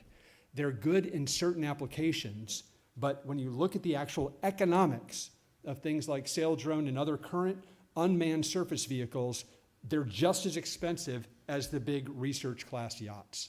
They just are. Okay, how do we map the 88% of the seafloor that's pretty deep, deeper than 1,000 meters? You use this. It's the most powerful sonar you can put on a civilian vessel, a Kongsberg EM-124. It's full ocean depth capable to 11,000 meters. It can even map the deep ocean trenches. So the principle I started with about 1.5 years ago, after mapping for 4 years on a conventional research vessel, I said, we have to be able to do better. How can we build a ship that can map the seafloor as cost effectively with the highest volume per year possible? Well, you build a ship that does one thing.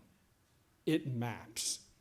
No one had ever been asked to design and build a vessel, I don't like calling it a yacht because it's a research vessel, a survey vessel, who only has one job: map the seafloor with the most powerful sonar you can put on a ship, and then make the ship as small as possible with the smallest possible crew so it's small and fuel efficient. And any yacht owner or anyone who's been on a yacht here knows the 2 biggest cost drivers are crew and fuel.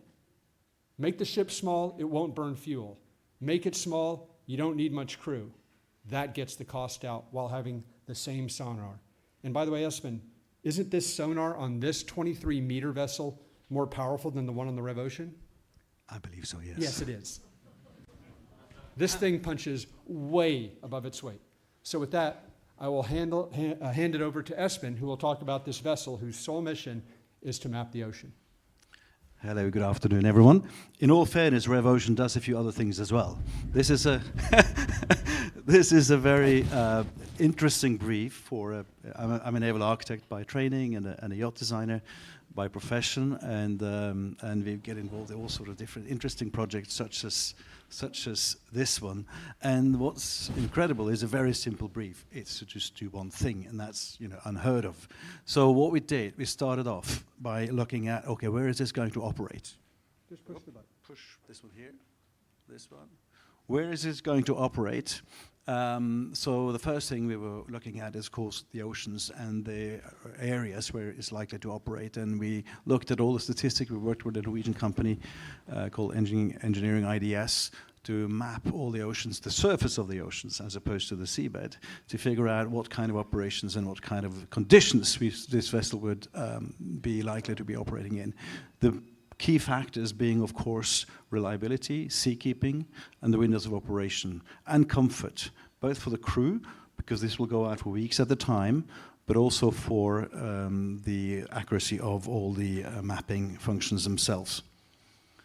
We started off by looking, okay, this is going to be super James Bond-like, typical Victor style. And then we said, okay, let's be realistic and let's start from a blank sheet of paper and look at, we have a unique chance to do something really fundamental. We did a bit of fundamental research looking into the various, I would call it marine platforms or vessel types we could be suitable for this purpose. So we investigated the monohull, the catamaran, a swath, a small water plane area twin hull, which, if you're not familiar with the terms, the one to the second from the left, from the right here, and of course the trimaran. I'll try to be fast because I don't think a lot of time. We did a number of simulations in these waving conditions to see which one would perform the best in terms of motions and response to the sea wave. And at the long study, we came to the conclusion that actually the best hull was this hull here, a monohull, simple monohull, with little stability in terms of its inherent shapes.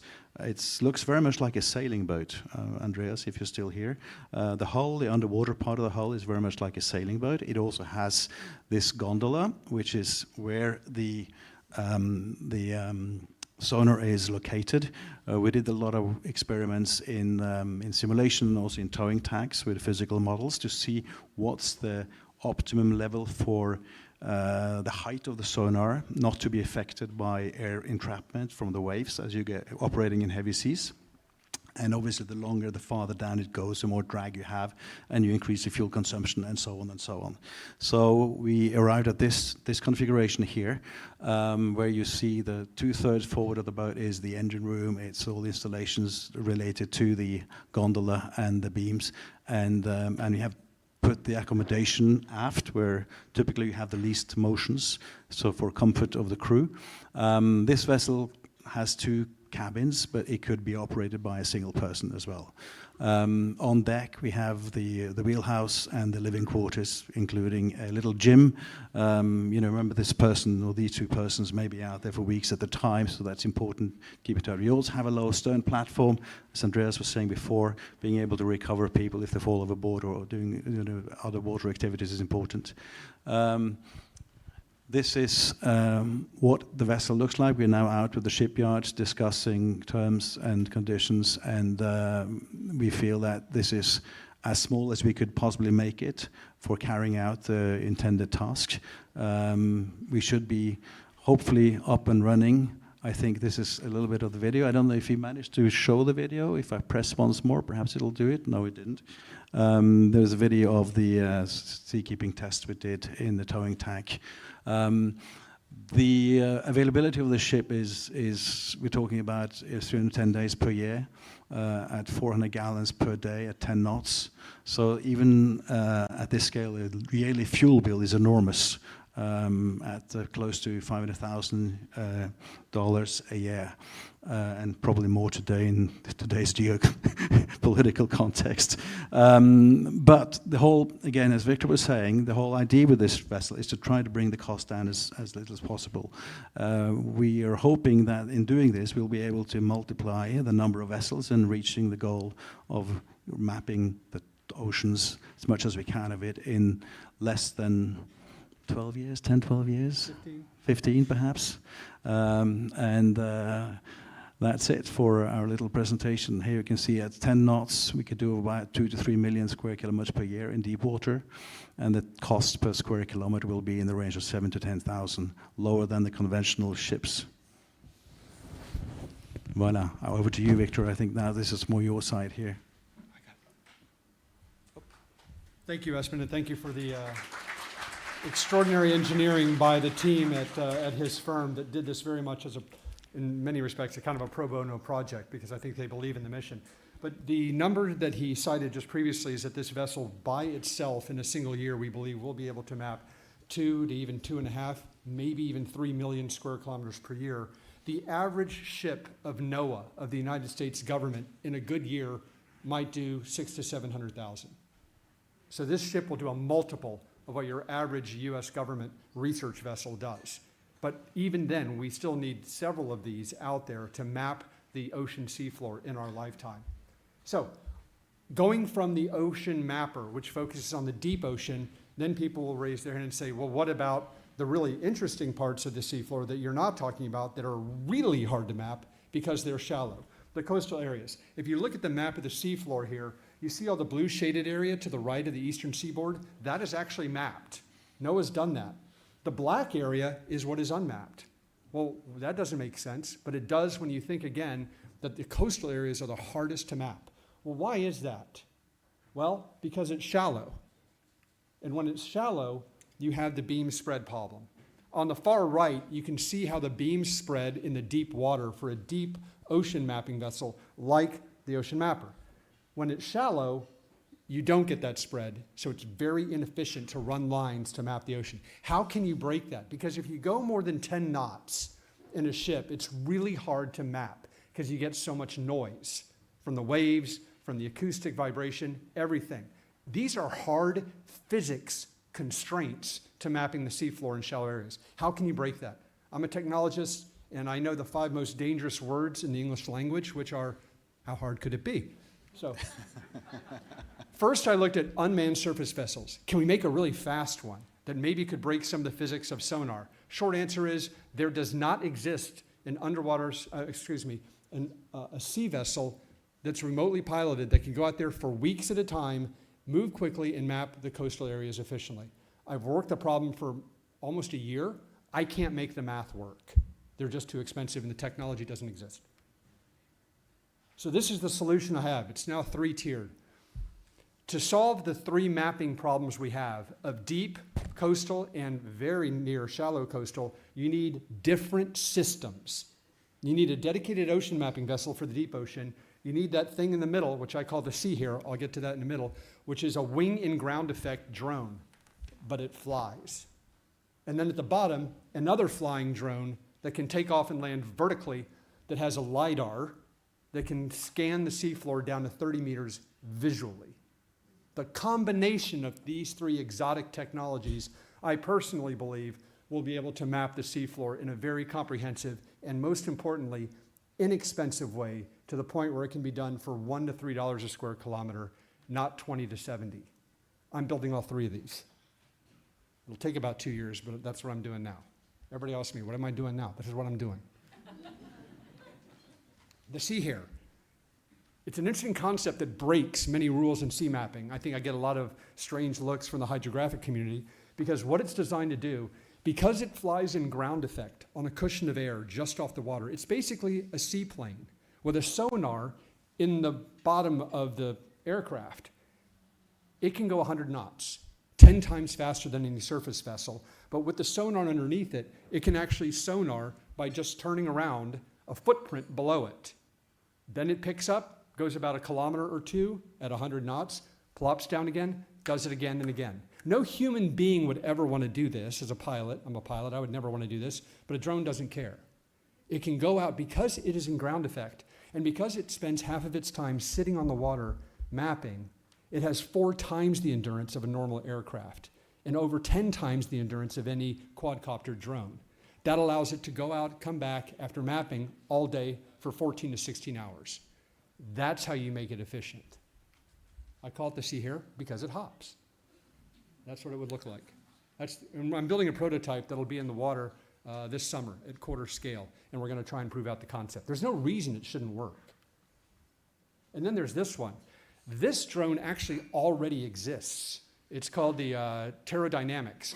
The wings actually fold upward so it can land vertically and take off vertically, and then in flight, the wings change shape to go forward. You put a LiDAR, a laser basically, in the nose, it can go along the coast back and forth and actually visually scan the seafloor down to 30 meters to get that extremely difficult, highly shallow areas to map them. And it can fly, come back after about a 6-hour mission, refuel, do it again. That's what it looks like in landing configuration. This exists, this is flying right now. The US Navy is actually thinking about using it to resupply vessels at sea. So, the timeline for all these, I'm hoping that within the next 2 years we'll build the ocean mapper, get it deployed and start mapping the deep ocean. I'll have prototypes of the Sea Hawk, which is the vertical takeoff coastal mapping platform, hopefully within also 2 years. And then the Sea Hare prototype by the end of the summer, and a full-scale prototype also within 2 years. So I'm going to have a busy 2 years in front of me. But it's all about proving the technology and making it cost-effective. I'm trying to get to $2 to $3 a square kilometer, and with that, I'm hoping that governments, even philanthropic organizations, high net worth individuals, when you get to that price point where you can map 100,000 square kilometers for a couple of $100,000, that becomes a very attractive price point. The United States still has 1 to 2, actually more like 3 million square kilometers unmapped of its EEZ. If you go to them saying, I'll map it for you for 50 or 60 million, they'll have to think about it. If you tell them I can do it for about 6 million, how can they refuse?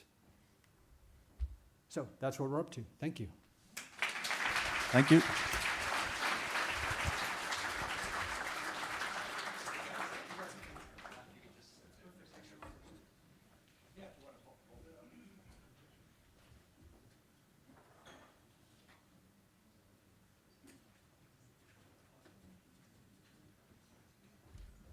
And if any of you have a captain's license for a vessel 23 meters or shallower, you should talk to us because we need captains.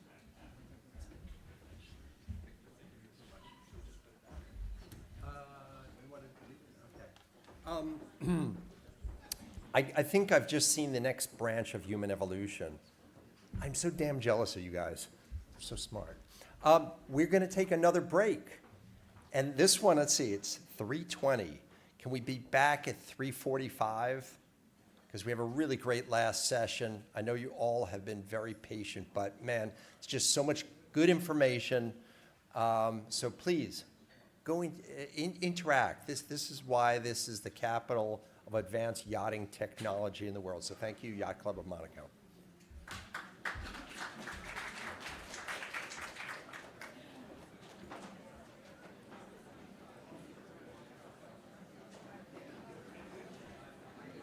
Let's go. Come on. It's forever. No surrender. Yeah. You know that this right here forever. Go.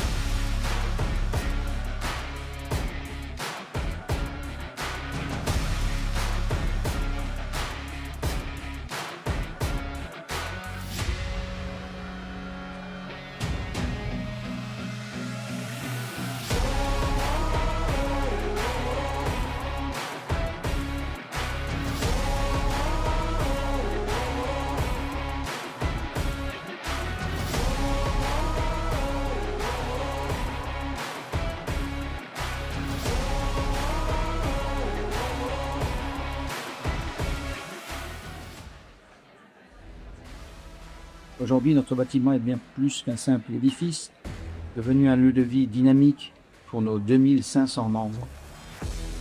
Notre Yacht Club doit être un exemple et un moteur. Cela implique de la cohérence entre nos paroles et nos actes.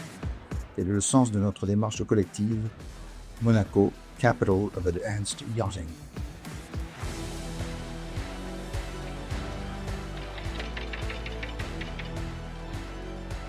La performance sportive se cultive dès le plus jeune âge et je suis convaincu que le sport est l'un des piliers de notre société.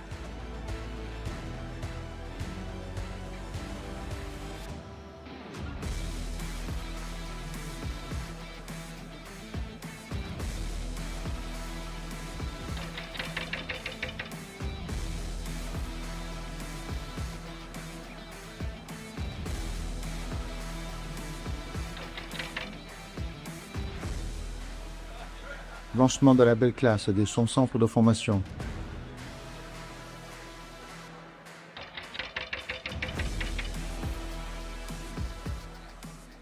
Je souhaite que nous maintenions le cap avec enthousiasme, passion et détermination.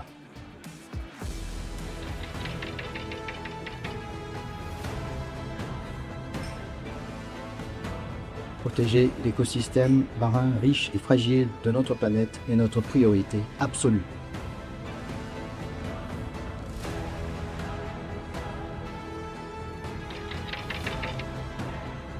Le Monaco Energy Boat Challenge illustre parfaitement cette volonté.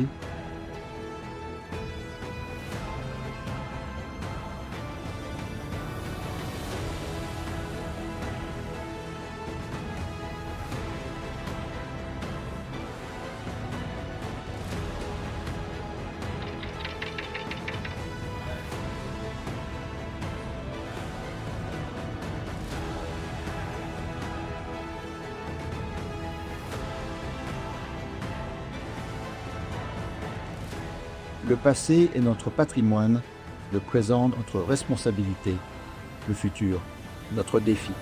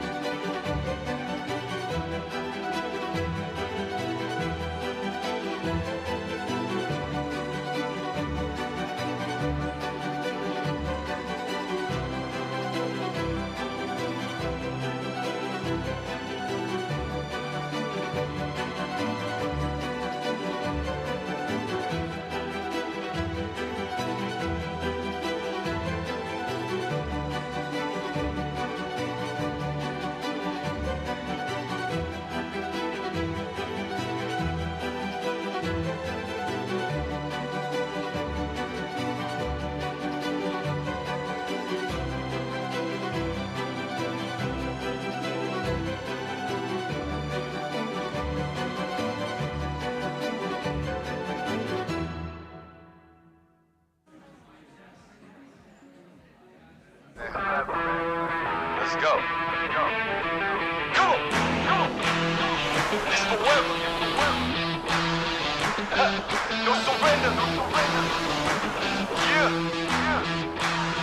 You know that this right here forever. Go.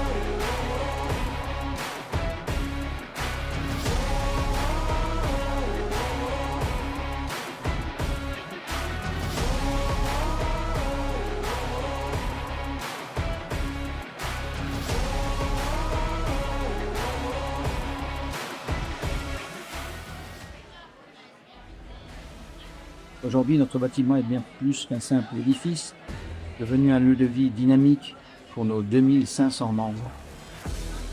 Notre yacht club doit être un exemple et un moteur. Cela implique de la cohérence entre nos paroles et nos actes. Tel est le sens de notre démarche collective. Monaco, capital of advanced yachting.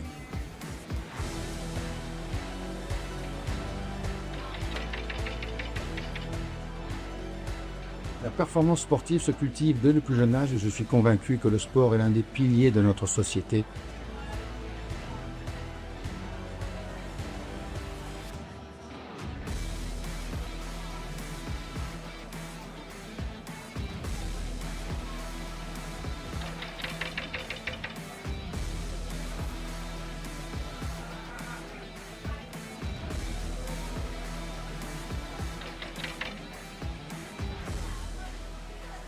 Lancement de la belle classe de son centre de formation.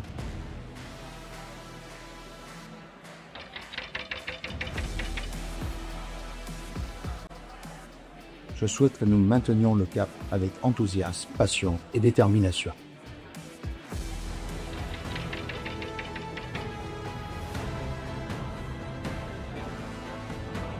Protéger l'écosystème marin riche et fragile de notre planète est notre priorité absolue.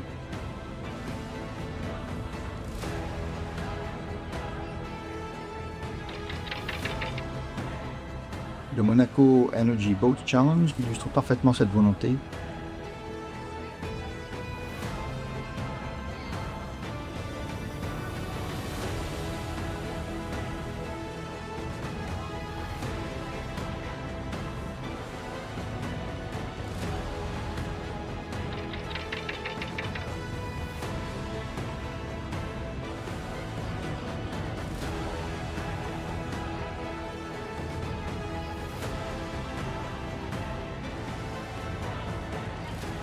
Le passé est notre patrimoine, le présent notre responsabilité, le futur notre défi.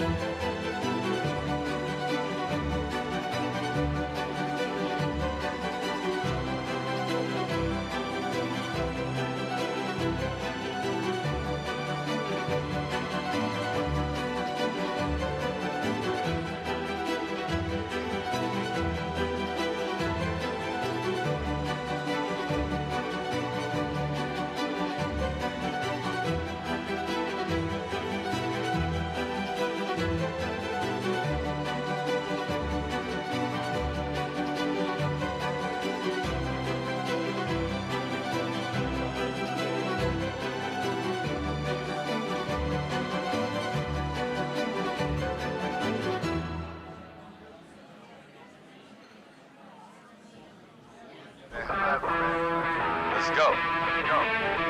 Come on. Come on. This forever. No surrender. Yeah. You know that this right here forever. Go.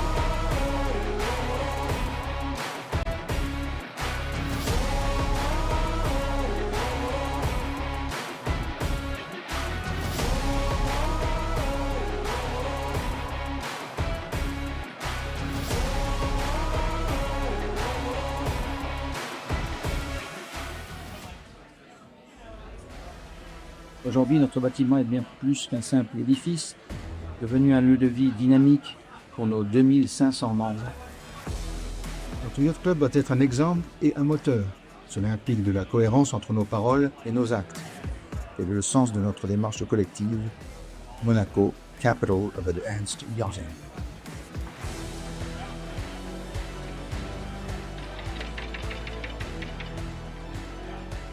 La performance sportive se cultive dès le plus jeune âge et je suis convaincu que le sport est l'un des piliers de notre société.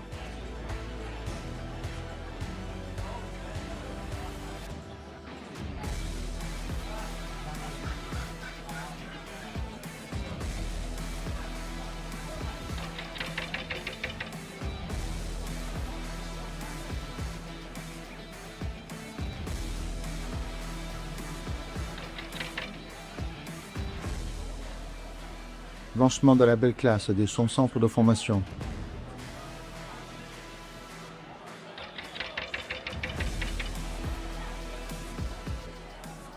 Je souhaite que nous maintenions le cap avec enthousiasme, passion et détermination.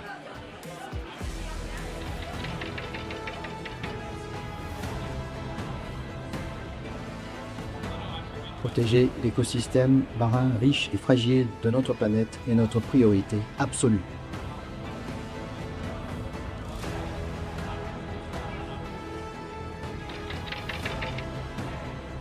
Le Monaco Energy Boat Challenge illustre parfaitement cette volonté.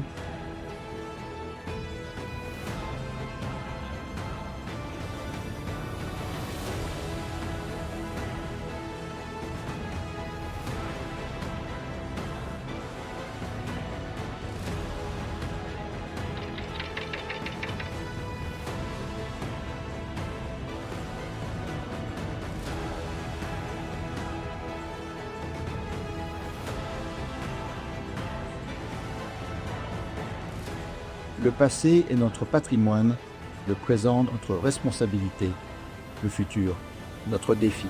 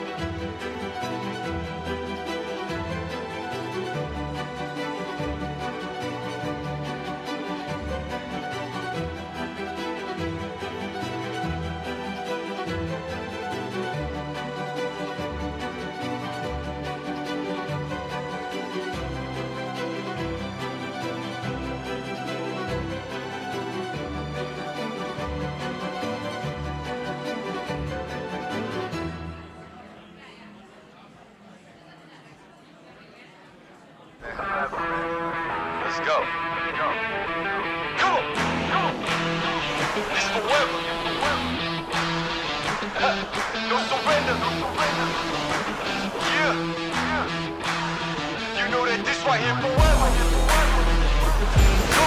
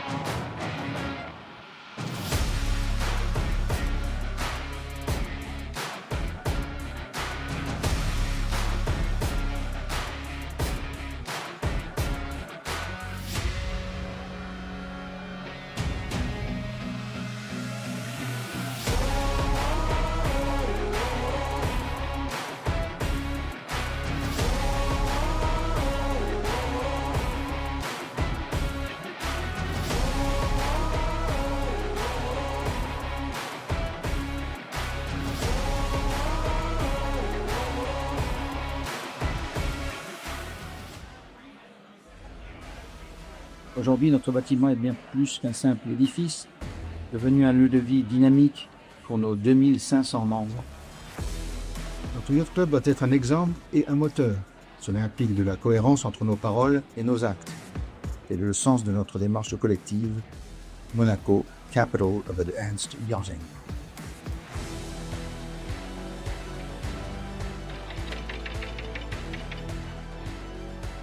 La performance sportive se cultive dès le plus jeune âge et je suis convaincu que le sport est l'un des piliers de notre société.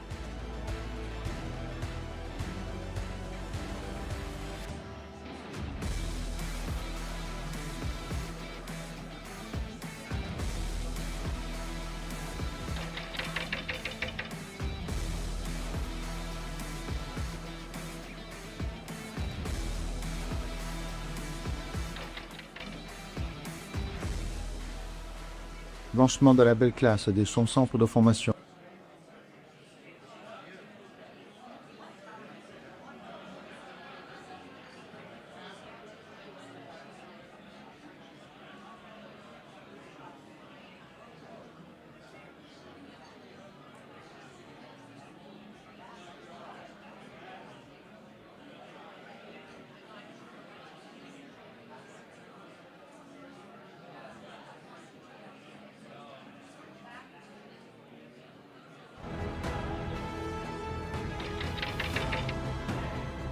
Le Monaco Energy Boat Challenge illustre parfaitement cette volonté.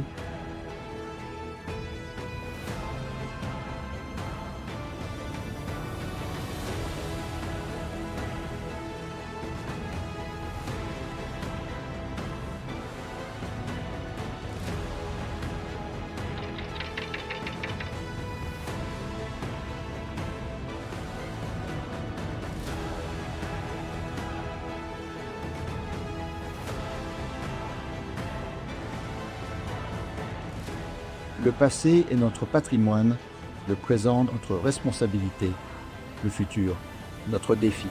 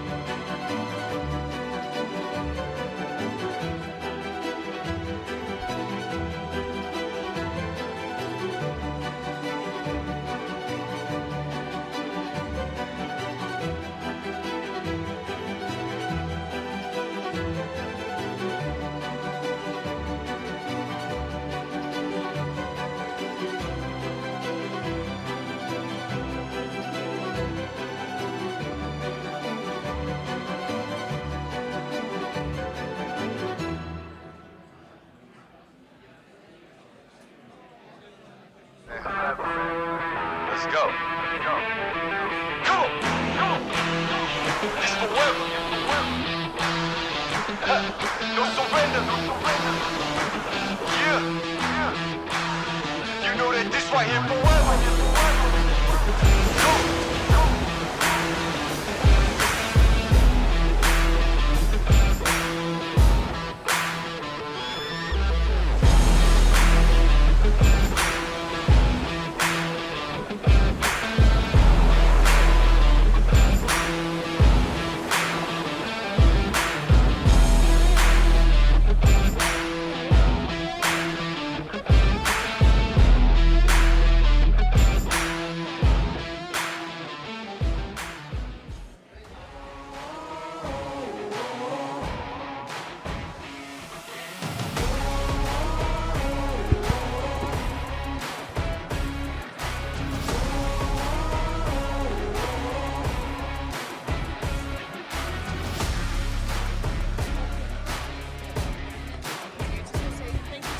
Thank you for coming. It's really an experience. We're going to be back next year. Thank you.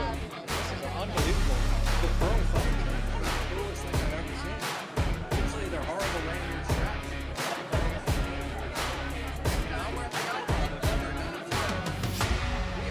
started in just a minute here.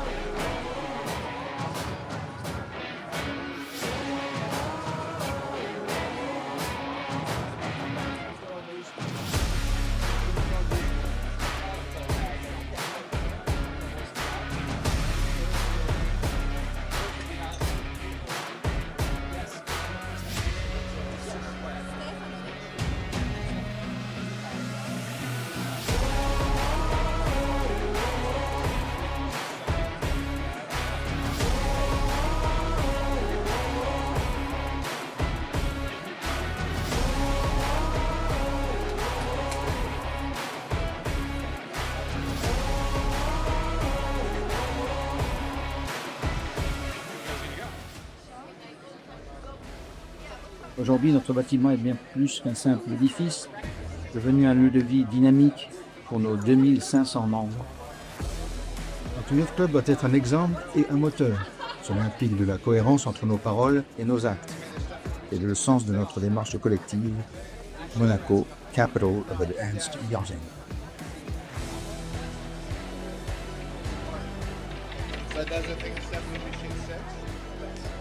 La performance sportive se cultive dès le plus jeune âge et je suis convaincu que le sport est l'un des piliers de notre société.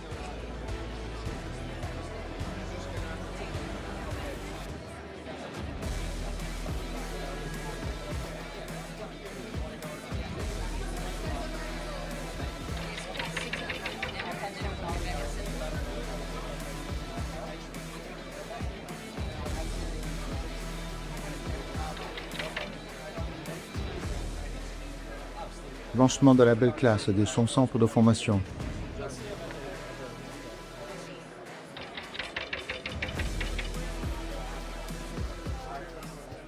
Je souhaite que nous maintenions le cap avec enthousiasme, passion et détermination.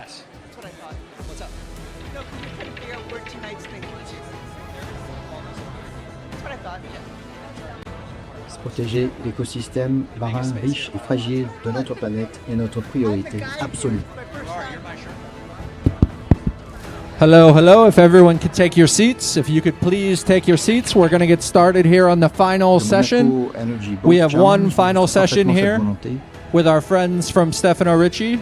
The scion of Stefano Ricci, Filippo Ricci, will be joining us alongside iconic photographer Steve McCurry, following an unbelievable conversation with Prince Hussein Aga Khan and the one-of-a-kind Sylvia Earle. So again, please take your seats. Please take your seats.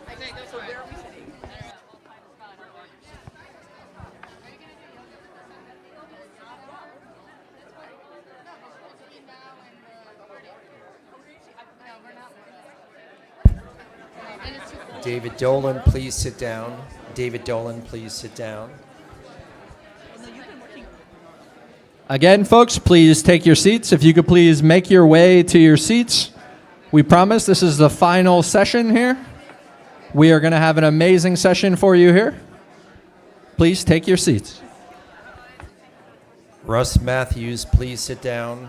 Russ Matthews, please sit down.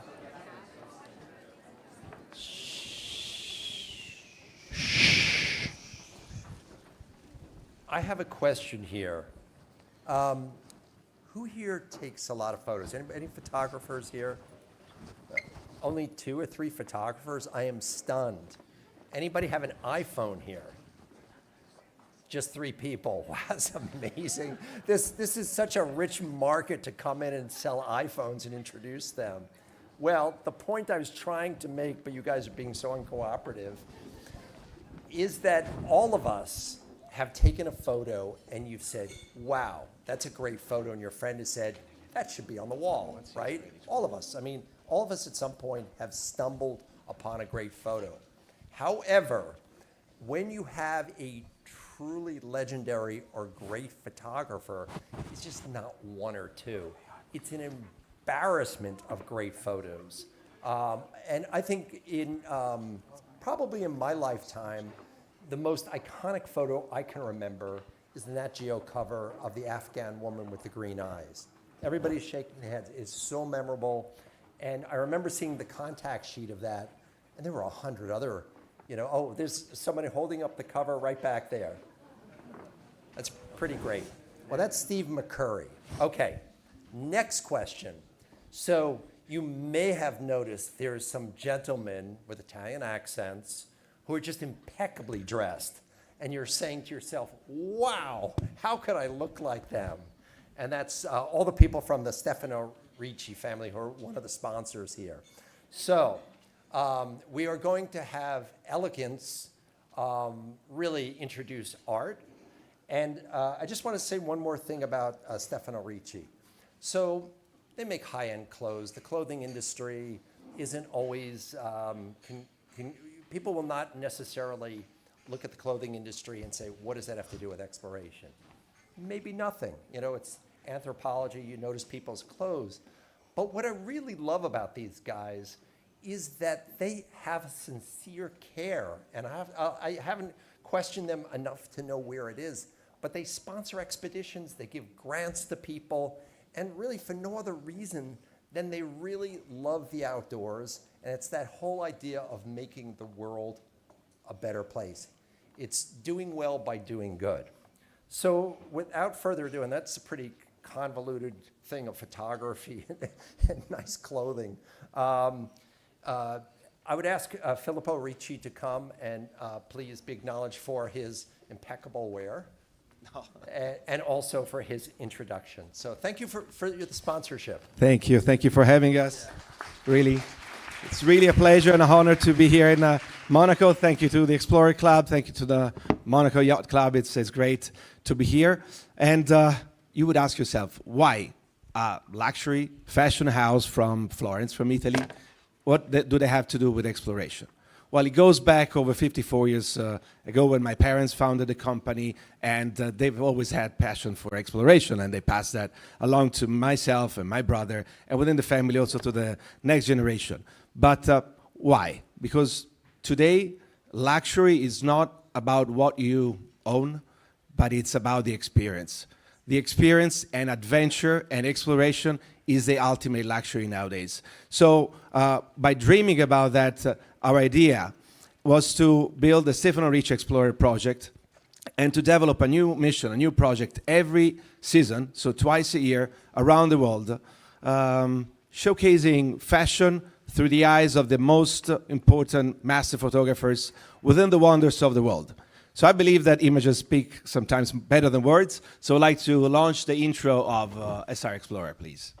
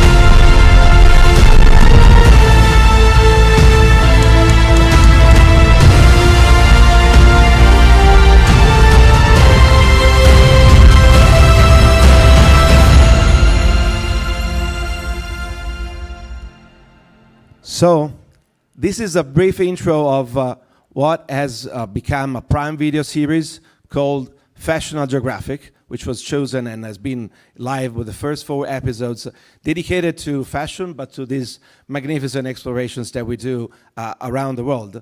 And of course, clearly you can see we're talking about oceans here, so this is part of our 3rd mission. The first, where everything started, was on the sand of Luxor in Egypt. Then we moved to Iceland, and then we ended up in the Galapagos. And the Galapagos, together with photographer, National Geographic photographer Matthias Klum, we discovered the beauty of this great island, talking about the product, talking about fashion, but it's not that. It's the beauty and the power that you get by transmitting and passing this message along to a different audience that it's really getting, especially a young audience, that's getting really fascinated about this. And with this mission, we started our grant projects, our granting to NGOs, local NGOs, every time connected to the mission that we do. This time, of course, we were with the Charles Darwin Foundation. And they welcomed us into the research center. We travel with a team of about 24 people, and we do a whole book, a whole reportage, documentary, and a video, like a short film, in about 8 days, day and night. It's pretty intense. And we move through the islands with the team and the park guides and researchers. They teach us a lot, which we can pass through as a message also to our clients and whoever is following us on our social media now, on TV as well. And edition book that gets delivered to our readers and clients all around the world. This is just, to understand what I found myself, of course, doing a diving experience, not these extreme dives that you get. I'm a young explorer. I'm trying, getting and improving every year. But we had one of our models, like, we're swimming, and he was dressed in a full Ricci suit, diving with hammerhead sharks, with the seals, with the sea lions. It was a very cool experience. And he asked me, as we were approaching, Filippo, but me dressed in white, do I risk that a shark might come and come for me? I look at him and I said, they eat things which are generally darker, so you'll be fine. I turned around to my guide, to my buddy, and I said, what do you think? He said, well, we'll see. I don't know. Which was actually a lot of fun. Thank you again for the Explorer Club, because we were able to present the Stephen Ricci Cambodia project. First time we worked with Master, which I'll introduce you in a few minutes, Mr. C. McCary. We were able to present the book in your headquarters of course, in New York, and then bring this concept to Florence in the Salone di Cinquecento in Palazzo Vecchio, one of the most beautiful rooms in the world, not because I'm from Florence, but I think it really is, where we hosted about 400 kids from universities and high schools to explain the concept of exploration and create a symposium that we hope will be something that we can renew every other year and have explorers and photographers coming to Florence just for that. We can go on and move to the images of some of the iconic, how this started. We were in Luxor. We were in the Temple of Hatshepsut, celebrating the 50th anniversary of our company. And we were granted by the authorities and the museum, the antiquities ministry, the use of the tomb of Nefertari for a fashion photo shoot, for example. And then we went to Iceland. Iceland was the first program on land, and the idea to share with the world the idea of how these glaciers are disappearing. We went on Vatnajökull, and we were doing a fashion photo shoot inside it, like a ragged landscape you cannot imagine. This is Galapagos. It's one of the shots, main shots of the campaign, taken by Matthias. Again, the giant turtle project was the main focus of the program itself as well. Mongolia was memorable because we went from the Altai Mountains to the Gobi Desert, interacting with the Kazakh Falconry Association, working directly with the eagle hunters. The eagle is the strong symbol of the brand, so for us it was a very emotional to be there and get and spend like 1 week with them. And then, of course, land of Cambodia, Angkor Wat, and all the beautiful temples. That's where I had the pleasure to meet Mr. Steve McCary and start working together, creating this the storytelling just through a picture and passing a message that it's for whoever reads it, it's a wow, gives a wow effect. Amy Vitale joined us in Peru.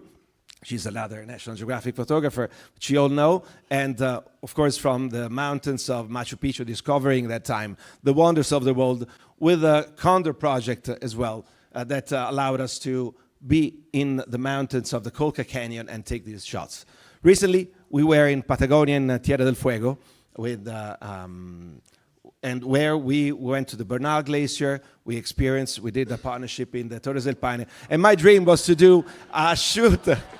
This is not AI. We went to the Magdalena Island, and we were able to get the Magellan penguins with a gentleman in a tuxedo. So this is fun of the fun part of what we do, but this is the kind of message that we want to pass along with this. And now, I would like to introduce. He's not a photographer. People take pictures. Then there is people that are able to transform an image into something that lasts forever and entertains millions, billions of people around the world. You showed one picture of a gentleman at the magazine there. He's a legend, a legendary, and a great friend. Please welcome Mr. Steve McCary.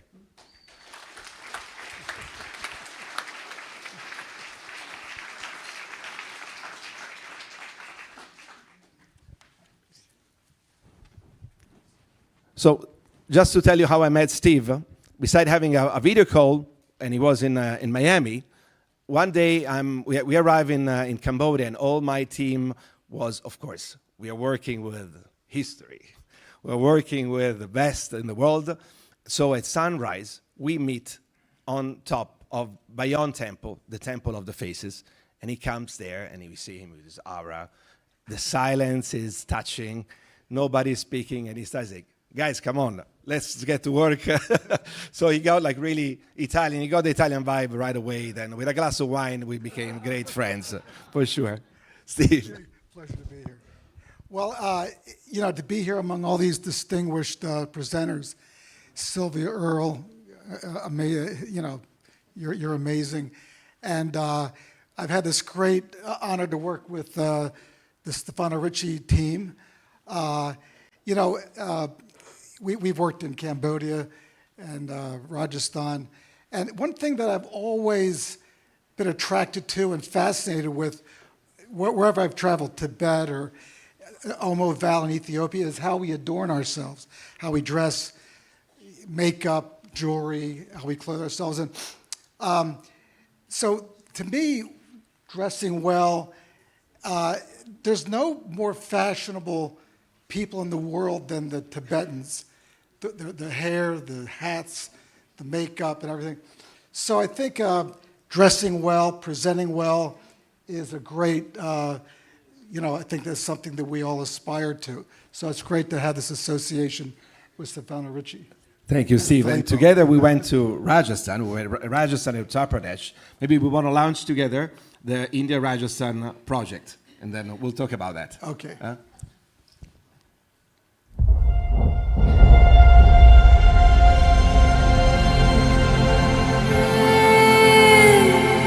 The water moves slowly, carrying the image of a world I'm still searching for.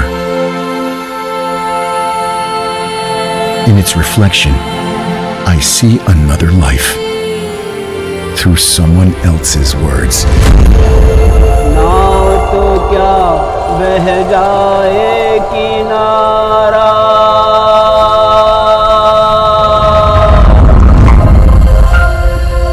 A journey.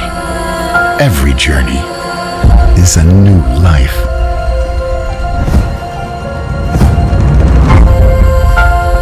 The silk whispers, the stone prays, eyes that hold another world.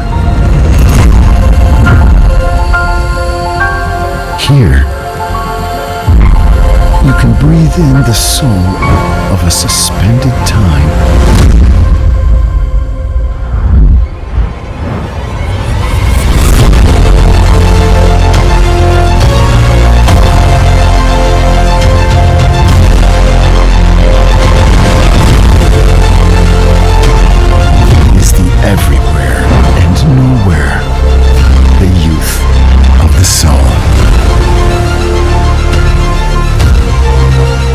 Colors are endless, and each one tells the truth.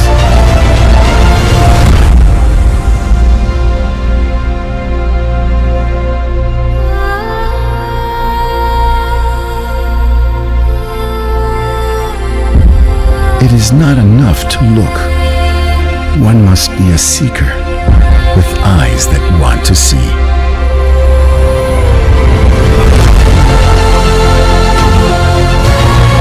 There are still blank spots on the map. New pages, new words, waiting to be traced.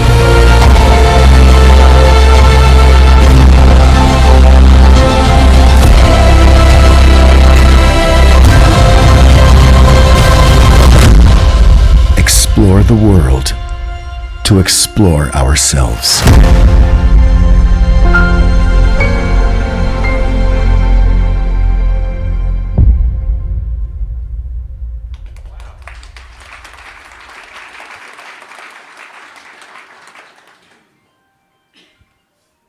So, Steve, how was this experience with in India together?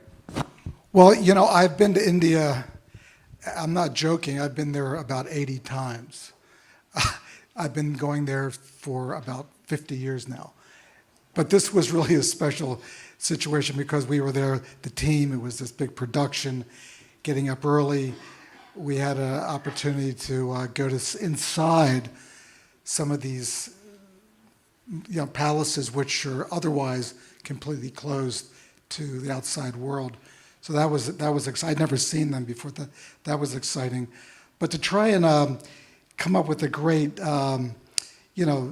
set of pictures which really conveyed not only the grandeur of India, but also the clothes that you have designed. So it was a great time together, and we had a lot of fun. So that was the best part. It was fun, but at one point, I always try to trick you.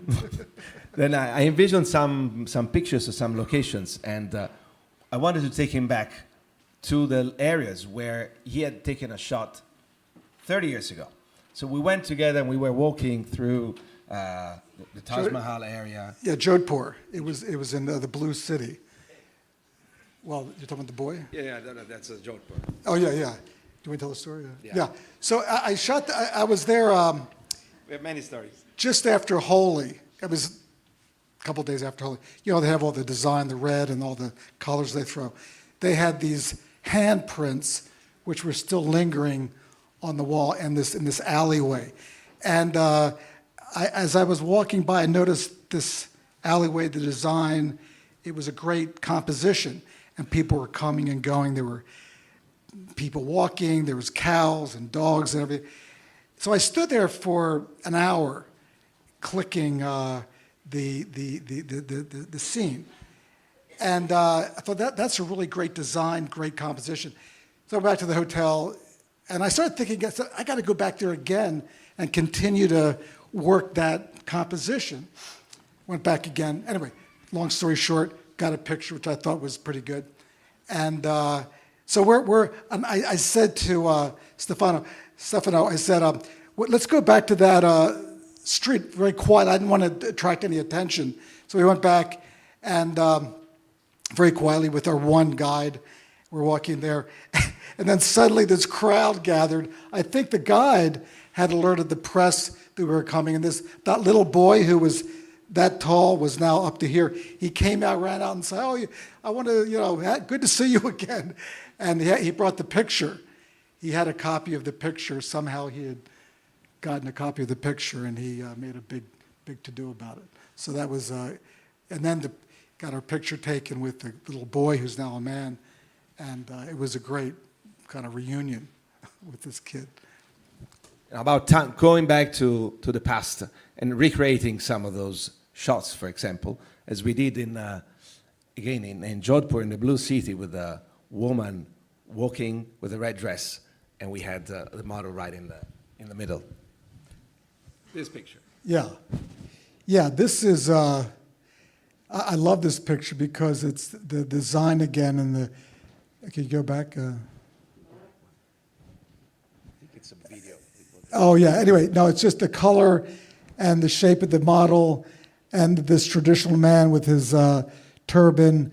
And it's so typical of the back streets of Jodhpur, which is this medieval area of the city, and it's just fascinating with all the, this warren of cavernous city with all the alleyways. But it was really magical. And of course, as we've been here since this morning, listening to this wonderful group of explorers and people. Many approached me, asking me, will you ask him about the Afghan Girl? I know everybody asks you all the time about the Afghan Girl, but I'm sure everybody wants to know a bit of your intake about that story and how you found that girl and what happened after. Okay. This is the palace in Udaipur with the car. I don't think he still uses that, but it's sort of, that's the Maharaja, or well, one of the people in the family. Anyway, so I was actually doing a story for National Geographic in 1984 on the Afghan-Pakistan border. And I had visited dozens of refugee camps along the border. And one day I was just on my way back to the hotel to have lunch, and I heard voices coming from a tent. It was a girls' school. So I thought, okay, well, let me just stop in there and take a quick look. So I went in and I introduced myself to the teacher, and I said, I'm a photographer. I got a permit here from the camp administrator. Can I photograph the class? And she said, okay, come on in. And as I was surveying the girls, I noticed this one girl with these incredible eyes, and I suddenly locked on her expression. I thought, if I don't take any other picture, I have to get a picture of this girl because she has the most amazing face I've ever seen. So I was kind of, after a few minutes, the teacher called her over. She sat down. For about 2 minutes, I made a few pictures. And then, but this was the days of film, and made a picture. I thought it was good. It seemed like it was, the light was nice. But then I kind of forgot about it because I went back to the hotel, and then days and weeks went by. And then I got back to the magazine, and I was going through the film, and I saw that portrait, and I thought, oh my God, myself and the editor, we were like, wow, this is a powerful picture. And the editor at the time, Bill Garrett, did you work with Bill Garrett? Yeah, he was great. I love Bill Garrett. As we showed him the picture, he leapt to his feet and said, there's our next cover. and it turned out to be. And then the rest is sort of history. And it's kind of from 1984 when it was published, 1985, it's sort of become a picture which has survived and has become kind of an iconic image around the world. And after you found that girl again? Well, yeah, then we went back and did a search. We did actually a documentary about looking for her, and it became a National Geographic TV special. And then that was in 2002, and then fast forward to when the Taliban came into power just a few years ago, she asked us if we could help her immigrate to Italy. So we did a lot of work, and eventually she was able to leave with her family, like 11 of her family members, and come to Italy. So the Italian government was very generous in welcoming her to Italy. So that's now she's there with her family and having a good life, safer than she would be living in Afghanistan, because her children wouldn't be educated, but now they have an opportunity to go to school. So that's the story of the Afghan Girl. So Steve, we look forward to the next project together, hopefully. And well, I wish to thank you all. Thank Mr. Steve McCary for being with us here today. Till next time. Always good. Thank you, Mr. President.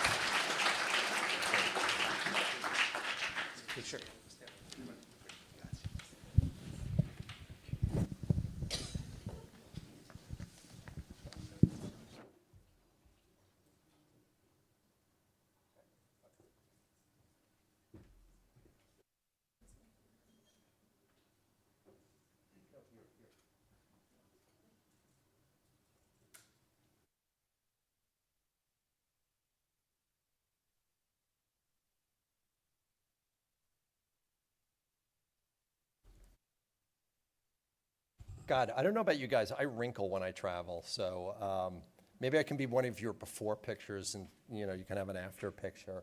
I'm so glad you guys mentioned India, because it just happens by coincidence, we have a member and a guest here. Is Gopi Tatakora. Where's Gopi? Gopi, come out. He is the first Indian civilian to go into space. Some of those locations like Jaipur, the Pink City, and all those others, he just got married last week, and so he's here with his bride, but he's the first Indian civilian to go into space. So he speaks in his country, and he really has been an inspiration to people in India to learn to be pilots. So, and he's being super shy right now, but I feel like I should give a chant of Gopi to get him out here, but I don't know if that's going to happen. What do friends do? They embarrass other friends. Oh, here. No, he's not coming out. He went down. Okay, there we go. Okay, great. Well, sadly enough, we're coming to the end here. And I mean, really, I feel like we've gone on such a remarkable arc. And so we end with, I feel like the dream session. It's, what do great photographers and explorers talk about when they talk about dreaming? And, we certainly have what can I say about Sylvia Earle, right? What am I going to say? It's like crazy. It's like, what would I say about Jane Goodall, right? It's like the Mother Teresas of, they're untouchables, right? So we have a session right now. It's about oceans and imagination. And again, I just want to say we're here in Monaco, where Victor mentioned that so much imagination started just on the hill right there. And so this is such an apropos place for them. So please give a warm welcome to Sylvia Earle and Hussein Aga Khan.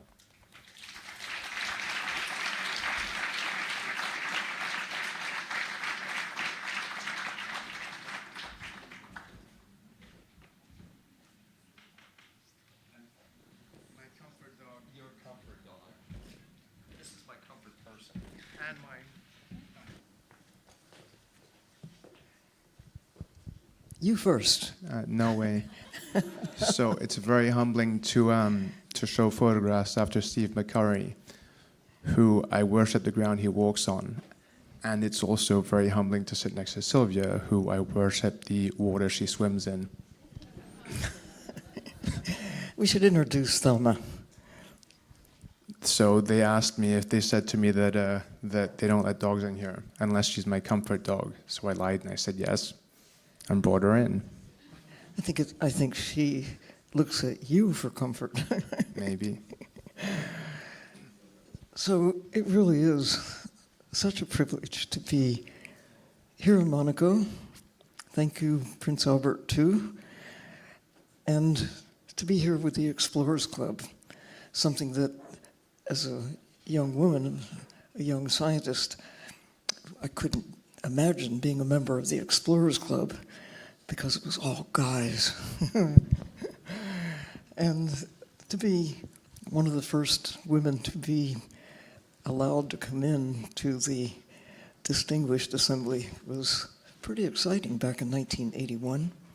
And now we have a president coming aboard. Where are you? Stand up, please.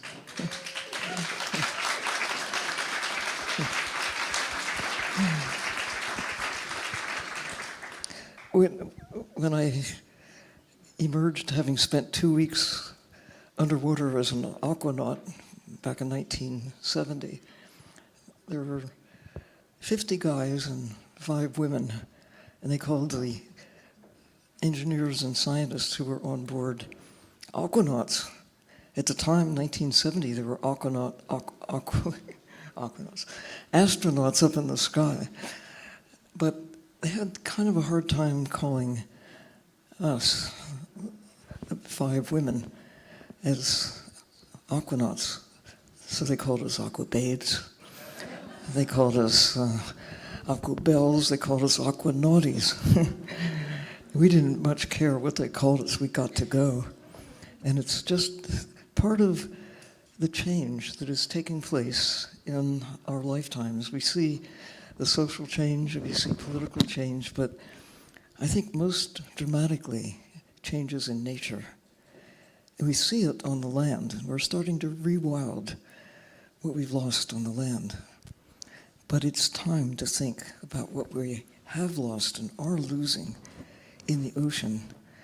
And I really am so pleased to be here with my friend, yes, Prince Hussein Aga Khan, who is just such a great explorer and an artist, a photographer and storyteller, and sharing the view of what the ocean should be like and is still in many parts of the ocean, and what we can do on our watch to maintain what remains of the wild and restore with everything we can to heal the earth that is currently not in great shape. Over to you, Prince Hussein. I can't speak after you, Sylvia. You know that. You're still an aqua babe. She's incredible. No, I dive with her multiple times a year. Her air consumption is better than mine. She knows more animals than I do, and I know a lot of animals. She's the most amazing person I know, I think, so it's very hard to speak with her.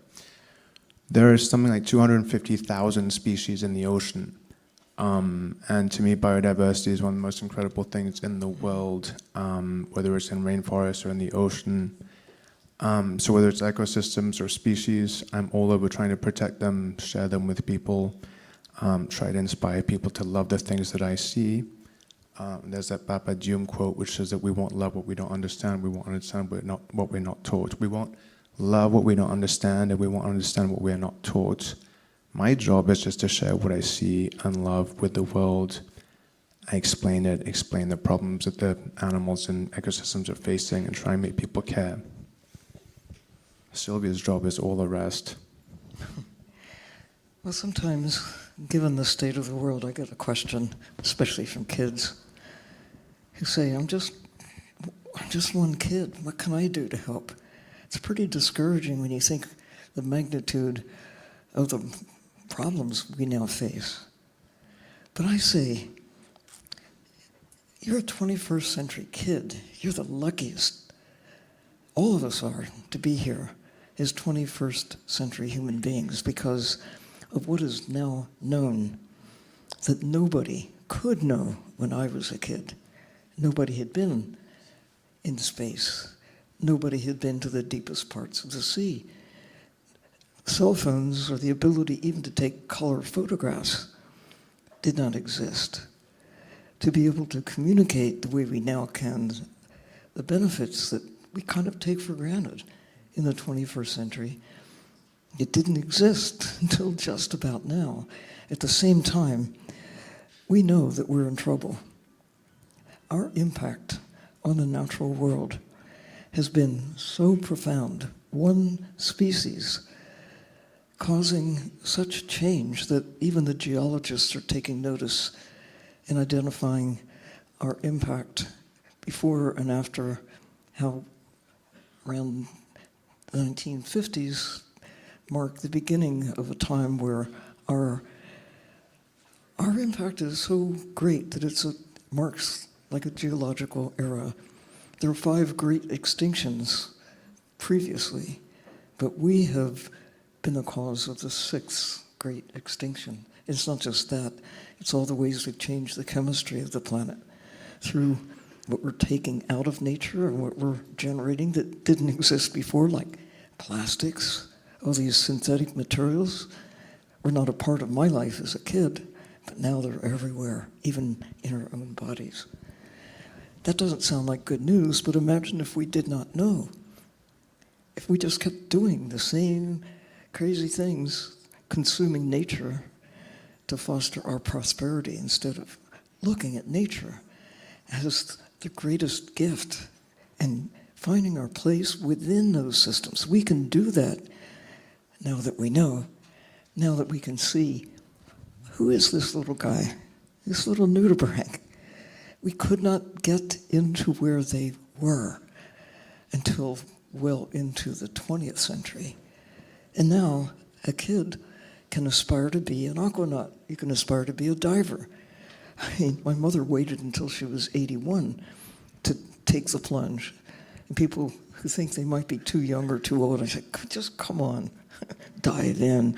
It's the world, and the technology that now enables us to go below where sunlight shines. These images are within diver depth. That's this part of the world. These images are often just luck. I get so many blown out and out of focus images. It's crazy. I'm still sort of learning how to use flash, but It's spaghetti, isn't it? That's some kind of nudibranch. I can't Put a remember. little sauce on can't remember that. what species it looks like. Yeah, it looks kind of like what are they called? Look at this. The weird desserts made with chestnuts. I can't remember what they're called. That's some sort of flabolina in the Philippines. I can't tell you how many underwater cameras I have sacrificed before the ability to take the kind of images that are now possible, but it isn't the camera that takes the pictures. It's the person behind the camera who has the eye, and you as a nudibranch shark whale whisperer, you know how to behave in the presence of these amazing creatures. I think they're just not afraid of me. I think that's all it boils down to, really loving them and them not being too afraid of me. Just imagine going into a forest and have the birds coming out to look at you and fly around you. In the ocean, these are like the birds of the sea.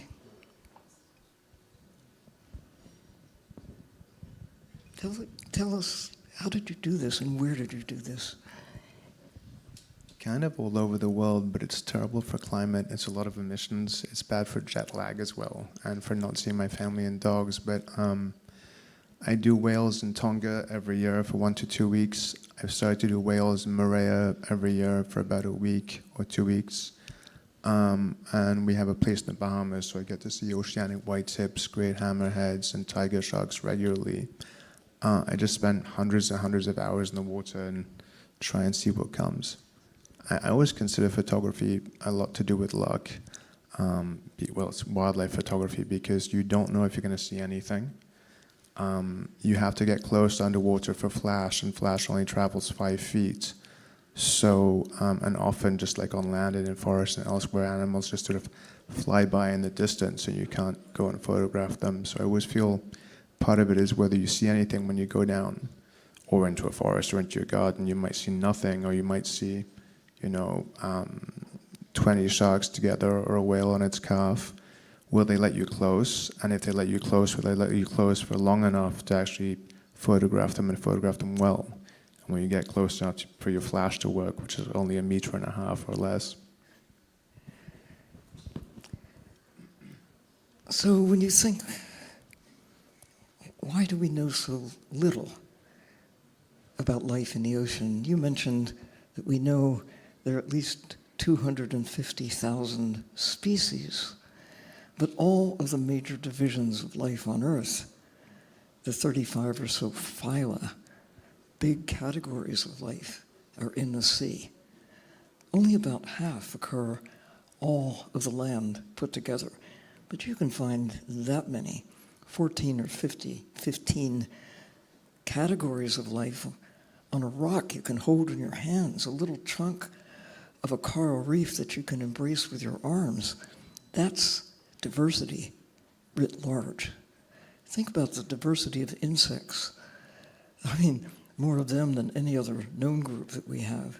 So many ants.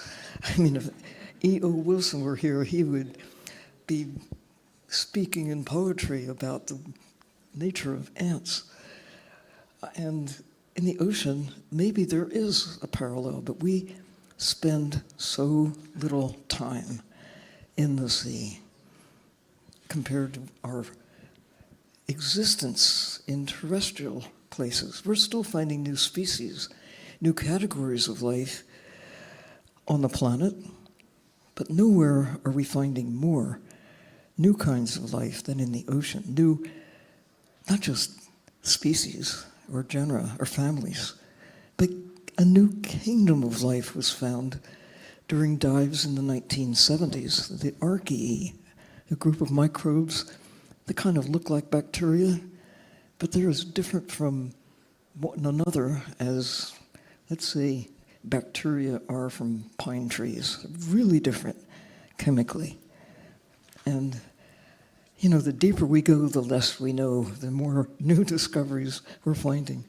I was going to say they're finding stuff probably as deep as you went, 379 meters or 381 meters, over 1,200 feet in 79 off Oahu. Is it 379, 381? I always forget. Yeah, but consider Victor Vescovo went all the way down and came back and took friends along with him, took fellow scientists, took individuals, including Prince Albert II in the Mediterranean, to get to see his blue backyard in ways that you cannot when you're on the deck of a yacht. If we tried to explore chimpanzees using standard oceanographic techniques, it would mean lowering a net, dragging it through Gombe, maybe picking up Jane and the chimpanzees. The gift that Jane provided for all of us was that getting to know one kind of animal, chimpanzees, really well, spending years, day and night, and not clouded by going with preconceived ideas about what she was going to discover. She went with an open mind, which is what all of us should do as explorers, and be ready to think differently than what we've been told. Ask questions. How do you know that? That we know what we do, and how Jane Goodall was able to actually give names to animals.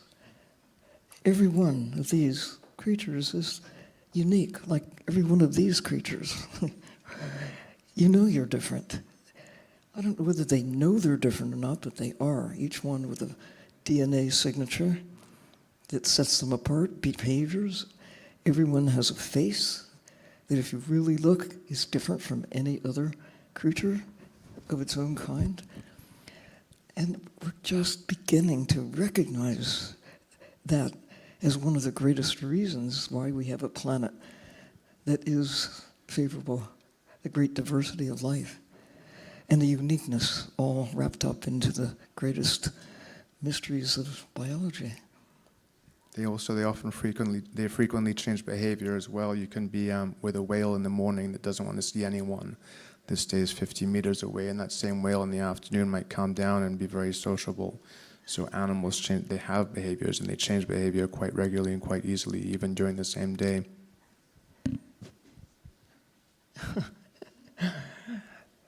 The privilege of being able to go into the sea. Thank you, Jacques Cousteau, Emile Gagnon, for that fabulous way, so that almost anybody can at least get down to this upper skin of the ocean and begin to appreciate what is below. Most of life on Earth, most of it we have yet to get to know in the way that Craig Foster changed the way we look at creatures in the sea by spending 1 year with one octopus, the octopus teacher, with a film, a book.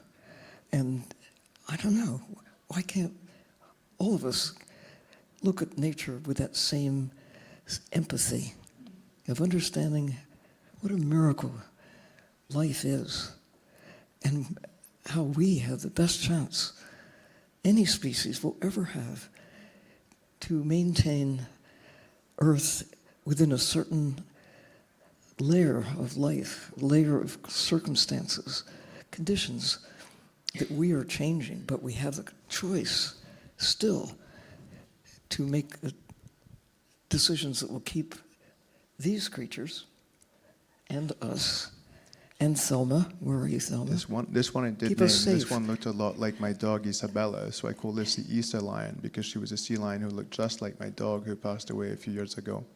Sylvia, do you want to maybe mention the planetary boundaries? Do you want to mention the planetary boundaries? Yes. not just for us, but we are the cause of the changes that are now pushing the edge of those circumstances that make Earth unique. As far as we know, in the universe, certainly there aren't elephants anywhere else, or sharks, or whales. We are blessed with an ocean planet. There's water elsewhere in the universe, elsewhere in the solar system for sure, but we haven't found evidence of life elsewhere. There probably is somewhere, but not life such as we have it here. And we've been so casual about what we do with the rest of life on Earth, treating all the creatures as natural, quote, resources to be used to do something that is favorable to us. I think we now know that maintaining the wild systems that remain is favorable to us. I mean, I don't know what you could sell a clownfish for. I guess there is a price for some of them. You can go to an aquarium store and maybe buy a little clownfish. So I used to keep fish when I was a kid, and in my teens I did a lot of saltwater. Something like 90% of the fish that they catch with dynamite fishing are killed. Something like 90% of the fish they take with cyanide are killed. During transport, which is up to sort of 30 hours between, say, Singapore or Hong Kong and Paris, another half or so die. Plankton doesn't survive in fish tanks, so the fish that eat plankton don't usually do all that well. In the shop, another 50% die. So by the time you have a fish in your tank, a saltwater fish in your tank, surviving, there have been another 10 or so that have been killed, that have died since they got fished. So I stopped saltwater completely. They also don't breed in captivity. Only clownfish and damselfish really breed in captivity readily. So everything you take it right out of the ocean, and an adult, unlikely to die before it gets to your tank. But aquariums are getting better. Zoos are getting better. Really, there are places where humans and fish can meet someplace other than on a plate or as a trophy on the wall. The fish, not the fisherman. Although the Explorers Club, you know, if you've been to central headquarters in New York City, at the top floor, there are a lot of trophies still there as an evidence of the way we used to look at wildlife. We have changed. Some people say, well, we should put the heads of the presidents of the Explorers Club up there as trophies. Your time is coming. But it is changing, and that is cause for celebration, I think. When you look at creatures in the wild where they're at home, but most people don't get to go where some of us have been privileged to go. So I think of aquariums, zoos, museums as halfway houses for fish and people and other creatures as well to see. But now we also have these amazing images, the ability to communicate visually, to want to share what octopuses actually do, who they are, how they live, and having them there for us to learn their secrets. I see the issues around deep sea mining as such a tragic turn of our imagination, to think that the best thing to do with the unknown, unexplored deep sea is to find a few things that we can market, maybe, and to take great effort to mine comprehensively. It's like burning a library. We don't know the secrets that are there. We don't know who is living there. We have glimpses, but we have so much to learn. And this is a time when our highest priority must be to maintain a safe place for us and all the rest of life on Earth in a universe that's really not very friendly. When you see creatures like this, they're innocent. They may know the world is getting warmer. They may realize that it's changing? What are all these things in the ocean that weren't there? A turtle might ask, that may be as old as any of us, or a whale, again, that can live as long as we do. They have lived long enough to see a plastic-free ocean. 200 million years for turtles, 300 to 400 million years for sharks. But, well, we can't go back. We know what to do to make the world better than it is right now by taking note of what we now know that nobody could know before. That's what really gets me up in the morning, thinking about this is the best chance we will ever have to maintain Earth as a safe place for all that we care about and all of those in the future. Some of us care about that, not everybody does. But I have 3 kids, I have 4 grandsons, and I have a 3-year-old great-grandson. And I think about these miracles. I think about the desire that the world that those kids are growing up in should be at least as full of the diversity and abundance, security that life gives us. At least as good as what we have now. And if we do it right, oh, you explorers out there, let's do it better. So much to protect at this point. We know how to do it in a lot of the cases. We just have to galvanize everyone to do it. And thank you for your genius with the ability to bring back the ocean and share it with the world and inspire them to really understand what's at stake and the chance we have right now to take care of it. I have an idol who's an extremely good example I can try and follow, so thank you for everything you've done for the last many years. If you guys can hold just 1 second longer, and I think because we're ending a session, usually people ask, what's the blue sky dream, right? But blue sky isn't, it's the blue ocean dream. So to sum up really what we've heard today, what's the big dream, Sylvia? We're saying, what's the big dream?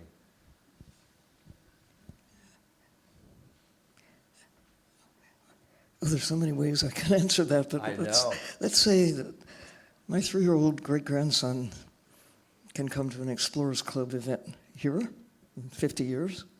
See my head on the wall? I think she meant mummified past heads, not the new ones. Yeah, to see that we have got the message. This is the best chance we will ever have. Lucky us. Imagine if we didn't know.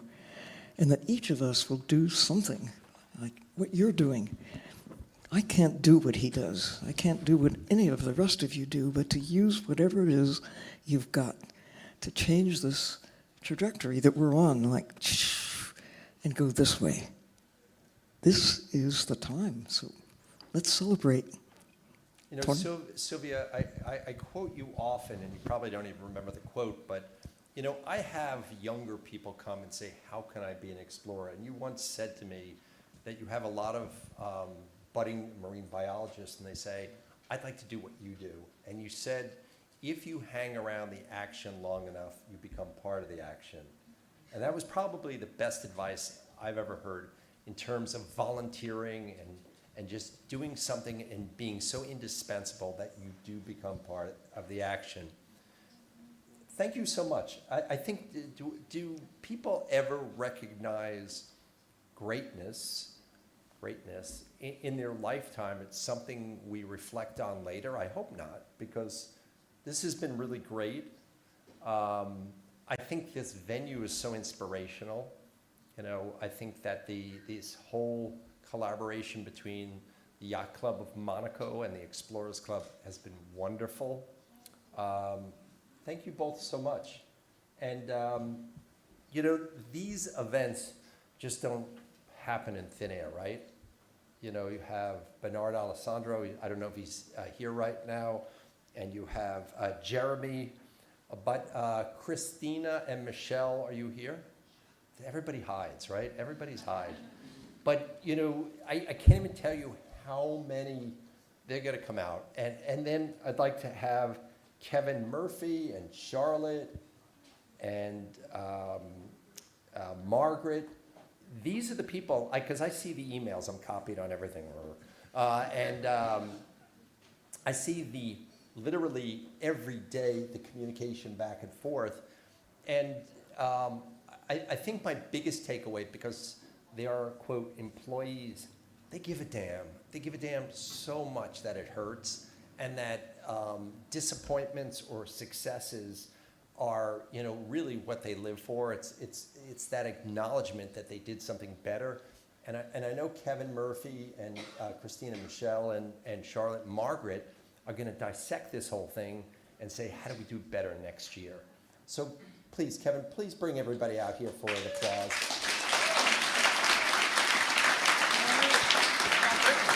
Oh, Brittany and Brittany Barbazat. The only reason, you know,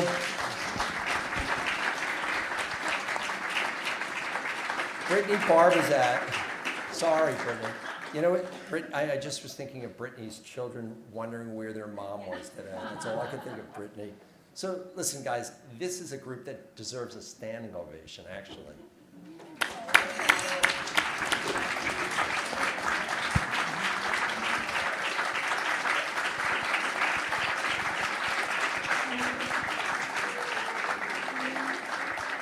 Lastly, I would ask all speakers to please come up here and be acknowledged and photographed. And Sylvia, while they're coming up, I just want to say, being president of the Explorers Club is like being a Roman emperor. It usually doesn't end well.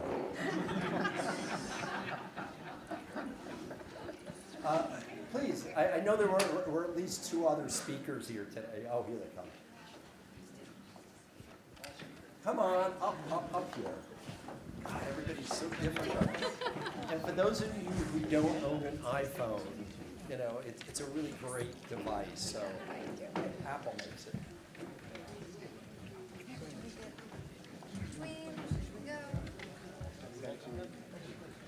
Come on. Oh wait, maybe I get in the front. Come on, I'm in the back. Sorry. Sure we don't cover Sylvia. Is my dog hiding? Okay, it's hiding. I am going to give it a still question. It's your dog for this. Let's bring her up. Come on. Oh, me? Got that right now.